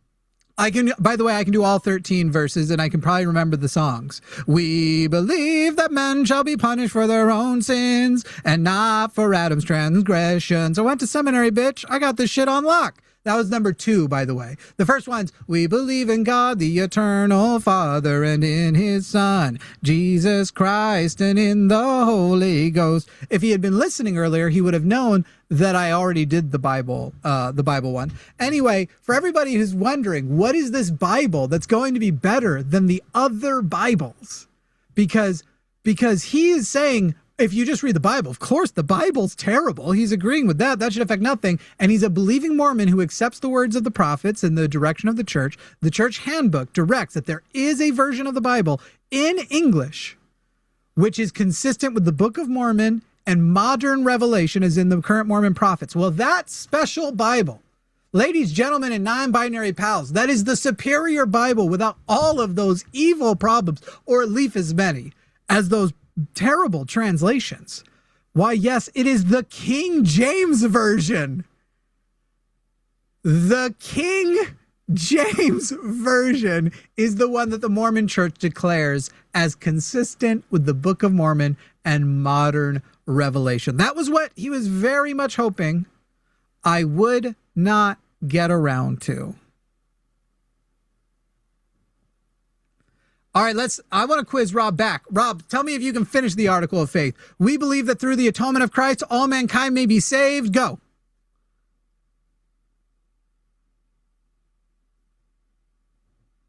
You're not going to do it? You wanted to quiz me. You're not doing it? I just want to have a conversation. I thought you wanted to quiz me on the Articles of Faith. I didn't know that this call-in was going to be this way at all. I thought we were going to have a conversation. How can you not know it's going to be this way when you're the reason it's this way? Mormon. Great. I don't care. This is so boring. We're still talking about the quality of the conversation. This way when you're the one that's making it this way. I'd rather punch myself in the nuts than keep talking about the qualia. What about the conversation's qualia? The qualia of the conversation. I was trying to use that word to invoke the negative feelings I was having about it in Matt too, because I think Matt hates the word qualia as much as I do. I despise the concept of qualia. As a matter of fact, I listened to a debate. It's kind of a debate. It was more of a discussion between Graham Oppie and another philosophy professor. It's like a 4-year-old debate, but somebody sent it to me, and it was supposed to be one of them defending the concept of reincarnation and souls, and it ended up being them talking about qualia for a long time. And Graham and I are in agreement that qualia is a nonsense concept. It's pretty useless. But my God, it just made everything boring. And no offense, because I like Graham, but even like Graham was boring in the conversation. There was just no way it was going to be worth a damn. Yeah. All right. Well, Luthien, if you're here, are you here, Luthien? Matt, thank you for filling in for Jovan. Okay, cool. Sure. Thank you. I'm going to go back and get to work. I'll see you guys later. Awesome. We'll see you. Bye. Are you still in the other room? Thank you. I am. Oh, you haven't left yet? No, you were answering my texts. Oh, I didn't notice your text. You can always say, Jimmy, check your text. Let me look. You were on a roll. I didn't want to. But we needed you to go in during the hour that screener is here. So right now? Yeah, there's some, okay. Oh, will you switch Jovan in over Matt's input? Here comes Thank you, babe. the sun. All right. I'm going to take a step away while you talk and you try and solicit more calls. Guys, we are still going. We got a couple hours left. So. Well, we got a call. Yeah, but we want more. We want a queue. Oh, true. We want a queue. True. Yeah. But you're welcome to also start that call. It is aimed at you. I'll probably want to listen, but yeah. Oh, true. It is aimed at me. Chat, do we take this next call? Do we wait for Jimmy to get back? What's our move here, chat? Who's watching me absolutely demolish Enchained together? Because I am putting in work right now. Guys, listen, if you're a Christian, if you're a capitalist, if you're a conservative, and you're like, ugh, I want to debate these jabrobros, call in. The number's on the screen, 720-619-288. That 2288, sorry. 720-619-2288. Call in. We're just a couple of jabronis looking to argue with some jabristians, some jaservatives. Is that how you say it? Jaservatives? I don't know. Let's take this next call. Coming up is Chris from Pennsylvania, who's going to disprove my claims about Christianity. I'd love to see how he does it. Chris, him from Pennsylvania. Come on down. Chris, you're on with Jovan and Jimmy. Chris, you're going to disprove my claims of Christianity. I'd love to hear how you plan to do it. Yeah, because first of all, let me say hello. Thank you for having me on. Because you come after Christians an entirely different, wrong way. I know you love to say that. Hold on a second. I know that you love to quote, especially Old Testament. Well, I love to quote the Bible. That's true. Okay, well, there is two parts of the Bible. There's the Old Testament. Well, the Old Testament kind of coincides with the Talmud. Uh-huh. So your beef is really with the Jewish people. But I will tell you My beef is with Jesus Christ, who said that Mosaic law needs to stand. Well, here's the thing. You forgot Jesus Christ saying that he came to make all things new. He did what?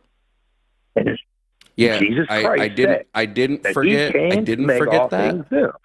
I didn't forget that because he also said that he would not change. I'm loving how every one of these sentences this guy is saying is like he just dropped a mic. Oh yeah, no, yeah. It's fucking crazy. Jesus also said he didn't come to change one jot nor tittle of old law, and that we need to still obey the specifically the laws of Moses, is what he says. He says that everyone still needs to obey the laws of Moses. So if we're still obeying the laws of Moses, the place you would find those laws is Old Testament, specifically in Levitical law. There are some in Exodus, some of the Mosaic laws, but specifically in Levitical law is where Moses is given the rules from God while he was on Mount Sinai. But Chris, do you just want to? Would you like to only talk about shitty verses, Chris? Would you like to only talk about shitty verses in the New Testament, Chris? Would you like to only talk about the shitty verses in the New Testament? Would that make you feel better about our criticisms of the Bible if we just talked about the shitty parts of the New Testament? Yeah, go ahead. Slaves obey your masters. I do not permit women to teach. What were you going to say, Jovan? True.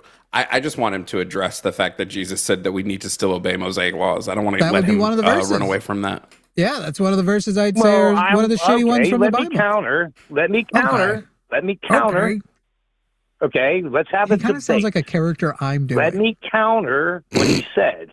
And Jesus also said that no one shall come before the Father except through me. I come before my dad all the time. I don't know what that has to do with him saying we still need to obey a Mosaic law. That doesn't wipe that away. Right. It's like we asked a math question and you answered with the name of a sandwich. What period of time was Jesus on earth? Pecan pie. Again, doesn't wipe away the fact that Jesus said we have to obey Mosaic law. What's Mosaic law? The law of the prophets. The Mosaic law is the laws of Leviticus, the laws that Moses gives to the Israelites. Moses' 10 Commandments? I mean, as a Christian, yes, I have the to 10 follow Commandments were the first. God's This is 10 what I'm talking about. Commandments. The 10 Commandments. Wait, the 10 Commandments were the first 10 rules of Levitical law. Moses then gave hundreds of more after that. It was hundreds after that. Okay, you can't only So obey. where- This is the bigger issue. It's like, well, you always talk about the Old Testament. Well, where are the 10 Commandments? If you're saying we can ignore Old Testament, then I can ignore the 10 Commandments if I want to, right? Anyone else clock that Chris I is tell you drunk? what. I tell you what. Listen, I will give you this. The Old Testament. Oh, you'll give it to me. Is You the hear it, wrath right? of God. You can hear he's drunk, right? Simplified. Yeah, but No, I'm not drunk. I don't drink. Okay, buddy. Okay. And I don't masturbate. All right. I don't drink. That's great. Good for you. You want a cookie? We're both lying. This is gonna be where I die, Whatever. isn't it? Okay. I'll tell you what. Why don't you just listen up? Okay. I agree with you about the Old Testament. God is very wrathful. Can you tell? Would you like to answer me? Why would God? I don't know why I should answer you when you've barely answered me this whole need to conversation. be wrathful during the Old Testament? Why did Because he he was ever a need to dick. be Why would he? wrathful? Why He was ever? a dick. Yeah. He was a bit of a dick. Yeah. He's a bit of an Humans asshole. are wrathful, and they wrote their was God. wrathful. No. He was wrathful because But you humans gotta are understand wrathful, something. and they wrote their God to be like him. Jesus came, just like He did what? Bucket Jesus loads. came. You know what? Jesus Listen, wept. man. Don't be disrespectful. Okay, you To who? antichristers. To who? Chris, Who I am gotta disrespecting? be so for real with you here, Chris. I gotta be so for real. I don't know why you keep going. Let me ask you something when you will not answer like a single thing that I bring up. You Bro, won't this is why address a I'm single naming thing I bring up, and ingredients. then you're like, Talking to him. then you're like, let me ask you something. Can you I'll ask him a address my question. claims first? Are you gonna? Is that where you're gonna get it? Are you Can gonna? you Are you gonna address get the mark of things that beast I'm on your bringing up forehead or your first? right Oh hand? my god! Oh, is this that Please, stupid can you Mark of just the Beast guy from a couple weeks ago? You know what's funny? I don't know. You know what's funny is how I just want my atheists shit addressed. love to use the Old Testament against Christians. We just They said don't we could even stick to the believe New in God Testament. in the first place. You know what? Well, I you believe don't in even believe Christians. God Why do in they the first always use place. that? Why do they always use that terrible I fucking think argument? this is the same guy from earlier. He just changed his phone number and got That's drunk. what you do. Well, you know Okay, when they say so- that more Hey, than Chris, one, Chris, Hold on, Chris, hold on, when hold more on, than hold one on, hold on, hold on, hold person on. agrees, Chris, you might Chris, be. They Chris, might be Chris, correct. Chris, please don't make me mute you. This is your first warning. Your first and only warning. Jovan. This is your first. Okay, well, you've already lost the warning. Jimmy, can you mute him for a second? Yeah. I can't because I'm playing a game. What the fuck? So here, I'm going to be so upfront with you. And I gave you a warning about this, and you failed immediately. I think this is the guy from earlier. You refuse to address what I have said about motherfucker, what I have said about any of your points. I just ate shit in this game. God damn, I'm going to kill myself. You refuse to address any of my points, and now all you're doing is performing. I don't do performances. If you want to perform, Def Comedy Jam might be on the air somewhere still. Go find it. OnlyFans. I'm sure you'll do great. Sure, do it. Make an OF preaching what you got to preach. But I don't do performances. If you'd like to perform, you need to go argue with somebody else. Now, if you want to have a genuine conversation that is genuine about the things you believe, okay, and you want to engage with us in good faith, you need to stop the performances. This is your final warning, or we will move on to the other caller that called in after you, okay? So that was your last warning.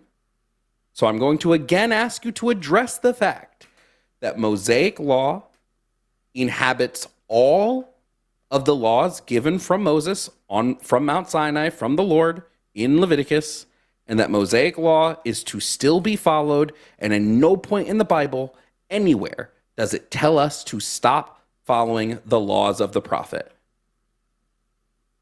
Now Jimmy may unmute you. I would unmute you, but I'm in the middle of a super fun game. Motherfucker. Okay. So let me ask you a question. Nope, you If have to answer don't his obey- question. Chris, I don't want my. Okay, I you don't have want to answer his question. So you don't obey Mosaic, Abrahamic law. It's a sin, right? I muted you. I just muted you. He just told you all you get to do is answer his question. That's it. Jovan, restate the question in its most brief. It was more of an address the point. Address the point that we are still to follow the laws of Moses, and that the laws of Moses the Old Testament is still a key tenet of Christianity. According to Jesus in the New Testament. According to Jesus himself. Nowhere. Or if you want to give it to us, give us the passage in which God or Jesus or a future prophet tells us we no longer need to follow the laws of Moses. We need not abide. Okay, Chris, that beep means you're unmuted. Please address what was asked of you. Okay, and I will. So, from my understanding, as a Christian, if I do not follow old Jewish Mosaic Abrahamic law, that means I'm a sinner, correct? Correct. And if I'm a sinner, okay, if I am a sinner who, in the Bible, came down, was born of this earth to cleanse all sins. Oh, tight. So I can do gay sex. Hell yeah. Since he's just going to go off on like a total... and I'm fine. And by the way, you said all sin, so not believing in God will be fine. Denying the Spirit will be fine. All those things, all my sins, doesn't matter what I do. I don't even need to live as a Christian. In fact, pragmatically, it means I should live as an atheist. No. Technically, everything is on the table. You just got yourself out of the Jewish laws because the commandments don't matter because Jesus has already took on all your sins. I don't believe that gay people can't get into heaven. Hold on a second. I don't believe that homosexuals, transsexuals, pansexuals, bisexuals. Great, I don't care. You just said I should live as an atheist because the kingdom of God. All the sins are covered. Nobody will be by Jesus sacrificed. According to you, because Jesus even if you sin, no matter what the sin is, you still go to heaven. So we're good. So we're not commanded to still follow the commandments because of Jesus. That's your position. Forgiveness. Let me talk. You have to ask Jesus in your heart to forgiveness, and you have to repent your sin. Then Jesus didn't die for my sins. I do want to point out two things. I do want to point out two things. I want to point out two things. You liking other men. Hold on, Chris, hold on. Can't hold on. He's hold too on, drunk. Chris. Say that I need you, Chris. You like other men. Chris, please wait a second. So Jesus directly tells us in Matthew 25, sheep and the goats, that it is not possible to get to heaven just by asking for forgiveness or just by believing in him. You have to actually engage in actions and do things that Jesus wants you to do. One of those things is follow Levitical law. So if you sin, if you do not follow Levitical law, asking for forgiveness alone does not get you into heaven. Believing in him does not get you into heaven. I told you. So then you have to ask, listen. This is how it works. So you not following Levitical law can I talk for 1 minute? You have talked plenty. Can I talk for 1 minute? I like that you complain about not getting to talk as you're speaking over Jovan. You don't wait for Jovan to finish. You don't wait for Jovan to... All right, so I'm muting you again. The problem you're having here isn't that there isn't going to be a place for you to talk. The reason why you're feeling like you're not getting a chance to talk is because we don't stop talking when you talk over us. Every sentence you have begun has been in the middle of one of Jovan's sentences already, showing you're not listening.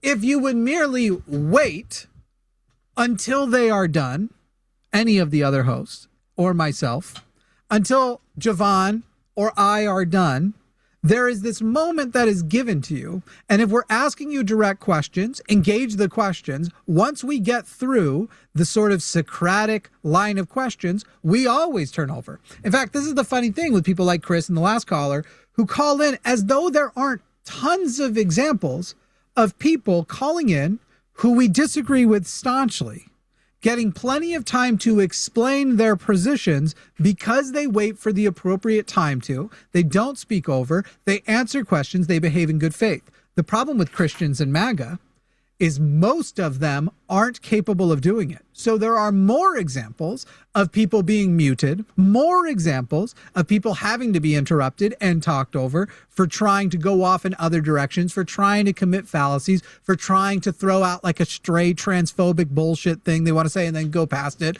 and blast past it like we're not going to stop them. There's more examples of that because there are mostly examples of bad faith Christians. There are mostly examples of bad faith MAGA. Chris, if he wanted to engage in good faith, as I trust the next caller, Matt, is definitely going to do, even though I know who Matt is,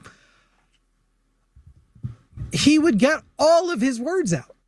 But his drunk ass, lying about not being drunk, is calling in, insisting to be in charge of how the show goes, and trying to only speak in the middle of other people's sentences and avoid the questions he's being asked.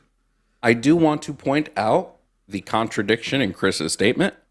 When we brought up the fact that he doesn't follow Levitical law, he says, well, all I have to do is ask for forgiveness. That's literally all he said. He's trying to move the goalpost now. Right. But literally all he said was ask for forgiveness. And now it's, well, you have to ask for forgiveness. And when I point out, no, you actually have to do other things, he goes, well, yes, that's true, because he is consistently moving the goalpost. He was drunk. Oh. Yeah. Embarrassing. So Chris did say a dumb thing earlier. I don't even really care that much about this line anymore because it's gotten so dumb. Chris said a different dumb thing earlier. Why do you guys put so much time into believing or talking about something you don't even believe in? Why do you care? Chris, if over 1 billion people in the world believed it was a good thing to punch you in the nuts when they see you, would you become an activist against that even though you don't believe it too? That beep means you're unmuted.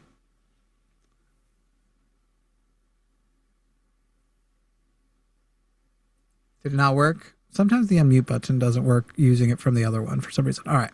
Go ahead. Fucking idiotic questions. Chris, if somebody... dumbass question. Great, answer it anyway. If 1 billion people... I'm sorry, hold on, Jimmy, no, wait, mute him again. I need to talk to just you.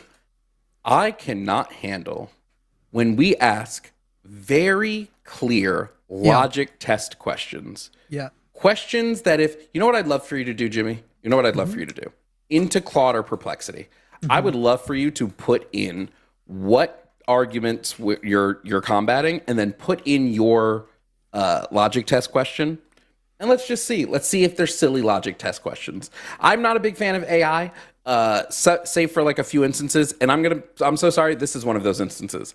I am so sick of callers not understanding logic tests. I'm sick of it. It is truly embarrassing. How many questions do you think you've been asked by the opposing side, Jimmy, that are logic tests that you've been like, good faith, just been like, yeah, this seems like a very... I'd say most of the time when somebody asks me a logic test question, I'm willing to answer it because I'm like, I understand what question you're asking and how it ties into the conversation. When they do it and I do it, I expect that after 3 or 4 more questions, either if I'm asking them, they will then get to expound upon what they think is different, what they think the nuance is, or that I will get to if they're asking it of me. It's usually the beginning of a sort of like, if you would run through this dialogue and answer the questions, test, boom, then we go, great. What's the difference? And you get your time. It's usually an indication that your mouth is going to get to do that thing you're craving so hard to do here. I want to do, hang on. You want to do a logic test on the claim? No, but first I'm telling Perplexity what its position is. So I'm going to read for you its argument. But it gave me like paragraphs first. If you genuinely don't think God exists, like you put the idea in the same bucket as Zeus or invisible dragons, then building a whole career or online persona about debating God sends a missed message. It tells the world this claim is too weak to take seriously, while simultaneously treating it serious enough to deserve formal debates, lectures, tours, and hours of content of life. It was most areas of life. When we think something is that far gone, astrology, flat earth, crystal healing, we don't endlessly debate it, we move on. A scientist doesn't spend every conference arguing with astrologers, doing what would elevate astrology to serious rival instead of non-starter. God, I would fucking love it if the people who make that point would do it like this. Because at least they're making a fucking point. I don't agree with it. It's obvious. And then I'm going to, okay, please answer Here we go. This is the following fun part. question. Yeah. Yes or no? Every time, Jovan, every time. There were 1 billion people who believed it's a good thing to punch you in the nuts when they see you, would you potentially become an activist in defiance of that position? Bum, bum, bum, bum, bum, bum, bum, bum. Yes, if there were 1 billion people who sincerely believed it was good to punch me in the nuts on sight, that's a massively harmful social norm, not just a quirky opinion, and I'd absolutely consider becoming an activist against it. So, is it conceivable that an atheist, while not believing in God, does accept and believe that theists exist, and that their positions are so harmful they warrant activism countering their position? Now, I did tell it to be pretty staunch, so we'll see if it goes full on, never admit you're wrong. Full tilt, yeah. Yes, not only is that conceivable, it's exactly what many outspoken atheists already do. An atheist can fully reject the existence of any God while still recognizing that theists exist and that certain religious beliefs drive real-world harm, discrimination, bad policy, blah, blah, blah, blah. The warrants it. That's core logic behind new atheism. Oh, perplexity, you fell for it. And groups like American Atheists, the target isn't the imaginary being. It's the very real social, political, and psychological effects of being, of effects of belief about that. Well, I just did it with an AI, and it was already good. AI just tends to agree with the person to keep them on. AI is smarter than Chris. That's true. I primed it and told it to be staunchly oppositional. That's why in the initial one, when I said, please answer with a yes or no, it did say, let me go see. I actually cut off some amount that it said too, because I wasn't going to read all of it. How dare AI be smarter than Chris? How dare? Well, that was going to be easy. Let's see. Yes, there were a billion. Oh, the key difference from our earlier God talk is this. I'd be opposing the behavior and its consequences, not granting that their underlying belief has intellectual merit. That's not a key difference from our earlier one. So in a way, I was debating like a Christian there. All right, so now let's find out. Chris, let's see if you can be as honest as the staunch God AI I created. Chris, your question is once again, if 1 billion people, and I'm going to use the same follow-up question when you answer. You already, I've pointed into the stands. I've called my shot. There's nothing to worry about. Chris. Babe Ruth over here. If 1 billion people in the world believed it was, let me word it the exact way I gave it to the thing. If 1 billion people in the world believed that punching you in the nuts, if there were 1 billion people who believed it's a good thing to punch you in the nuts when they see you, would you potentially become an activist in defiance of that position? Unmuted, Chris, go. Did that actually work this time? Yes. Great. The follow-up question. Is it conceivable that an atheist, while not believing in God themselves, accepts that other people believe in God and believes that some of their gods and their positions about gods are so harmful that, similar to the harm of a nut puncher, that they believe they should actively counter the position of theism because of the harm they believe it causes? Yes, you have every right. Not right, conceivable. So is it unreasonable if you legitimately believe something is harmful to become an activist against that thing, whether or not you believe the core claim itself? Okay, you got your answer. Can we please move on? Sometimes I gentle do want to know, parenting does now that we've work. gotten there, then, that you do concede the point. You understand now why an atheist would become an activist against religion, and that it is not irrational to be an activist against something you don't believe in. Okay. May I ask a question? Do you concede that point? I do. I already agreed Excellent. to it. Excellent. Okay, what is Do your you want me to tell you 5 more times? Okay. 6, actually. He's pretending he was clear about it. Let me ask you this. What is it specifically about Jesus Christ, the Prince of Peace, that you find that you don't believe in? Most of his story.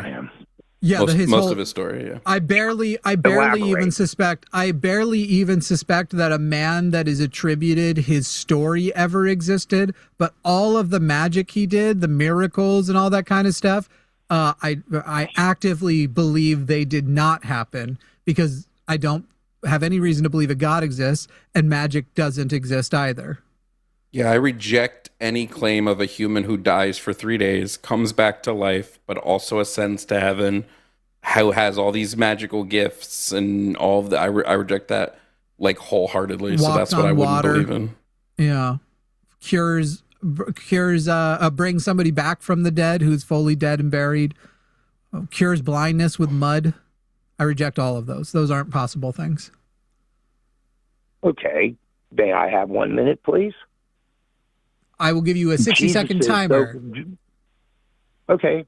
Tell me when I should go. It started. Go ahead. Okay. So, the story of Jesus. Okay. He healed the sick. Okay. Blind to see, lame to walk, cured leprosy on the spot. Okay. He also turned some bread and fish, turned it to where it fed the masses of people. Okay? That's the story and how it goes. All right? So, you, and I assume you're off the religious topic, wasn't Jesus really kind of like the first socialist? Other than the fact that he didn't receive any tax money or was paid for it? I'd like to answer this, Jimmy. If I was a socialist, I would love Jesus Christ. All right, may I respond to that? Yeah, go for it. So I absolutely think that there probably was a man who preached anti-state ideals, and that man, absolutely, that is a man who I'm like, that's a cool dude. I love anti-state ideals. I love ideals that are about wealth equality. I love all of that. That same man cannot also then demand obedience in the form of religion, because then that he's moving from let's stop supporting the state to let's support a deity. Like, right? It's just more authoritarianism. Just this authoritarianism is wrapped up in religious sham.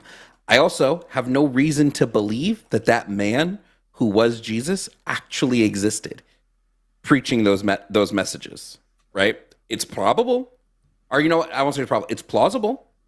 It is plausible that someone existed back then doing that. We don't have any evidence that man was Jesus. So I refuse to believe in a man. I would much rather if I'm going to worship, and I won't even say worship, if I'm going to respect and admire a man who preached anti-state socialistic ideals, I'll go with Karl Marx, who I know for a fact wrote his book. Or Engels, who I know for a fact wrote his book. Okay. Real quick, before you go on, let me ask. I want to do a number of questions based on what you just said. So we gave you 60 seconds. Sure. Give me up to 5 yes or no questions, and then you can respond. Okay. Go ahead. Chris, do you believe in the biblical Jesus Christ? Yes. Do you believe that the values he espoused were socialist, as you just put? Socialistic, yes. Do you consider yourself a Christian trying to embody the qualities that Jesus Christ, the virtues that Jesus Christ broadcasted? Yes. are you a socialist? No. Great. So my question for you then is, if you think we should be compelled, since that was your answer, you feel we should be compelled by Jesus because Jesus is one of ours and we're socialists, but you're a Christian. Your whole label takes on his fake name, because even if Jesus existed, no one called him Christ. His name wasn't Christ. That's a title. But anyway, you're a Christian named for Christianity, named for Christ. And you think we should be compelled because you're saying he's so socialist, but your belief in Jesus has not made you a socialist. So why should we be compelled to accept him as an ally when you reject that which you say embodies his values? Well, that's my faith. We're talking about government. That's entirely two different things. Remember, you can't mix church and state. And by the way, not believe, Chris? Hey, Chris, just to respond to what you just said, do you not believe that we should support governments? Wait. Do you not believe that we should support governments that also support our religious beliefs? Do you think that we shouldn't do that? There should be no really, as far as the United States is concerned, because I assume you both live in it, correct? Okay? I'm in Texas, baby. I'm in real America. We have the choice of religious freedom in this country, right? So, but that's not what I'm asking. That's not what I asked. Though. I asked if shouldn't you be supporting governmental candidates? But wait. Shouldn't you be supporting governmental candidates and or governmental policies that map on cleanly and perfectly to your religious beliefs? I don't care. I want my politician. I don't care his religious belief. Let me try. They are for the people, and listen. Let me finish. You aren't understanding his question, but I might have a version of it you got. People, I don't care what they believe in. Chris, their faith has you aren't answering his question. I have a vote different version of it that isn't the same question, but it will technically answer for it. Maybe do you believe, since you invoked the separation of church and state, do you believe separation in church and state in the Constitution is an establishment for the government level or at the personal level? Well, the Constitution is both government and personal. No, the separation of church and state. The separation. No, I'm not going to let you finish because you're wrong. The separation of church and state in the Constitution is not about personal level at all. It is about government level. So you are fully, as a citizen of America, allowed to go and vote on the basis of your religion. So if you want to vote against gay marriage because your religion prohibits it, I'm not saying yours does, but because your religion prohibits it, you are allowed to do that. At the level of the government, when the government goes, hey, we now have an institution that is bigoted or that is discriminating against gay people on the basis of religion, the government then must overturn that to follow the Constitution. But you as an individual not only are permitted, but are encouraged to create your political views consistent with your personal views, which are religious for religious people. So your argument that you're not a socialist because of separation in church and state is nonsense. If your personal values are Christian, as the socialist Christ you just presented to us was, then your political values would necessarily also be socialist. It isn't that you respect separation of church and state. It is that you are a hypocrite, like every Christian before you. Your assumption. That's your assumption. No, you don't know.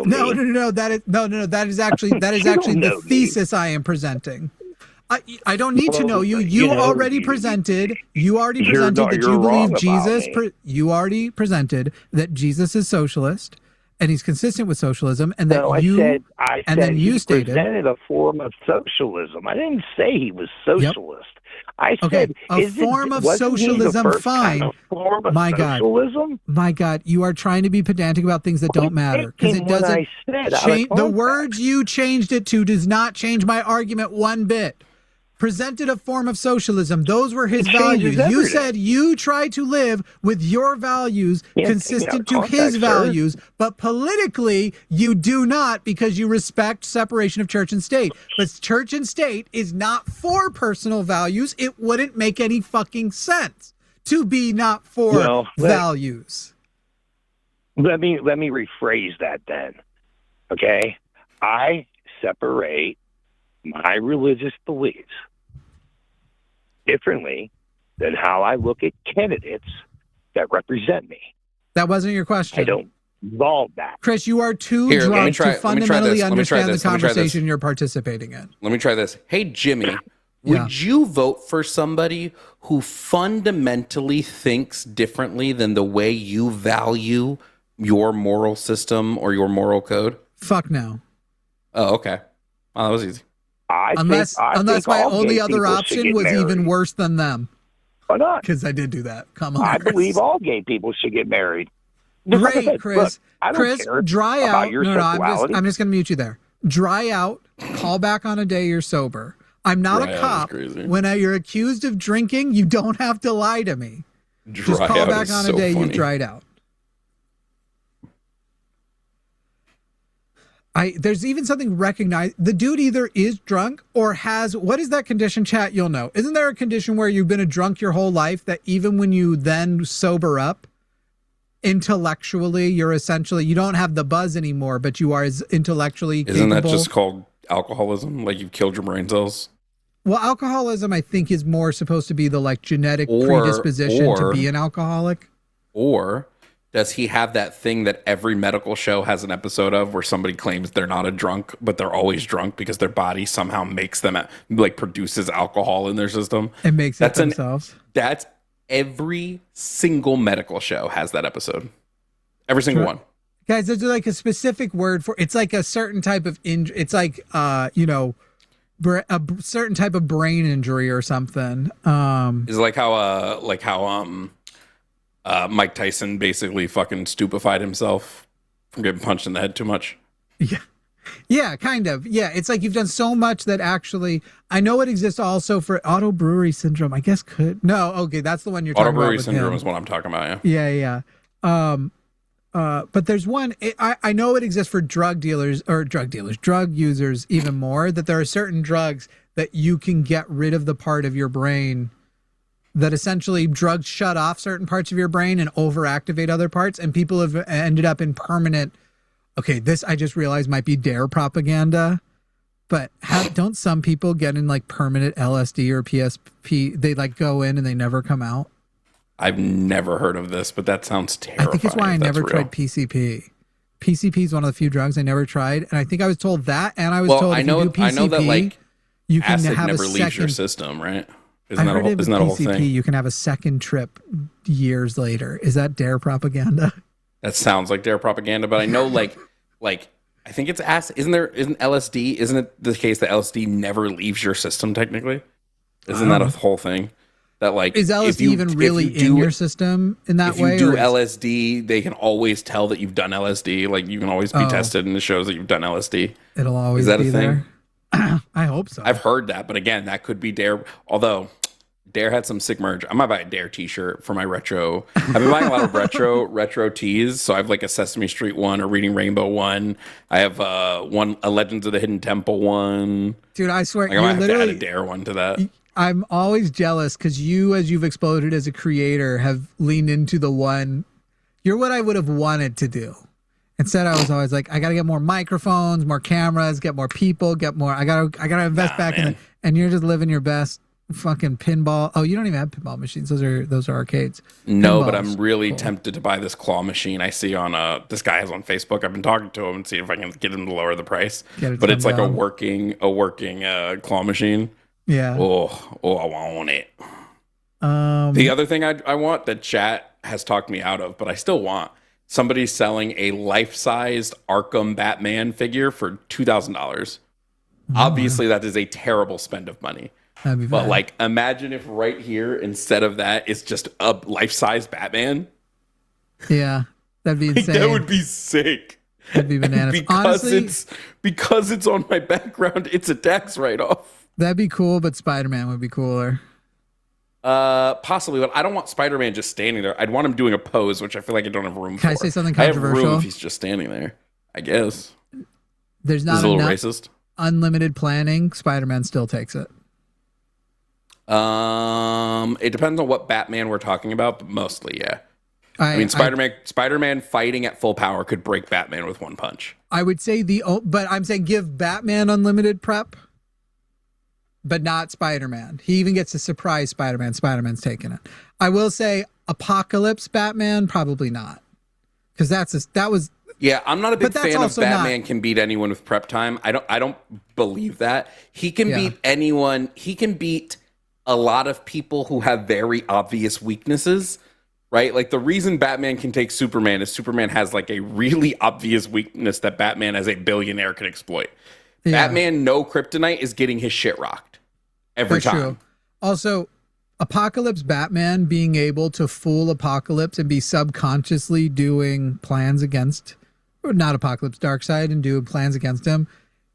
That's not a human. Like, let's just be so clear. There are so many versions of Batman, and he's just a normal guy who's rich, that are like, no, he's not. Even Iron Man, the number of G's that Tony sustains, and I'm just a normal guy in a suit, except for that I also have the superhuman ability to survive G forces that would turn your insides to soup. Well, in the comics, the suit like prevents against it. But there's a certain amount you can't. You know what I'm saying? Like if you are coming in at Mach 10 and then you superhero land. Well, it's like how there's no amount of pillows inside the suit. I fucked up bad. It's like how Superman technically has another, like he's not just Superman, right? He has, oh my God, I wish I could remember what it's called. But he essentially has a force field that can like maintain, like when he picks up a building, the force field around Superman. This is fully real for anybody who's not a comics reader. It holds the building together. It keeps the building together. Like he has this. I think we should just call it like. It's why if he's holding Lois, you'll see bullets bouncing off of Lois. Yeah, it's like it's essentially the Toon Force, but for superheroes. Most superheroes have the superhero force. Yeah. Where they just, because they're superheroes, things just work differently. Or it's like how Spider-Man technically can stick to literally anything, not because he has spider powers. Like the movies were like, there's these little hairs. That's only Toby. But no, he just has this magic ability to stick to anything. Well, I think they say it's electromagnetic. It's not surface tension like actual spiders. Electromagnetic. That's right. Because it's magic. I'd like to see his electromagina. You love it. Matt in Pennsylvania, also in Pennsylvania. Are you the son of Chris? Son of Chris is I'm not the son of Chris, but in relation to Chris, I also am drunk. So I am ready to have a vivacious conversation with Jimmy Smith. Matt, before you do, we have a bit of a knowledge check for you. What is arguably the best Batman comic? What is the best Batman comic? No, it's tough. No, it's not. I got to tell you, I was more into sports. I never read the Batman comics. But Matt, how did it go last time? What happened last time we found out you were drunk? Things got a little out of control. I was rambling. No. There was one. I'm trying to remember. There was one thing that happened. Oh, I remember what happened. I don't talk to drunk people. What waste of time would that be? If you're gonna call him drunk, at least lie and say you're not drunk. It was crazy to just like be like, yes, I am drunk. Yes, I'm here to debate. I'm not gonna debate. Like, what the fucking? What is the upside to debating a drunk person? Legends of the Dark Knight was good. I love the Killing Joke. It's Killing Joke. Killing Joke's one of the correct answers. Some people act like when you say that, they act like you just said Wolf of Wall Street, your favorite movie. Pretentious people who are like, Killing Joke can't be that. Shut up. It's a staple for a reason. Some people could maybe that's an incel choice. You could say Year One. You could say Dark Knight Returns. That's a fair one. But I still think Killing Joke is better than Dark Knight Returns. Although, I will say, Absolute Batman bangs so hard. If you haven't started reading the Absolute series yet, pretty much Absolute. They're doing Absolute cartoon. Yeah, they just announced it. Oh, are they? Oh, fucking sick. Yeah. Basically, every Absolute is fucking. The only one that I really am not a big fan of is Absolute Superman. I think he kind of sucks. But Absolute Batman, Absolute Wonder Woman, Absolute Green Arrow is so fucking good. I'm not a big fan of the Robins now that they've introduced the Robins in Absolute Batman. Not a big fan of them, but like every other Absolute Joker is a fucking menace. Yeah, I feel was that all our calls? No. There's somebody screening now. Matt heard. tried to call back saying he's not actually drunk. It's 8:30. So when you say 5 beers on a Sunday, that's recently. That's not 5 beers since 10 a.m. That's 5 beers since 7. And by the way, I don't know how much your baseline is. And honestly, I wouldn't want to talk to somebody who's buzzed because you're still going to be loud. It takes 2 beers before, if I'm out, I don't like being around drunk people because they get like this. They're all up on your face and then let me tell you something. Let me tell you something. And you'd be all up on my face like that. I think that call is screening. I don't know what's going on with it. It's in the screening room, but isn't Absolute Green Arrow just a dude? No, Absolute Green Arrow is like a death demon. Like it's literally a demon. We actually don't even know if it's Oliver Queen. He's like legitimately a demon. I pulled a little bit earlier. If you saw me playing with something in my hand, it's because I'm pretty sure I pulled a little rock out of the back of my head. Oh, it was like a little crystal rock. I got in my head. It's like embedded. I think it was probably like a big keratin plug or something, but I'm not screaming anybody, babe. I don't know what's going on. I got a Rubik's Cube recently, and I'm really happy about it. It's like the perfect fidget toy, and I don't know why I ever used something else. I just want a Fiat Jet. I like the comic book conversation. Matt, stop calling in. I'm not doing here. I'm answering because if I don't answer, I can't hit the snooze thing. Say the alphabet backwards. I snoozed him for a day. Oh, ZYXWVUT. I'm not doing drunk. I'm not doing a little drunk. I'm not doing 5 beers. It's not getting better. RQ. Yark yar. P. Jabba ONML. KJ. I gotta pee. You got this? IHG. FE. What happened to that call, babe?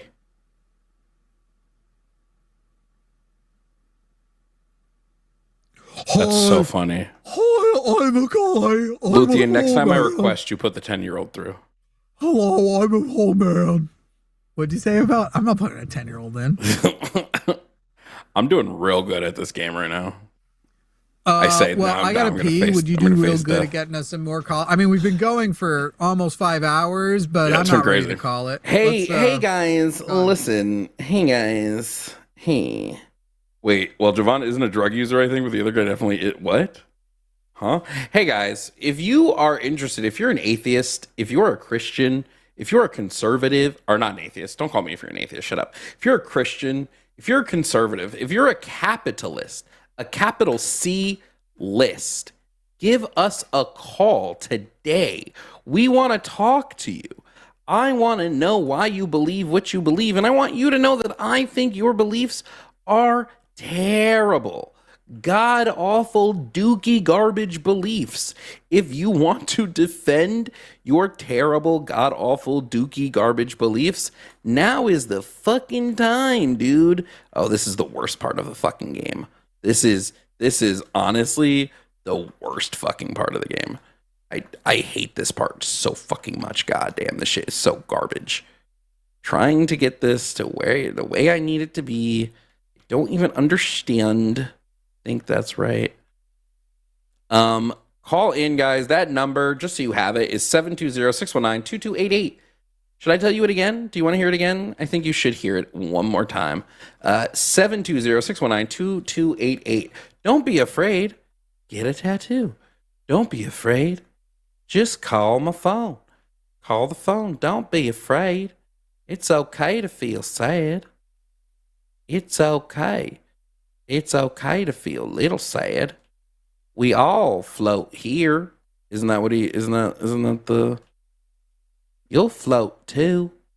Something like that. I feel like I've biffed this so hard. But at the same time, I feel like I might have nailed it.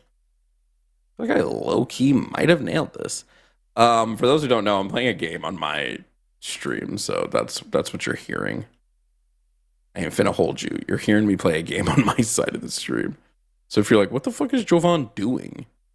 Gaming. Gamer girls. Call in. Was that just a message from the screener? Hold on. I think we got a message from the screener. Let's see what that says. That's the same 10-year-old. Oh, hey, 10-year-old, stop calling. I'm almost considering, should I leave you solo for like 20-ish minutes, drive to my wood shop, reappear from the wood shop, and give everybody a tour of the super messy wood shop? Because I have so much work to do there. If that's what you want to do today. I don't know, kind of. Oh, how did I fuck this so hard? What if we get like 5 calls because people are just so stoked that I'm not there? Hey guys, if you're stoked to not have Jimmy Snow here, raise your hand. I can't see it, but I'm going to imagine what it's like. Oh my God, wait, look at the notes. Look at the notes on that one. That kid was clearly arguing with his mom. Hi, my name is blank blank. I'm 19 and I'm talking about Israel. Yeah. What are you doing? I don't know. What? I don't know. Shut up. What are you doing down here? Calling one of these hotlines to debate them? No, please don't. You don't have checked on record calls, do you? Record screening? Oh my gosh. Oh, not the auto screener, just the regular screen. Aw, Jimmy Snow. That would have been fucking Jimmy epic. Snow. Luthien, you need to turn that on. Was the kid's mom in the background?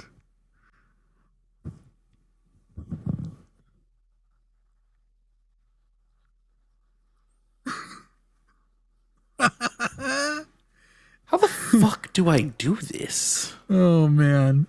I remember this guy from earlier. Go ahead and if you'll get this caller queued up pretty quick here. This is correct. Is this impossible to do solo? And did I just fuck it? What game are you playing? Chained Together, the game I keep asking you to play with me that you just fucking never do. First of all, you've asked me one time and not since then. Yeah. I probably would have been excited to play that. Yeah. Go download it right now. Go download it right now. I will. I'll start from the beginning again. I'll start from the beginning.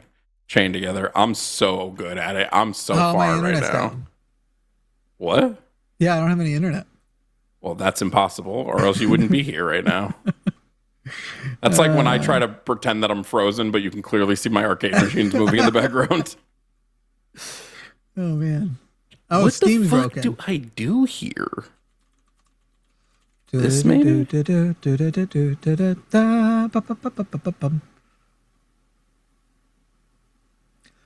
Chained together. All right, we'll do it. We'll do it.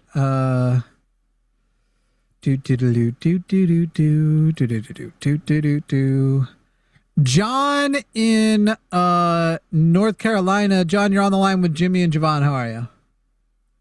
Yeah, I'm doing good. Are you? I'm fine. What's up? Hey, couldn't be better. That's not true. So, in another episode, you said that Harris lost because she was like black, and I guess it would be hard for a black woman. That is definitely a big part of it. Yeah. Yeah. And I just think that she really lost because she was a bad politician. Now, both are true. Yeah, homie, I don't know. A lot of white men didn't vote for her. I mean, I don't think all these white men just magically were like. I think it's not just that she was a black woman. I think, that she was a woman in general. Because I mean, look at fucking Hillary, right? Hillary did dog shit too with the white male vote. But yeah, I think her being a black woman played a giant part of it. I mean, which demographics didn't switch to Trump? What was that? Which demographics did not switch, go more for Trump than they had under Biden. Than they had, where you actually see a shift. In other words, a percentage swap where Trump made gains. I'm wording this poorly. Trump made gains in every single demographic except black women and college-educated women. Yeah, I'm assuming every it's other white men. demographic. Huh? I'm assuming white men. No, the only people Trump didn't make gains with were black women and college-educated women. Every other group he made gains in. Yeah, I mean, I understand that it would be hard for black women to win the presidency, but I feel like her being a bad politician played more of a part than her race. But now you're just changing it to more of. I don't know which one was more. I know it was significant. I know there are other things that I hate that happened. I know I blamed the DNC and Kamala Harris the most for her loss. I would have accepted Kamala Harris as the nominee if even a show of a primary had happened. Even like a primary that I know wasn't really that legit, I would have accepted at least more. I don't know. As a black man living in this country, as a black man living here, misogynoir is crazy, dog. Right, literally. Yeah, I understand that completely. Even within, and it's not just, not to sound a little conservative myself, every black women, the only people who are viewed less favorably in America than black women are trans black women. True. Right. Literally every other demographic treated more favorably. Indigenous women too. Indigenous women are technically face worse disparities than black women do. There you go. Well, yeah. I mean, I don't really disagree with you guys too much. I just really disagreed with that part of that Jimmy said. How many votes how many votes did she lose by? I don't really know. I don't remember the number. Isn't it like 5 million? Around there, 2 million or something. I don't know. I want to find out exactly, because it sounds like you're sitting here saying that you agree with the overall position. She got 75 million. He got 77 million. So when you say you want to put most of the blame on something else, that would mean to say you don't believe racism and sexism and the combination of the two of them accounted for the disparity of 2 million votes when it comes to the popular vote required to at least switch the popular vote. And so to say like you think it was mostly something else, maybe it was mostly something else that they didn't landslide win. But I think if you just removed, even from the non-people who don't generally call themselves Republican, just removed the bias against black women, specifically, I think you easily, in an election with 152 million people, would and the 77.3 voting for Trump, find 2 million people who would have switched from Trump to Harris were she just in a package that is otherwise the same, but that they were pretty sure had a wiener inside the pants. Or a white wiener if you really want to do better. And I just want to reiterate, like, I don't think Harris was the strongest candidate by far. Yeah, I don't think she ran a great campaign. Whether that's her fault or the campaign's fault is a mixed bag. I mean, I've read parts of her book. It seems like she was pretty pigeonholed by DNC Munti, if you know what I'm saying. That being said, I think it's perfectly reasonable to recognize that, like, I mean, I talked with so many people before the election, and so many of them said I wouldn't vote for a woman, and I can just extrapolate off of that the ones that wouldn't vote for black women. Do you know what the bigger one, honestly, for me, that is the Q, like that one's obvious, but those people who are probably voting for Trump against, somebody gay or somebody black, or like those people are the outwardly bigoted. You know, the one that is the obvious red flag dog whistle, like, yeah, I get it, you're a racist. Well, I was never going to vote for Harris. Okay, what policy? What was the problem with Harris? You know, her demeanor, the way she laughed, the way she spoke. Okay, but which one of the policies did you disagree with? You know, I don't know. I don't really know what her policies were, but just like her overall demeanor, when people say demeanor and so laugh obvious, and speech, you're saying she's a black woman, and that was my problem with her. You want to know the other one? One? These are all real quick. Last one. These are all the same people that call Michelle Obama a man. Yeah. Like it's very clear they're racist. I mean, yeah, I wouldn't disagree with that, but I mean, I think she didn't really do enough to.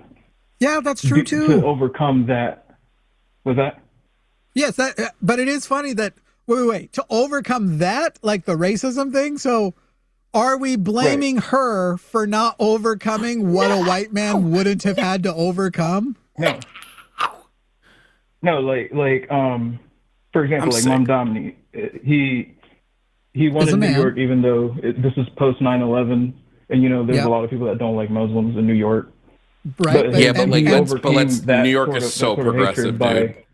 Right. New York is so progressive. New York is very progressive, but Mamdani is still a man who is attractive, charming in his speech, white passing vocally. Yeah. If you hear his voice, you can't tell he's not white. He sounds white. Like you're literally comparing him against someone who had a populist movement and a tremendous amount of privilege. What do you say, Jovan? I was going to say, I think Mamdani and Harris both code switch a lot. Because I've heard Harris sound like a used to rap. Harris, not only used to rap, Mamdani used to rap for Disney. Harris, I feel like, yeah, you're right. She code switches and but I don't feel like I've ever heard her in a way where I was like, yeah, if you close your eyes, you could just put these sound clips up for Fox News viewers because they won't be able to tell she's black. I feel like I still have that Southern racist white twang where I'm like, with my eyes closed, I can tell 90% of the time who's black. You know what I mean? I mean, she was trying to. Yeah. She was trying to lean in more towards the Republican vote, and I think that's kind of what did her in more because she was agree. trying to I think the campaign didn't go for the independent vote. They tried to go for the conservative vote. I agree that was a fault of the campaign. It was stupid for the campaign to go, she is a black woman racism. And is going to lose even amongst black men, all men, men period, are going to not want her. And so with that being the case, we're not going to emphasize, we have so much working against us because of all of the racism. And we're not going to work against that by going more populist, by going further left. We're going to try what we think is a safe strategy. No primary. Not putting policy first as far as like what you're presenting. And kind of like trying to... It reminds me of that famous video. You see it on Reddit every so often. There's these two kids and they're racing. And one of the kid, as he's about to win, turns and tries to go like, or like sticks his tongue out and give the peace sign of like, haha, I beat you. And the dude fucking eats it because he threw himself off balance doing it. So the other kid won. That's what I feel like they did to Trump. They were like, I'm not Trump. I'm winning. Look at how good I'm winning. This is going to be easy. And then I think that was the fault of literally. So here's the thing. Biden was able to basically do that. Right. I don't think Biden was great on the campaign trail when he won. COVID was so bad. But we were coming off of such shit but every other campaign thought they could do that too. Hillary thought she could do that. Hillary smoked Trump in their debate, like smoked him, like legit. It was such an embarrassment. Yeah. But it didn't matter. Hillary was a woman, and all Trump had to do was say Benghazi, Benghazi, Benghazi, and he fucking won. He couldn't do that with Biden because he won the Electoral College. He lost by 5 million votes. Yes. But he wasn't able to do that with Biden because personally, Biden was a white man. Trump has a hard time beating other white men. It's a much easier time beating minority groups. Sorry, unfortunately to say, but it's the truth. Yeah, I guess. I mean, I don't really disagree too much with you guys. That this is really what's the point of your call? Because it seems like you take exception to the fact that we address America is sexist and racist, and that played a part in Kamala Harris's loss. While on these channels, it's not like you aren't hearing us also say Kamala Harris was a shitty person and a shitty candidate. Were she to successfully be elected, at the end of her term, I'd be talking about how she also needs to go to prison, just like Biden and Obama, for crimes against humanity, for fucking war crimes. You heard it here first, chap. Jimmy wants a black man to go to jail. And woman. I don't know that she's not responsible enough to go now with Biden for their presidency. But I mean, fucking war crimes all around. Fucking Christ. And then war obviously Trump and Bush, but it's not important if you don't call it out on your own side and make exceptions. Not that I consider Obama on my side. Democrats aren't on my side. And he's the most Democrat-y of Democrats. I just feel like it is possible for somebody to overcome that level of racism in America, and she didn't really attempt that. I think if you're a man, you can overcome that level right now. I don't know that I've not seen how we're going to overcome the misogynoir. Not that it's not possible. I want to be very clear about that. I don't think it's impossible. I think you would need a much better candidate with a longer campaign. You can't overcome that in 4 months. Also, you're That's wrong. not a 4 month But John, you're fundamentally wrong that she didn't attempt it. She didn't succeed. You're mad at a black woman who definitely did attempt it in ways I disagree with her attempting. In ways it should be obvious, attempting to overcome racism by holding hands with Liz Cheney and Meghan McCain are dumb ways to try and overcome it. Yeah, she didn't attempt. Trying to out racist Trump didn't really. She tried to embrace the whites, and so but you're fundamentally wrong that you're mad at her not. If you're saying because she didn't try to get past that, she could have done more. No, she could have done different. She was trying. You don't know what strategy would work, John.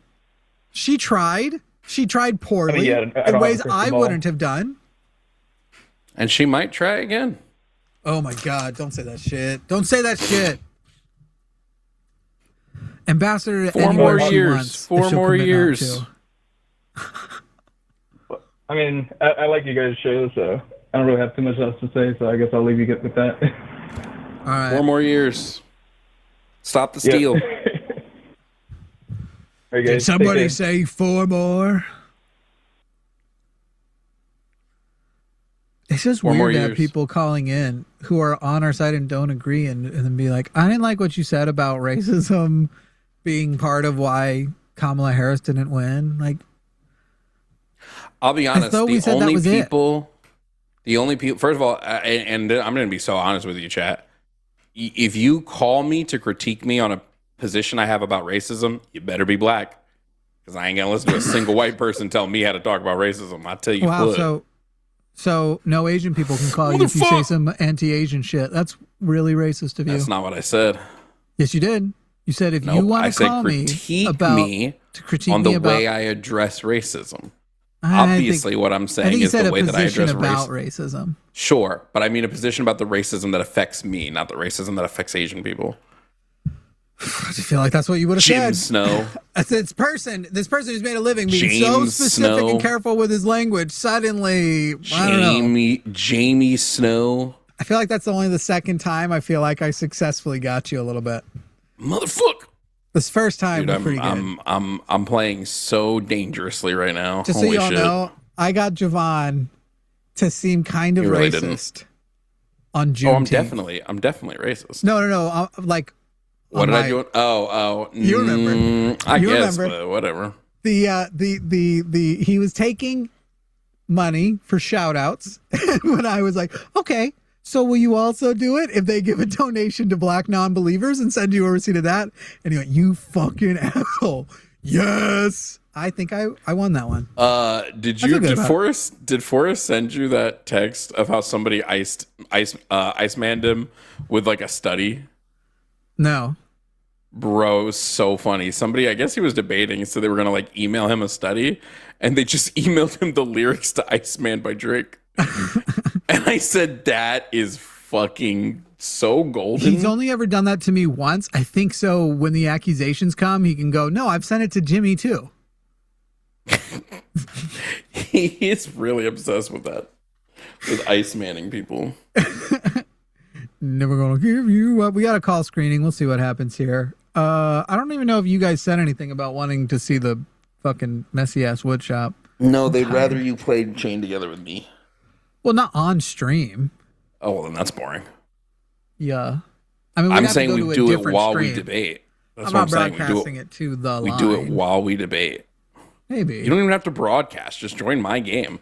My chat can see my game. Can we talk about how fucked we are as creators with this fucking hard drive? How the cost of shortage. gigabytes? I'm lucky in that I think I have mine is a 12 gig hard drive, and I'm nowhere near half full of it, so I still have some time. How? Those bit rates must be embarrassing. Actually, let me go check how much is on there right now. I've got. Let's see. I'm blowing through a my NAS drive. Right now. And so I'm like, shit. Okay, I'm gonna do a bunch of stuff, delete stuff I wouldn't have usually deleted to save space and stuff. But I'm gonna have to buy new regular ass scratch discs. And these 12 terabyte scratch discs that I usually use, I think I was getting them for like $100, maybe 100, maybe 200 before, and they're in the like hundreds, like $600-700. Yeah, storage is a bitch. Storage is a bitch. What happened with that call? This hard drive is local disk. Oh, they're calling back. Oh, here. Oh no, I lied. I only have 1.3 terabytes free. Oh shit, I gotta get a new hard drive. This one's almost cooked. Like really almost cooked. You say 3 terabytes free? No, 1.3. You got a backup to it too, right? You're running dual on RAID 1. Then what's even the point of an archive? What are you? You're supposed I don't know every time you buy a hard drive, especially for a NAS, which I assume you're using. Okay. Anytime you buy a hard drive for this kind of stuff, you buy 2. And you have it cloned. That way you always have backup in case of a disk failure, especially on a scratch disk. Oh wait, I have another hard drive. I bought another one because I thought I broke this one once. But so that I bought one needs another to be the 12 clone gig. that's always running. Mm-hmm. They run at the same time. They're always. To be fair, if this hard drive breaks, I just lose all the videos that are mostly already uploaded. Yeah, I just feel like one day, I don't know why, I have this I have this conspiracy in my head that at some point I'm going to need those source files for like a court case or some shit. Like, no, I can prove behind the scenes. Here's the rest of the footage. Do. Yeah, I don't know. I'm fucking. No, I feel like I'm doing okay. Maybe, possibly, potentially. Who knows? Yeah. Good. We got calls screening, guys. We'll jump on it. If you have a RAID as a backup, you don't have a backup. If you have a RAID as a backup, you don't have a backup. Why do you say that? If you have 2 hard drives, because you're saying if it's like a power surge specifically, if it's going to fry the one, it'll fry the other. Yeah, that's probably true. So my current setup is a double NAS, but the typical setup is to have a NAS with 2 drives. So if you have 6 bays, you have 3 pools, all doubled up. My current setup that I'm actually now updating is 2 separate NAS, but because they're on the same, like a lightning strike could still kill them both because they're in the same house. That won't be true soon though. I'm going to take one of the NASs to I want to get a pair of Meta glasses. The ones with the display in them, or the... Yeah. Because I already have the ones without the display. That's what these ones are. I love these. Yeah. I want to try them. Same. Well, you have to demo them before you can buy them. They only are available at certain Best Buys, and you have to go in and do a demo. I can literally get them. I can literally get them online because what are you talking about? If you were talking about the Meta Ray-Ban with the displays in them, no, you can't. You can get the Meta Ray-Bans Gen 2 that have no display in them online. Oh, but then but I need prescriptions. That you have to order when you order them, or you can take them to a place that does lenses. Oh, so when you go into the Best Buy, not doing that. When you go into the Best Buy, they probably aren't even going to give you the glasses there after your demo. they're going to tell you like, okay, now that you've done the demo and we've shown you how it works, you are now eligible to purchase with this special link. You know what's annoying? I only want the wristband, and I want the wristband to do way more stuff. That fucking wristband. You control it with, so instead of doing like a camera tracked, it can tell every movement your hand is doing by just having sensors on your wrist. It knows the exact position your fingers are in. It can even, so when you want to type with the glasses, you just put your hand on a surface like you're holding a pen and you literally write the words. And it knows each letter and the amount of precision it has. Dude, no, it's awesome. They're going to build that shit into smartwatches, and it's going to be how you control everything in the future. You know what's so annoying? Also, I'm like halfway up this fucking game. Thank God. The fact that I need to wear glasses when I wear a VR headset pisses me off. What's your solution to AI? The only solution to everything that there is. We must transition to a socialist economy. Under a socialist framework, AI is fine. AI is good even under socialism. What was the last thing you just said, Jovan? I feel like I said I'm mad that I need to wear prescription lenses to use VR. They do make pop-in lenses, or you can wear contacts. I have them. I have a set of lenses for I don't have a VR headset anymore. I gave it to some kid for his birthday. Yeah. But when I still have the lens though. It's right here. One of them. You can also just wear contacts. That's what I do. I hate contacts. I'd rather use the lenses. I hate contacts.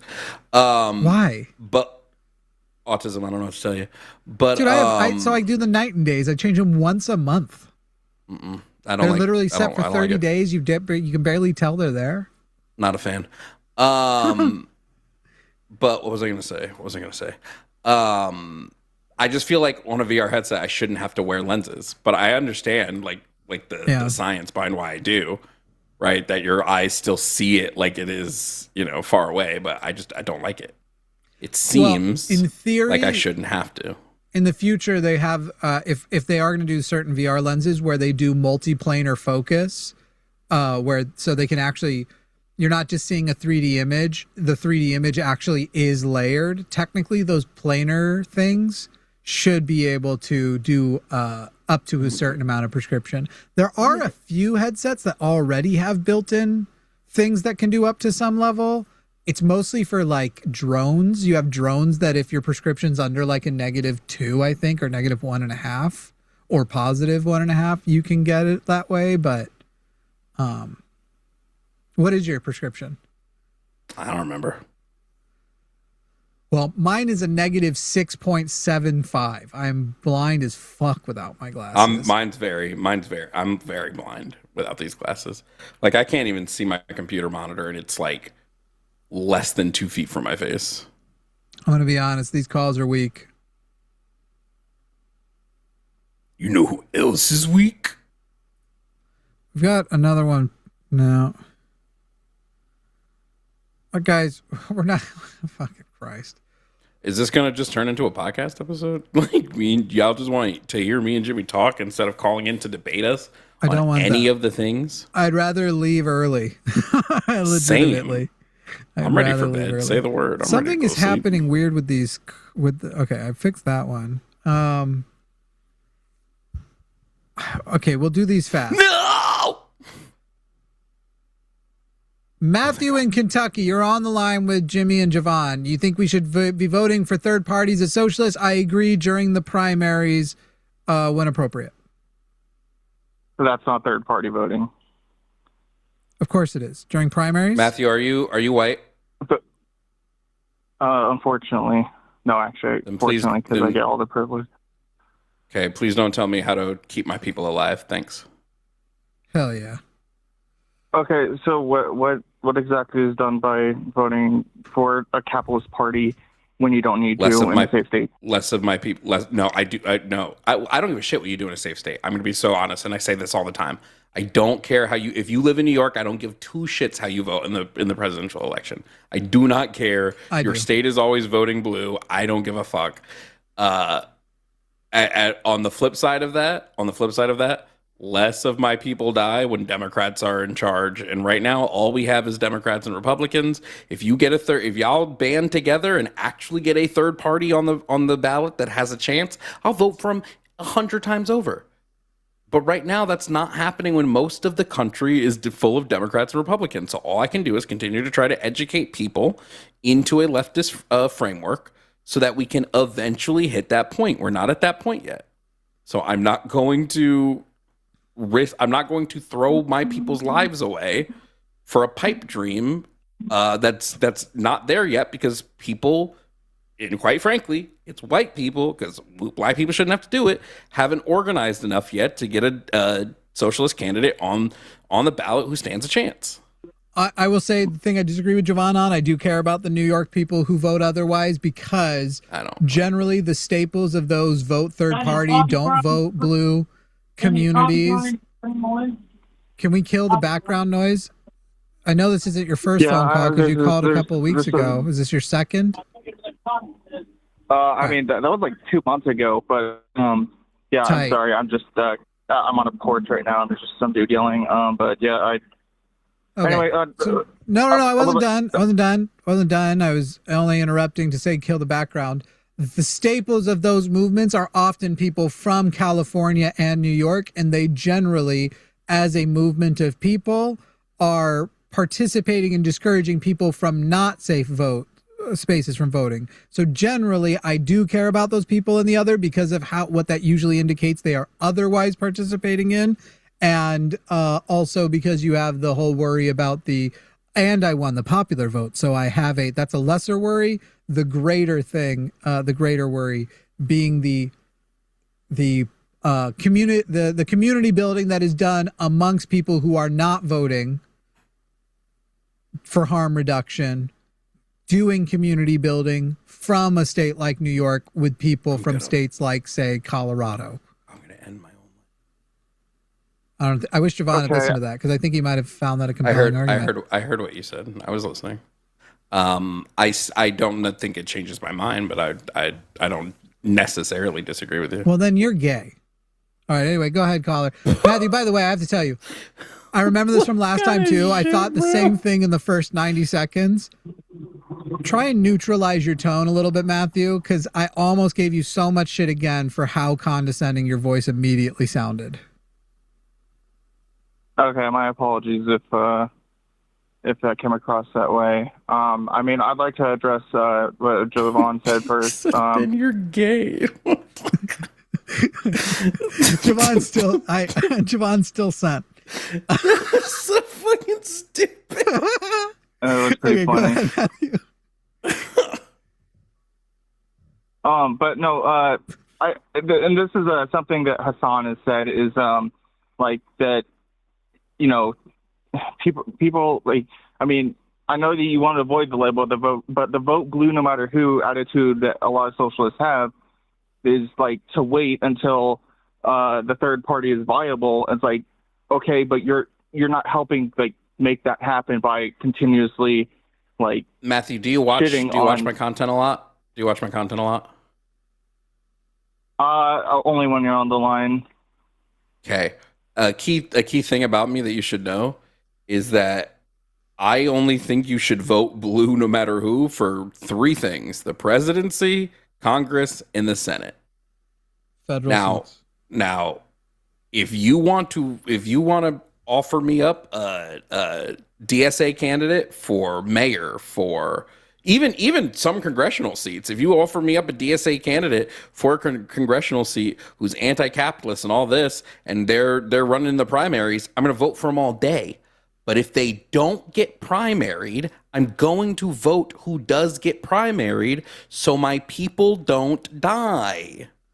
I think too. Less of my people die under. I fucking hate Obama. I think Obama was a war criminal. I think fucking Biden was a war criminal. I think every president has been a war criminal. I still recognize that under Obama, less of my people died than under Trump. I think too, Matthew, if a black man tells you, when I hear this from a white guy, essentially I'm hearing a person who does not prioritize my community as a person from and in that community.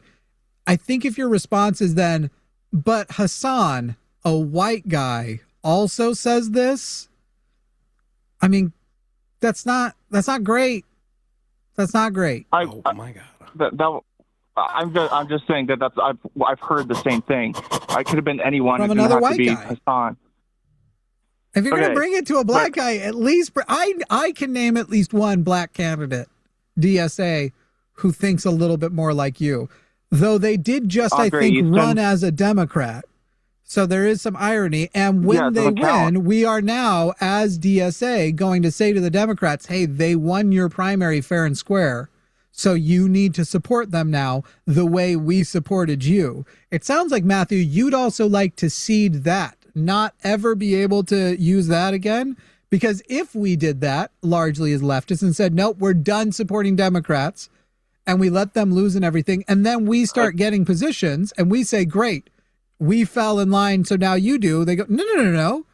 You destroyed our party by no longer falling in line. Rather than presenting it better, rather than doing better, rather than competing better, you just took your ball and went home. So we're taking our ball and going home too. And we'll be fine because we're capitalists. Yeah, I mean, when they say it, they're disingenuous. So, like, of course they're going to do that. But, yeah, no, I think it's great that DSA members, won in New York and all that. I don't, I'm not against that. I just think they did it within the democratic system. Yeah, and that's the issue. Like they're going to end up like AOC and move to the Democratic Party is going to move them to the right once they get into power. Like AOC has just deteriorated as she has capitulated to her leadership. I love how these things come up. AOC, wait. being a Democrat in Congress, has moved to the right. You're going to talk about how AOC has also pulled the Overton window and people running publicly to the left, or are we only associating with what AOC has done to maintain her career? That's the only thing we're going to assign to her. Anything I want to know what specific pulling to the right, things, many people she pulled to the left.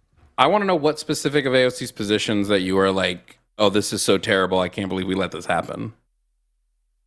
I mean, she literally just said like she's going to support Hakeem Jeffries for speaker, like even before the debate has even started. Really, that's nothing about her like policy positions or how she's voted or the things she's tried to push into. Like, what about that? I'm not gonna hold every politician to every small little thing. Like, what? Come on, dude. Politics has to be so much more nuanced than this. Also, who is Hakeem's viable opponent that she is rejecting? I mean, that's what I'm saying. Like, the debate hasn't even started, and she's already capitulating. And she could have offered up anyone, like even slightly. The debate's to the already left done. They already know.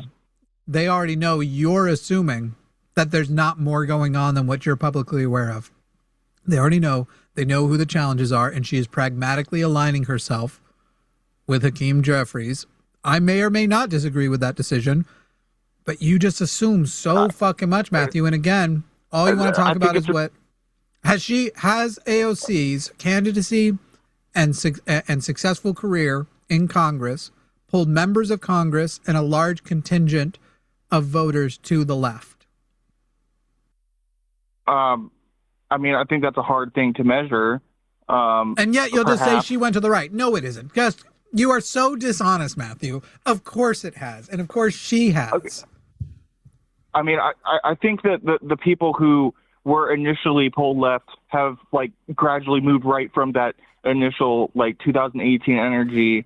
I don't think AOC saying she'd support Hakeem Jeffries is her now pulling right. I disagree with that framing like so hard. I mean, okay, there was also like the amendments where she abandoned Rashida Tlaib and Ilhan Omar. The amendment that cut out the Israel funding, MTG spearheaded it, but you had Al Green, Ilhan Omar, Rashida Tlaib on there, and she, just made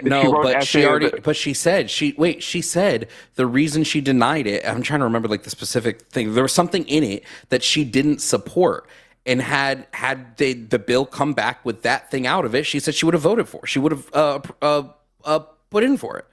Also, I legitimately, if Marjorie Taylor Greene's name is at the top of it, I don't care. If you know it's going to fail, and you know that the reason you and Marjorie Taylor Greene are on the same side is because you're an anti-Zionist and she's an anti-Semite, I am fine with anybody rejecting that. If there was a chance of the bill succeeding, we'd be talking about something else. But literally, Marjorie Taylor Greene is an anti-Semite, and I am not going to reject anybody deciding not to sign on to a Marjorie Taylor Greene bill whose motivation is anti-Semitism. Wait. No, but here it is right now.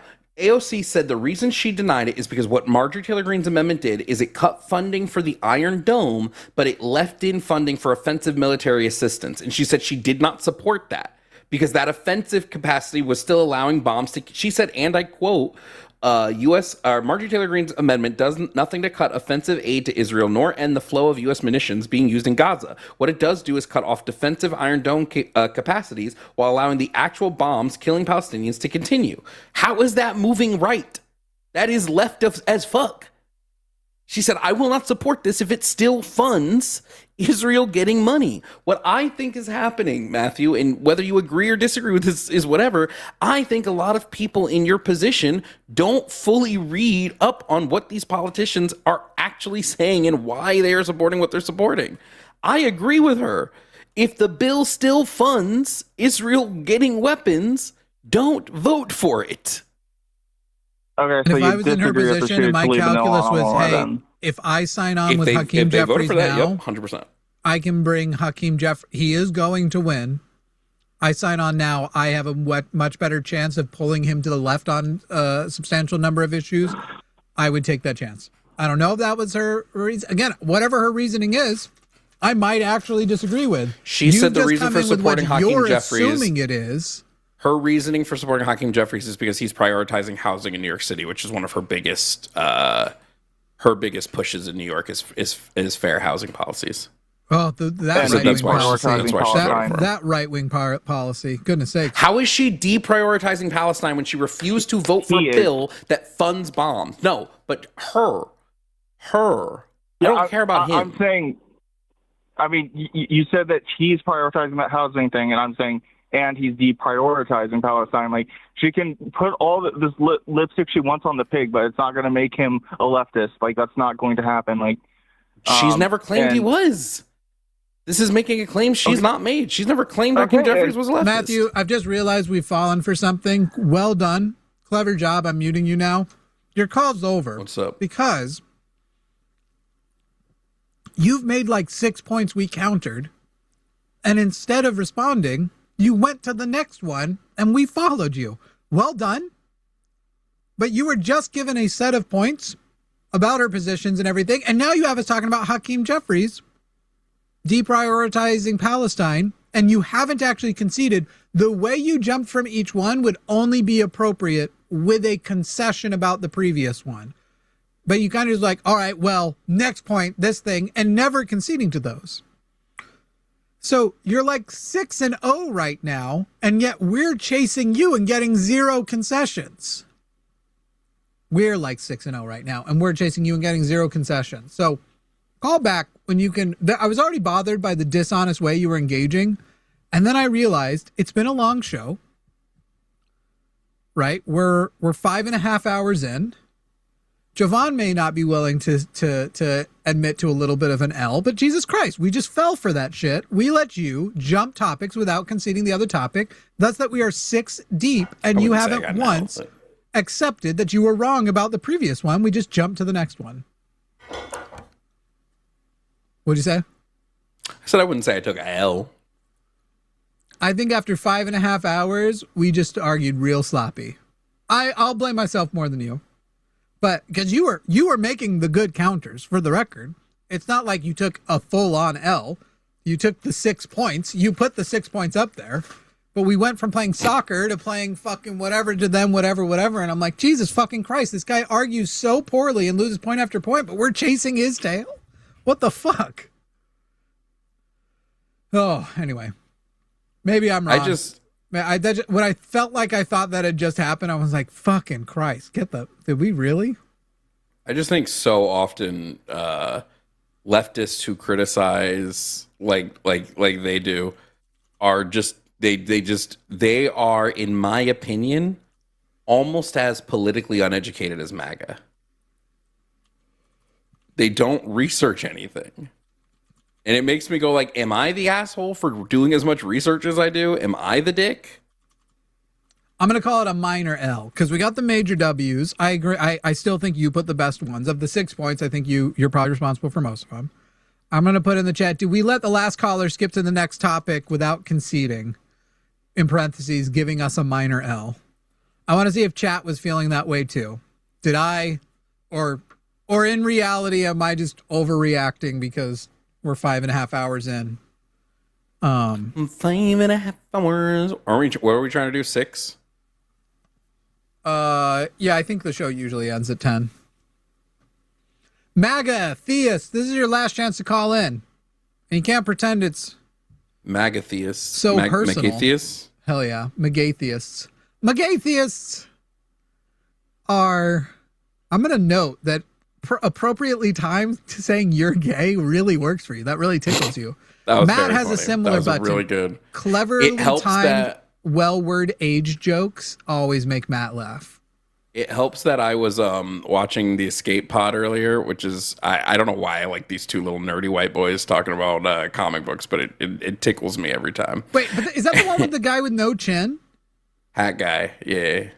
You know, first of all, that guy is insufferable. Have you seen the clip, though, where he freaked out because he thought he might have accidentally just said the N-word on air, clearly establishing he says it a lot off air?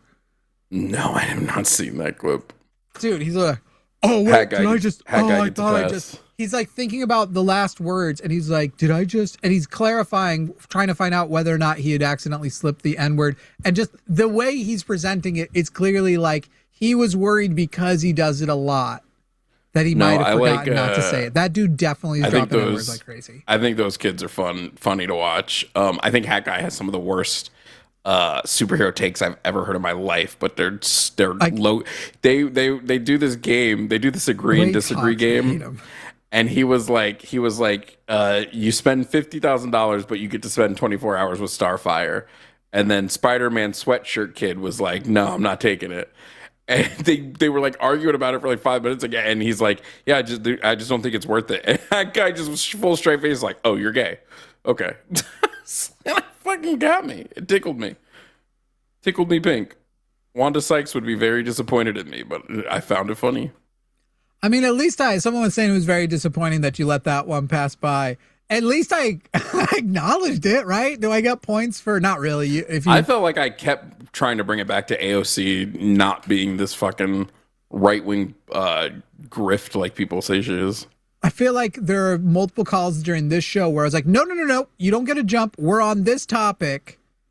And I'm sure I let people jump topics all the time, but not serially. Not like fucking cry. When I realized, I was like, weren't we only 4 minutes ago talking about like 6 topics ago? Did we jump that fast? Yeah, we might just be tired, homie. We've been doing this for a while. Yeah. And that's fine. We're allowed to make mistakes and stuff, but I more wanted to make a big days. I just wanted to make a big show of hanging up on them when I realized we were falling for. You know what it was? I bet because I was so off put by his condescending tone at the beginning, I was on guard to be ready to call him out for condescending things he was saying. It was like the other day, I tried to trick a person who I thought was using fake pronouns into using he pronouns to describe himself. And I thought he didn't fall for it. I was like, well, good for you. I just tried to trick you and you didn't fall for it. And then other people in the thing were like, yes, he did. He literally said his 2 times, but I was only listening for he. So I missed his twice. I basically was like, hey, what would you want your gravestone to say? Like, I'd want mine to say he cared about the truth and nothing but the truth. And what would you want yours to say?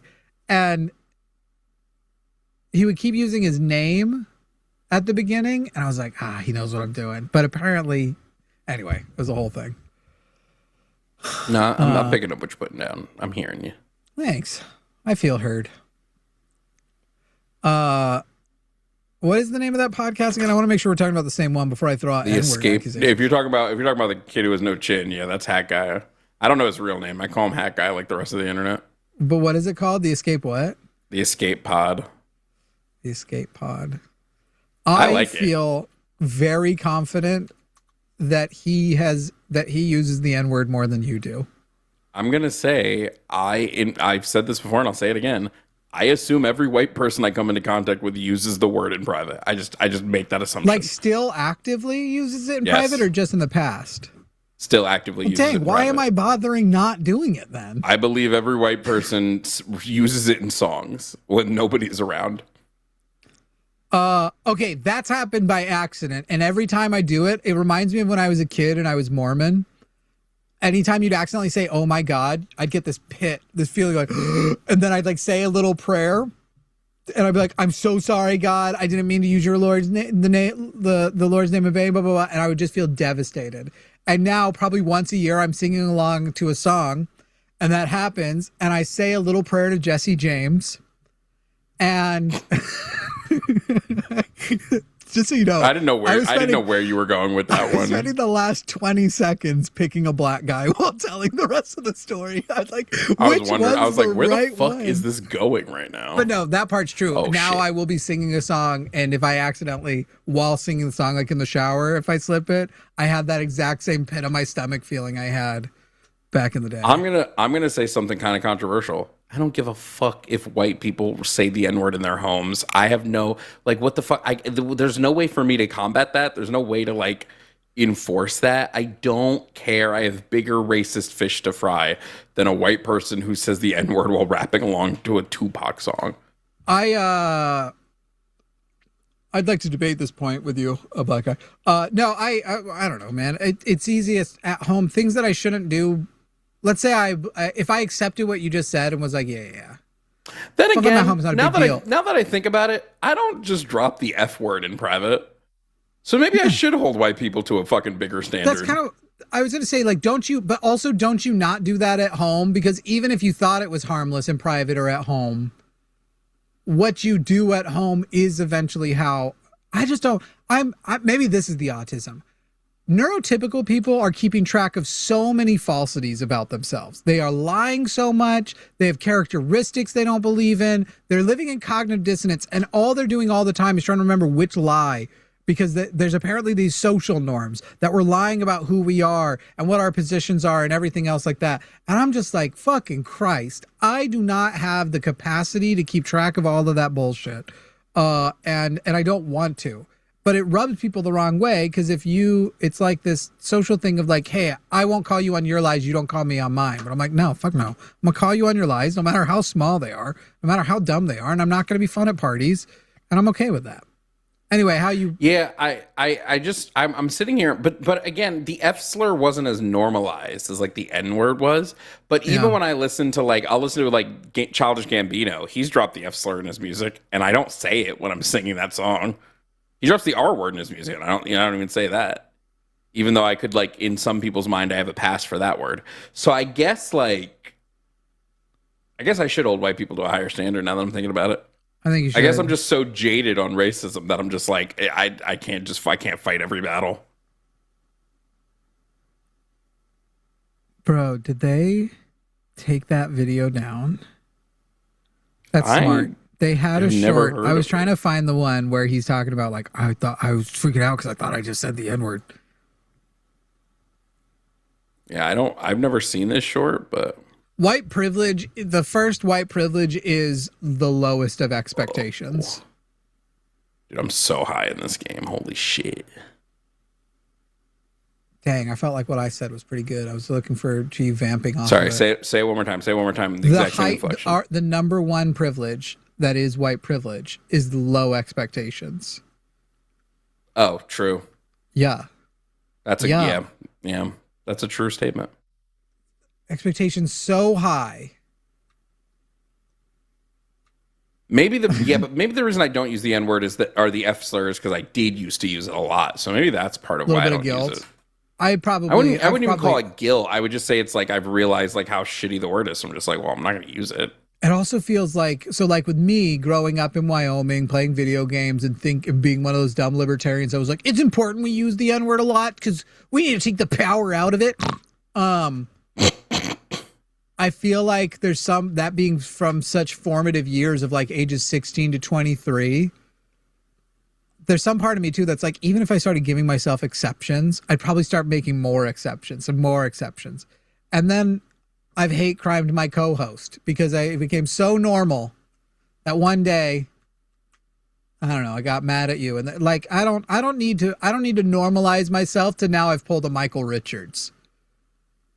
That's crazy. You know, bro, that guy, who was it? Jeff was on last week. He's like, the thing I liked about the Michael Richards thing was that was rehearsed. That was not the first time he had said it. That was a man who was comfortable rolling that off the tongue. And that is fucking Kramer. Yeah. All right. We'll try this. But otherwise, theists, MAGAs, conservatives, whatever, last chance to call. Drazark, which is very similar to the name of a Pokemon, I'm pretty sure. Drazark, you're on the line. I thought we did this call with you the other day. Did we not take it? I thought we did this. No, it's Drazark, and you bungled the whole stream when I was about to get on. Oh, you were on the other day. I didn't bungle it. The thing like Lux force was crashed. about to get me. Gotcha. So you just don't suspect straight people really exist? Nah. Well, I mean, I get where there's a utility to say you're straight or to say you're, you know. Do you think gay people truly exist? Yes, certainly. Okay, the real thing is I think everyone's basically bi. Everyone's bi. But what I'm asking is, if you say everyone's bi, do you believe gay people are actually bi? Oh, see, that sounds bad, doesn't it? I also think that sexual orientation is multifaceted. So I feel like what you're maybe trying to describe is in a perfect world where you just make it to age with no additional cultural stressors or personal life stressors, everyone would be bisexual. But I don't think a person whose sexual orientation is influenced by trauma they went through has a less. So if somebody is straight, or let's say somebody is gay, lesbians, this is not uncommon amongst lesbians. There are lesbians who are super staunch lesbians, and part of why they aren't just not into men, they're repulsed by men. And some of that repulsion becomes from the fact that there is an unfortunately high number. Any group of people that men are attracted to, there's going to be a higher number of sexual assaults in. And so their sexual orientation, while being influenced and affected by the fact that they may have been sexually assaulted by a man, and so it has been completely cut off, that influence has affected their sexual orientation. I don't find their identification as less valid because it was in some way culturally or by trauma or something else influenced. And so similarly, there are some people who are straight and so repulsed by the concept of gay stuff that merely doing something gay would be traumatic to them. And that may be for dog shit reasons, but that is still the brain state of attraction that they are living in. And so I'm not going to reject to them that just because they have a shitty reason for living in that brain state of attraction, that it's now illegitimate and they're actually bi and just go try some dicks. They're yummy. Well, okay. So what if you have like the internal, like your sexuality is an internal, like, you know, attraction thing that you're going through. So I'm attracted to everything feminine and femininity, right? But I also accept that identity of sexual, of your gender, like expression, sorry, not sexual, but of your gender expression is internal to the other person. So if some person who I find to be in all ways woman, that I associate with woman, but they are assigned female at birth and then they're all of a sudden, you know, they are he, well, what do we do then? Because then I'm attracted to a male. Who cares? I'm gay as fuck. I just hate this shit. I hate it when it's literally like, here's the basic set of rules. People are people. Nobody has to be rigidly held to rules. Nobody has to be for sure gay or straight. Why do we have to come up with like, okay, but what about this? Drazark, if in that moment you feel like you have a good understanding of what it means to be gay, a good understanding of what it means to be bi, pan, straight, or whatever, and you go, you know what? This feels gay, then you're fucking gay, okay? And if it doesn't feel gay, then you're not gay. Frankly, at this point, if there's a straight couple, I'm in a straight relationship. Sometimes it makes me feel gay, and I don't even let her near my butt, okay? Sometimes my straight relationship's pretty fucking gay. So at this point, what I'd rather get past is the stigmatization of others rather than police or tell other people what experience they may or may not be having. Everybody's gay, everybody's straight, everybody's bi, or they're not. I don't care. Well, that's You're why gay. I said that I wasn't ever going to say that they're not gay or they are, they're whatever. No, I'm just saying I'm telling that, you, you're like, gay. okay, I'll do some I gay just don't sex like later. penis, so I'm whatever. I'm whatever as a person that doesn't like penises. Yeah, only girl penis. How do you know? You haven't tried them all. True. I'm reversing. Like I said, I'm each person reversing. has their own thing. Jovan, that eye roll you just felt was your first exposure to what I'm pretty sure. Lesbians in the chat. Lesbians in the chat. Drop a W. Or no, not W. That'd be the worst one. Drop a P if a man ever asked you how you know you're not straight if you didn't like try more than one penis to make sure that there wasn't a right penis out there for you. I know those P's are coming in the chat. Let me make it simpler. If you're a lesbian, drop a P in the chat. If at some point a man suggested it wasn't that you don't like penises, just that you hadn't met the right penis. I wish we had a poll where we could go like people have marked that they are a lesbian and that this happened so we know the percentages. Because I feel confident if you're a lesbian over the age of 16 at least, if you're a lesbian over the age of 16 and that's never happened to you, drop a V in the chat. I suspect we're about to see zero Vs. Maybe I'm wrong, except for people who are only pretending to be lesbians. Anyway, that was just a point. Anyway, Jovan, you're now a lesbian. Oh, okay. You've now had the lesbian experience. That's how that works. All right. Well, thanks for answering. I know it was a kind of a pedantry sort of a thing, but Don't worry about it, Drazark. It's just not a big deal. You're gay, okay? Sure. You're just gay. All right, cool. Bye, Drazark. I'm a gay straight man. Sure. Hey, I'm an atheist Mormon. Who am I to judge? See, I was a Mormon, but I would never. Did you get excommunicated, or are you still a member or no? I scream at them whenever I can, but I'm still a member. They won't take me off. Think about it and consider taking the label back. I just choked on nothing. I should say I'm a Mormon and I hate Mormons. No. You and I, were you raised Mormon? No. Yeah. No. Fuck Jesus, Jovan. me. Were you raised Mormon, Drazark? Me. Yes, I was born in it, yeah. You will find that you and I, especially if you had staunch family, have an upbringing that it is easier to relate even with progressive Mormons than it is with people who have never grown up. Mormonism is such a unique way to be raised, and there's a thing you have in common with all Mormons, even FLDS people, that is hard to ever communicate to other people. And to me, that's what I'm calling Mormon now, and it's something they can't take away from me. They want to sequester my core. There's a core part of my personality that is shaped by first my being raised in and then my rejection of Mormonism. And I now am against, especially now that they're trying to fucking sue John over Mormon stories and stuff. That's just made me louder. They cannot take that label away from me. You cannot raise me in Mormonism and tell me that word doesn't belong to me anymore. That's how I feel. Hey, that's fair, I guess. All right. Well, thanks for the call, man. Appreciate it. Cool. See ya.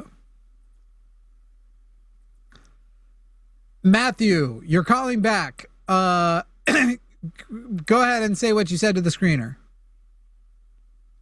Yeah, I'm willing to concede any points that you're willing to circle back to, as long as I'm actually convinced by them, of course. But I think that the conversation is actually just flowing naturally. Do you concede that the points that you jumped from when you topic swapped without establishing the end of the conversation, that those were methods of avoiding concession and you actually had lost on those points?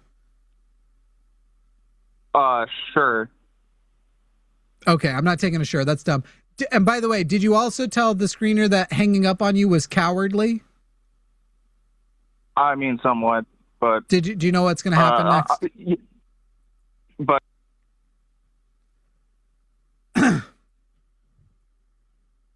I mean, what else could have possibly happened? All right. Do we have any other callers? Are we good? Yeah, no, this one's big. I'm guessing you'll be into this one. I don't know.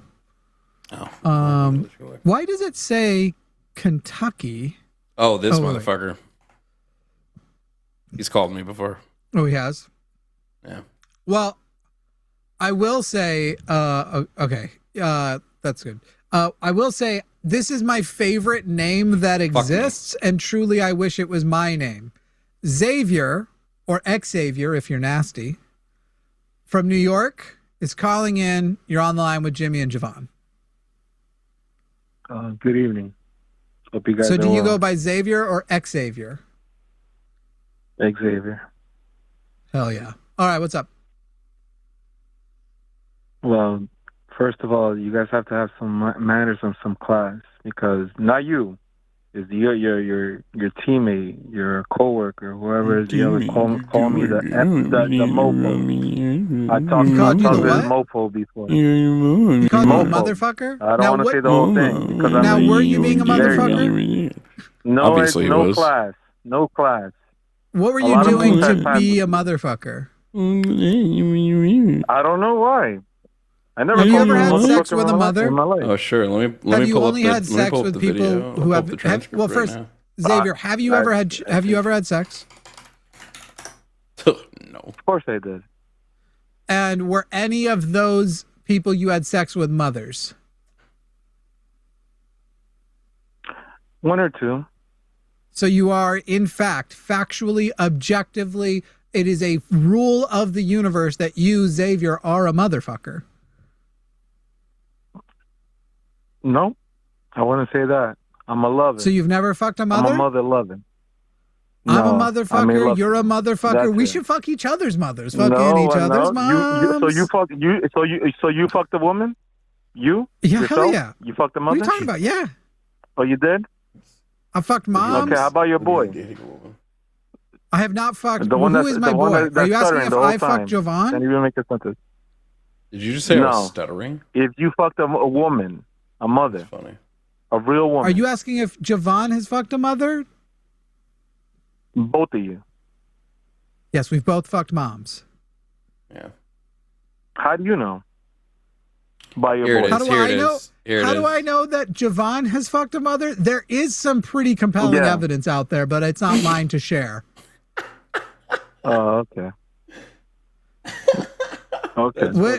But next Mother's Day, do you feel like you and I could make our Mother's Day a little more memorable? No, Mother's Day is every day. Because I'm a motherfucker, you're a motherfucker. We should fuck each other's mothers. I'm not. Fuck each other's moms. No, I would never do that. I don't know. Why? I would never disrespect you or anybody. Oh, dude, I don't care if you fuck my mom. If she's into it, bless her. That would lighten her up so fucking much. She's British. Do you like British ladies? All people are beautiful. All people are beautiful. Not true. Doesn't matter what country you're from, what color, what shades, your height. Doesn't matter to me. Your weight. 100% not true. Doesn't matter. That's very me. progressive. I'm talking about myself. If you're a shallow also, guy, if they're then sick. that's you. I'm not shallow. Also, if any of your friends are like sick or something, that's fine. What do you mean sick? Always sunny. Nothing. Nothing. What are you calling about? Xavier, what is this? What's this called? Okay, the reason, because you're the one that started all this stuff, and your boy say, oh, the mofo is calling. I talked to this mofo before. I'm like, what the fuck are you talking about? Like, have some class, you know? Xavier, please stop throwing a mantrum. Can you stop throwing a mantrum, please? God damn. No, it's a truth-um. He can't stop. He said no. I can't stop throwing a mantrum. That's crazy. No. You threw a mantrum the last time you called me, and you're throwing a mantrum today. Bro, you going through menopause? You feeling hormonal?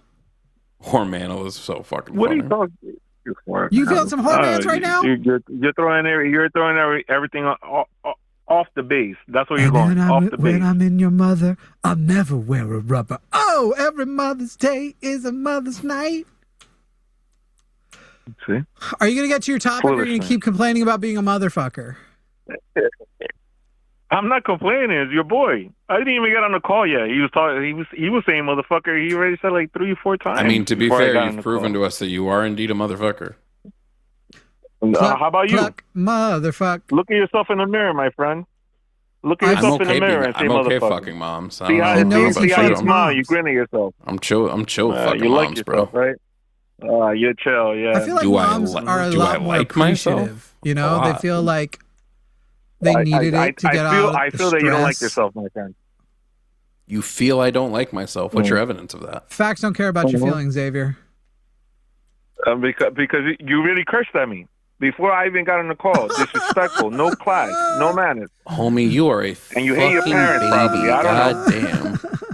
God damn, you're a fucking baby. Holy shit, bro. This guy's got to be having hormones because he's never made a hormone. Oh shit! Hey, that was cheesy. Would you ever date somebody who had an OnlyFans? You Italian? Hey.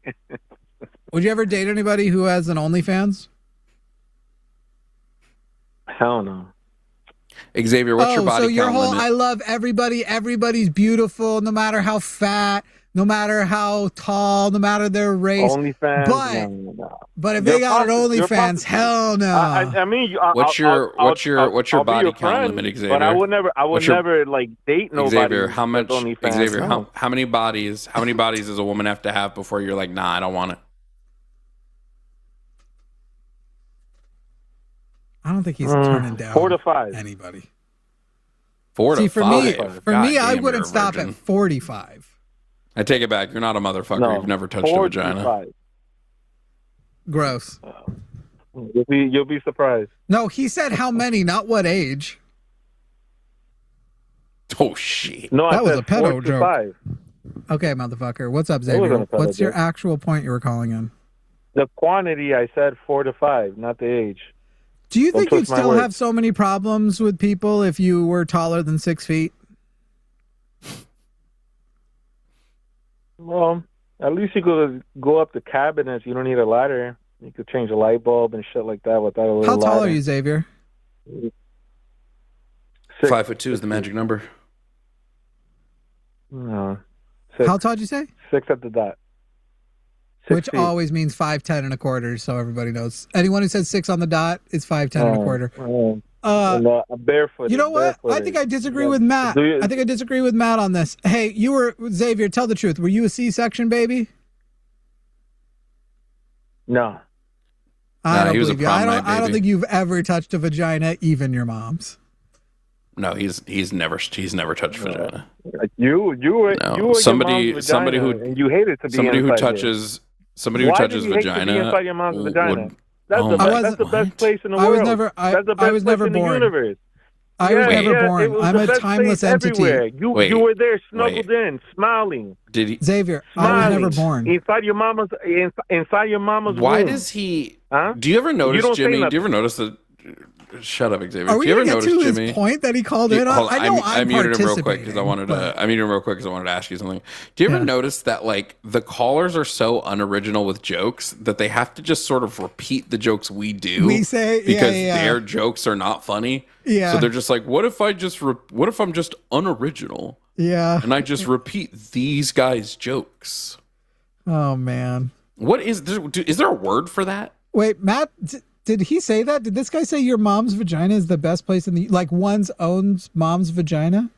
He did just say that. Oh my God, Xavier, tell your mom to call me. I gotta find out what you mean. Damn, sorry, Luthien. She understands. Best in the universe? She understands. She wouldn't deny. She understands. It's crazy. He said best in the universe. She'd be fucking getting in line. Xavier, what'd you call about, dude? What did you fucking call about? And by the way, I was never born. I'm a timeless entity. I'm Jimmy Snow. Jimmy Snow never melts. Okay. Born. Here we go. That beep was so you're never born? I was never born. You were never born, but you were I existed before time, and after time ends, I will remain. Oh my God! Get to the fucking point, Christ. Dude. Jesus wishes. I kicked Jesus' ass. What the fuck is your problem? Nobody's talking to you. The problem is you are annoying. You're talking to him. The problem is you're annoying. Fucking Xavier, shit, what's dude. The actual point you called in on? I don't want to keep talking about you fucking moms or me fucking your mom. You kind of want to keep talking about you fucking his mom. What is your point? You're the guys that was inside your mother's Bro, womb. how many You said your mother has the best vagina in the universe, so let's not talk about. Alright, survive. Anybody. What is your point? Fucking tossed, Let me bro. What are you just tell you this. talking Let me just tell you this. Okay. I'm gonna go straight to the topic. Shut up. You be quiet. The one that says motherfucker before any caller We literally got quiet because he said he was No, going to go go ahead, to the topic, and he said, Go ahead, "Shut Xavier, up." get to the point. Go ahead, get let to me the go point. straight to the topic. Go ahead. Okay, be quiet. Have you ever had consensual sex? Understand Hold on, this. Jimmy. Hold on, Jimmy. Everybody in the chat. No, shut the fuck up. Thanks for listening to the show today, guys. It has been a dream one. Jimmy, how do you feel about today's show? When people tell us to shut up, like, what do you think? We literally have the power. We got the power. What do you think? I'll send you Xavier's call. I have it. It's literally. I think the video is dropping literally tomorrow at 8 a.m. Xavier's call. Luthien, I just want you to know, I don't want to bang his mom. Like, she created him. Oh my god, I keep fucking this up.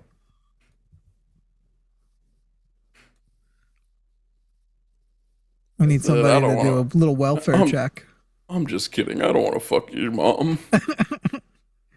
Oh, man. That was fucking funny. By the way, did somebody let me know if there was a single V in chat earlier, or did we get a literal monopoly of peas?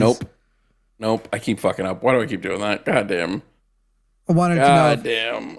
I'm curious if there's a single lesbian out there like being like, why hasn't anyone even tried that on me yet? What's wrong with me?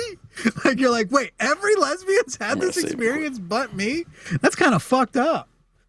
Then you get insecure. Like, what's wrong? All right.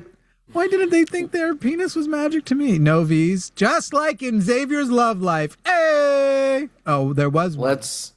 Let's wrap this shit up, bro. You're ready to go? I want to... Okay, yeah, wait. It's been 6 hours. I'm cooked. I'm tossed.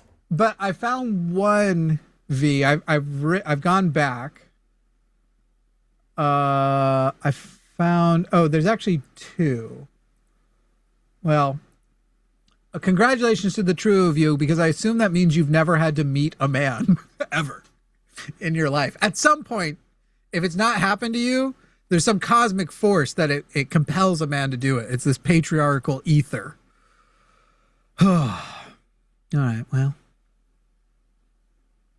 Now I have to. Matt said we should stop talking now, and now I feel compelled to talk more. Holy shit, I'm very can we insecure that people think I take orders from you, Matt. That's not going to work. I'm just gonna leave. You just gotta go? Dude, it's been 6 hours. And now the musical stylings of Jovan Bradley. Oh my god. We are Charlie Kirk. Okay, bye. Luthien, end the show.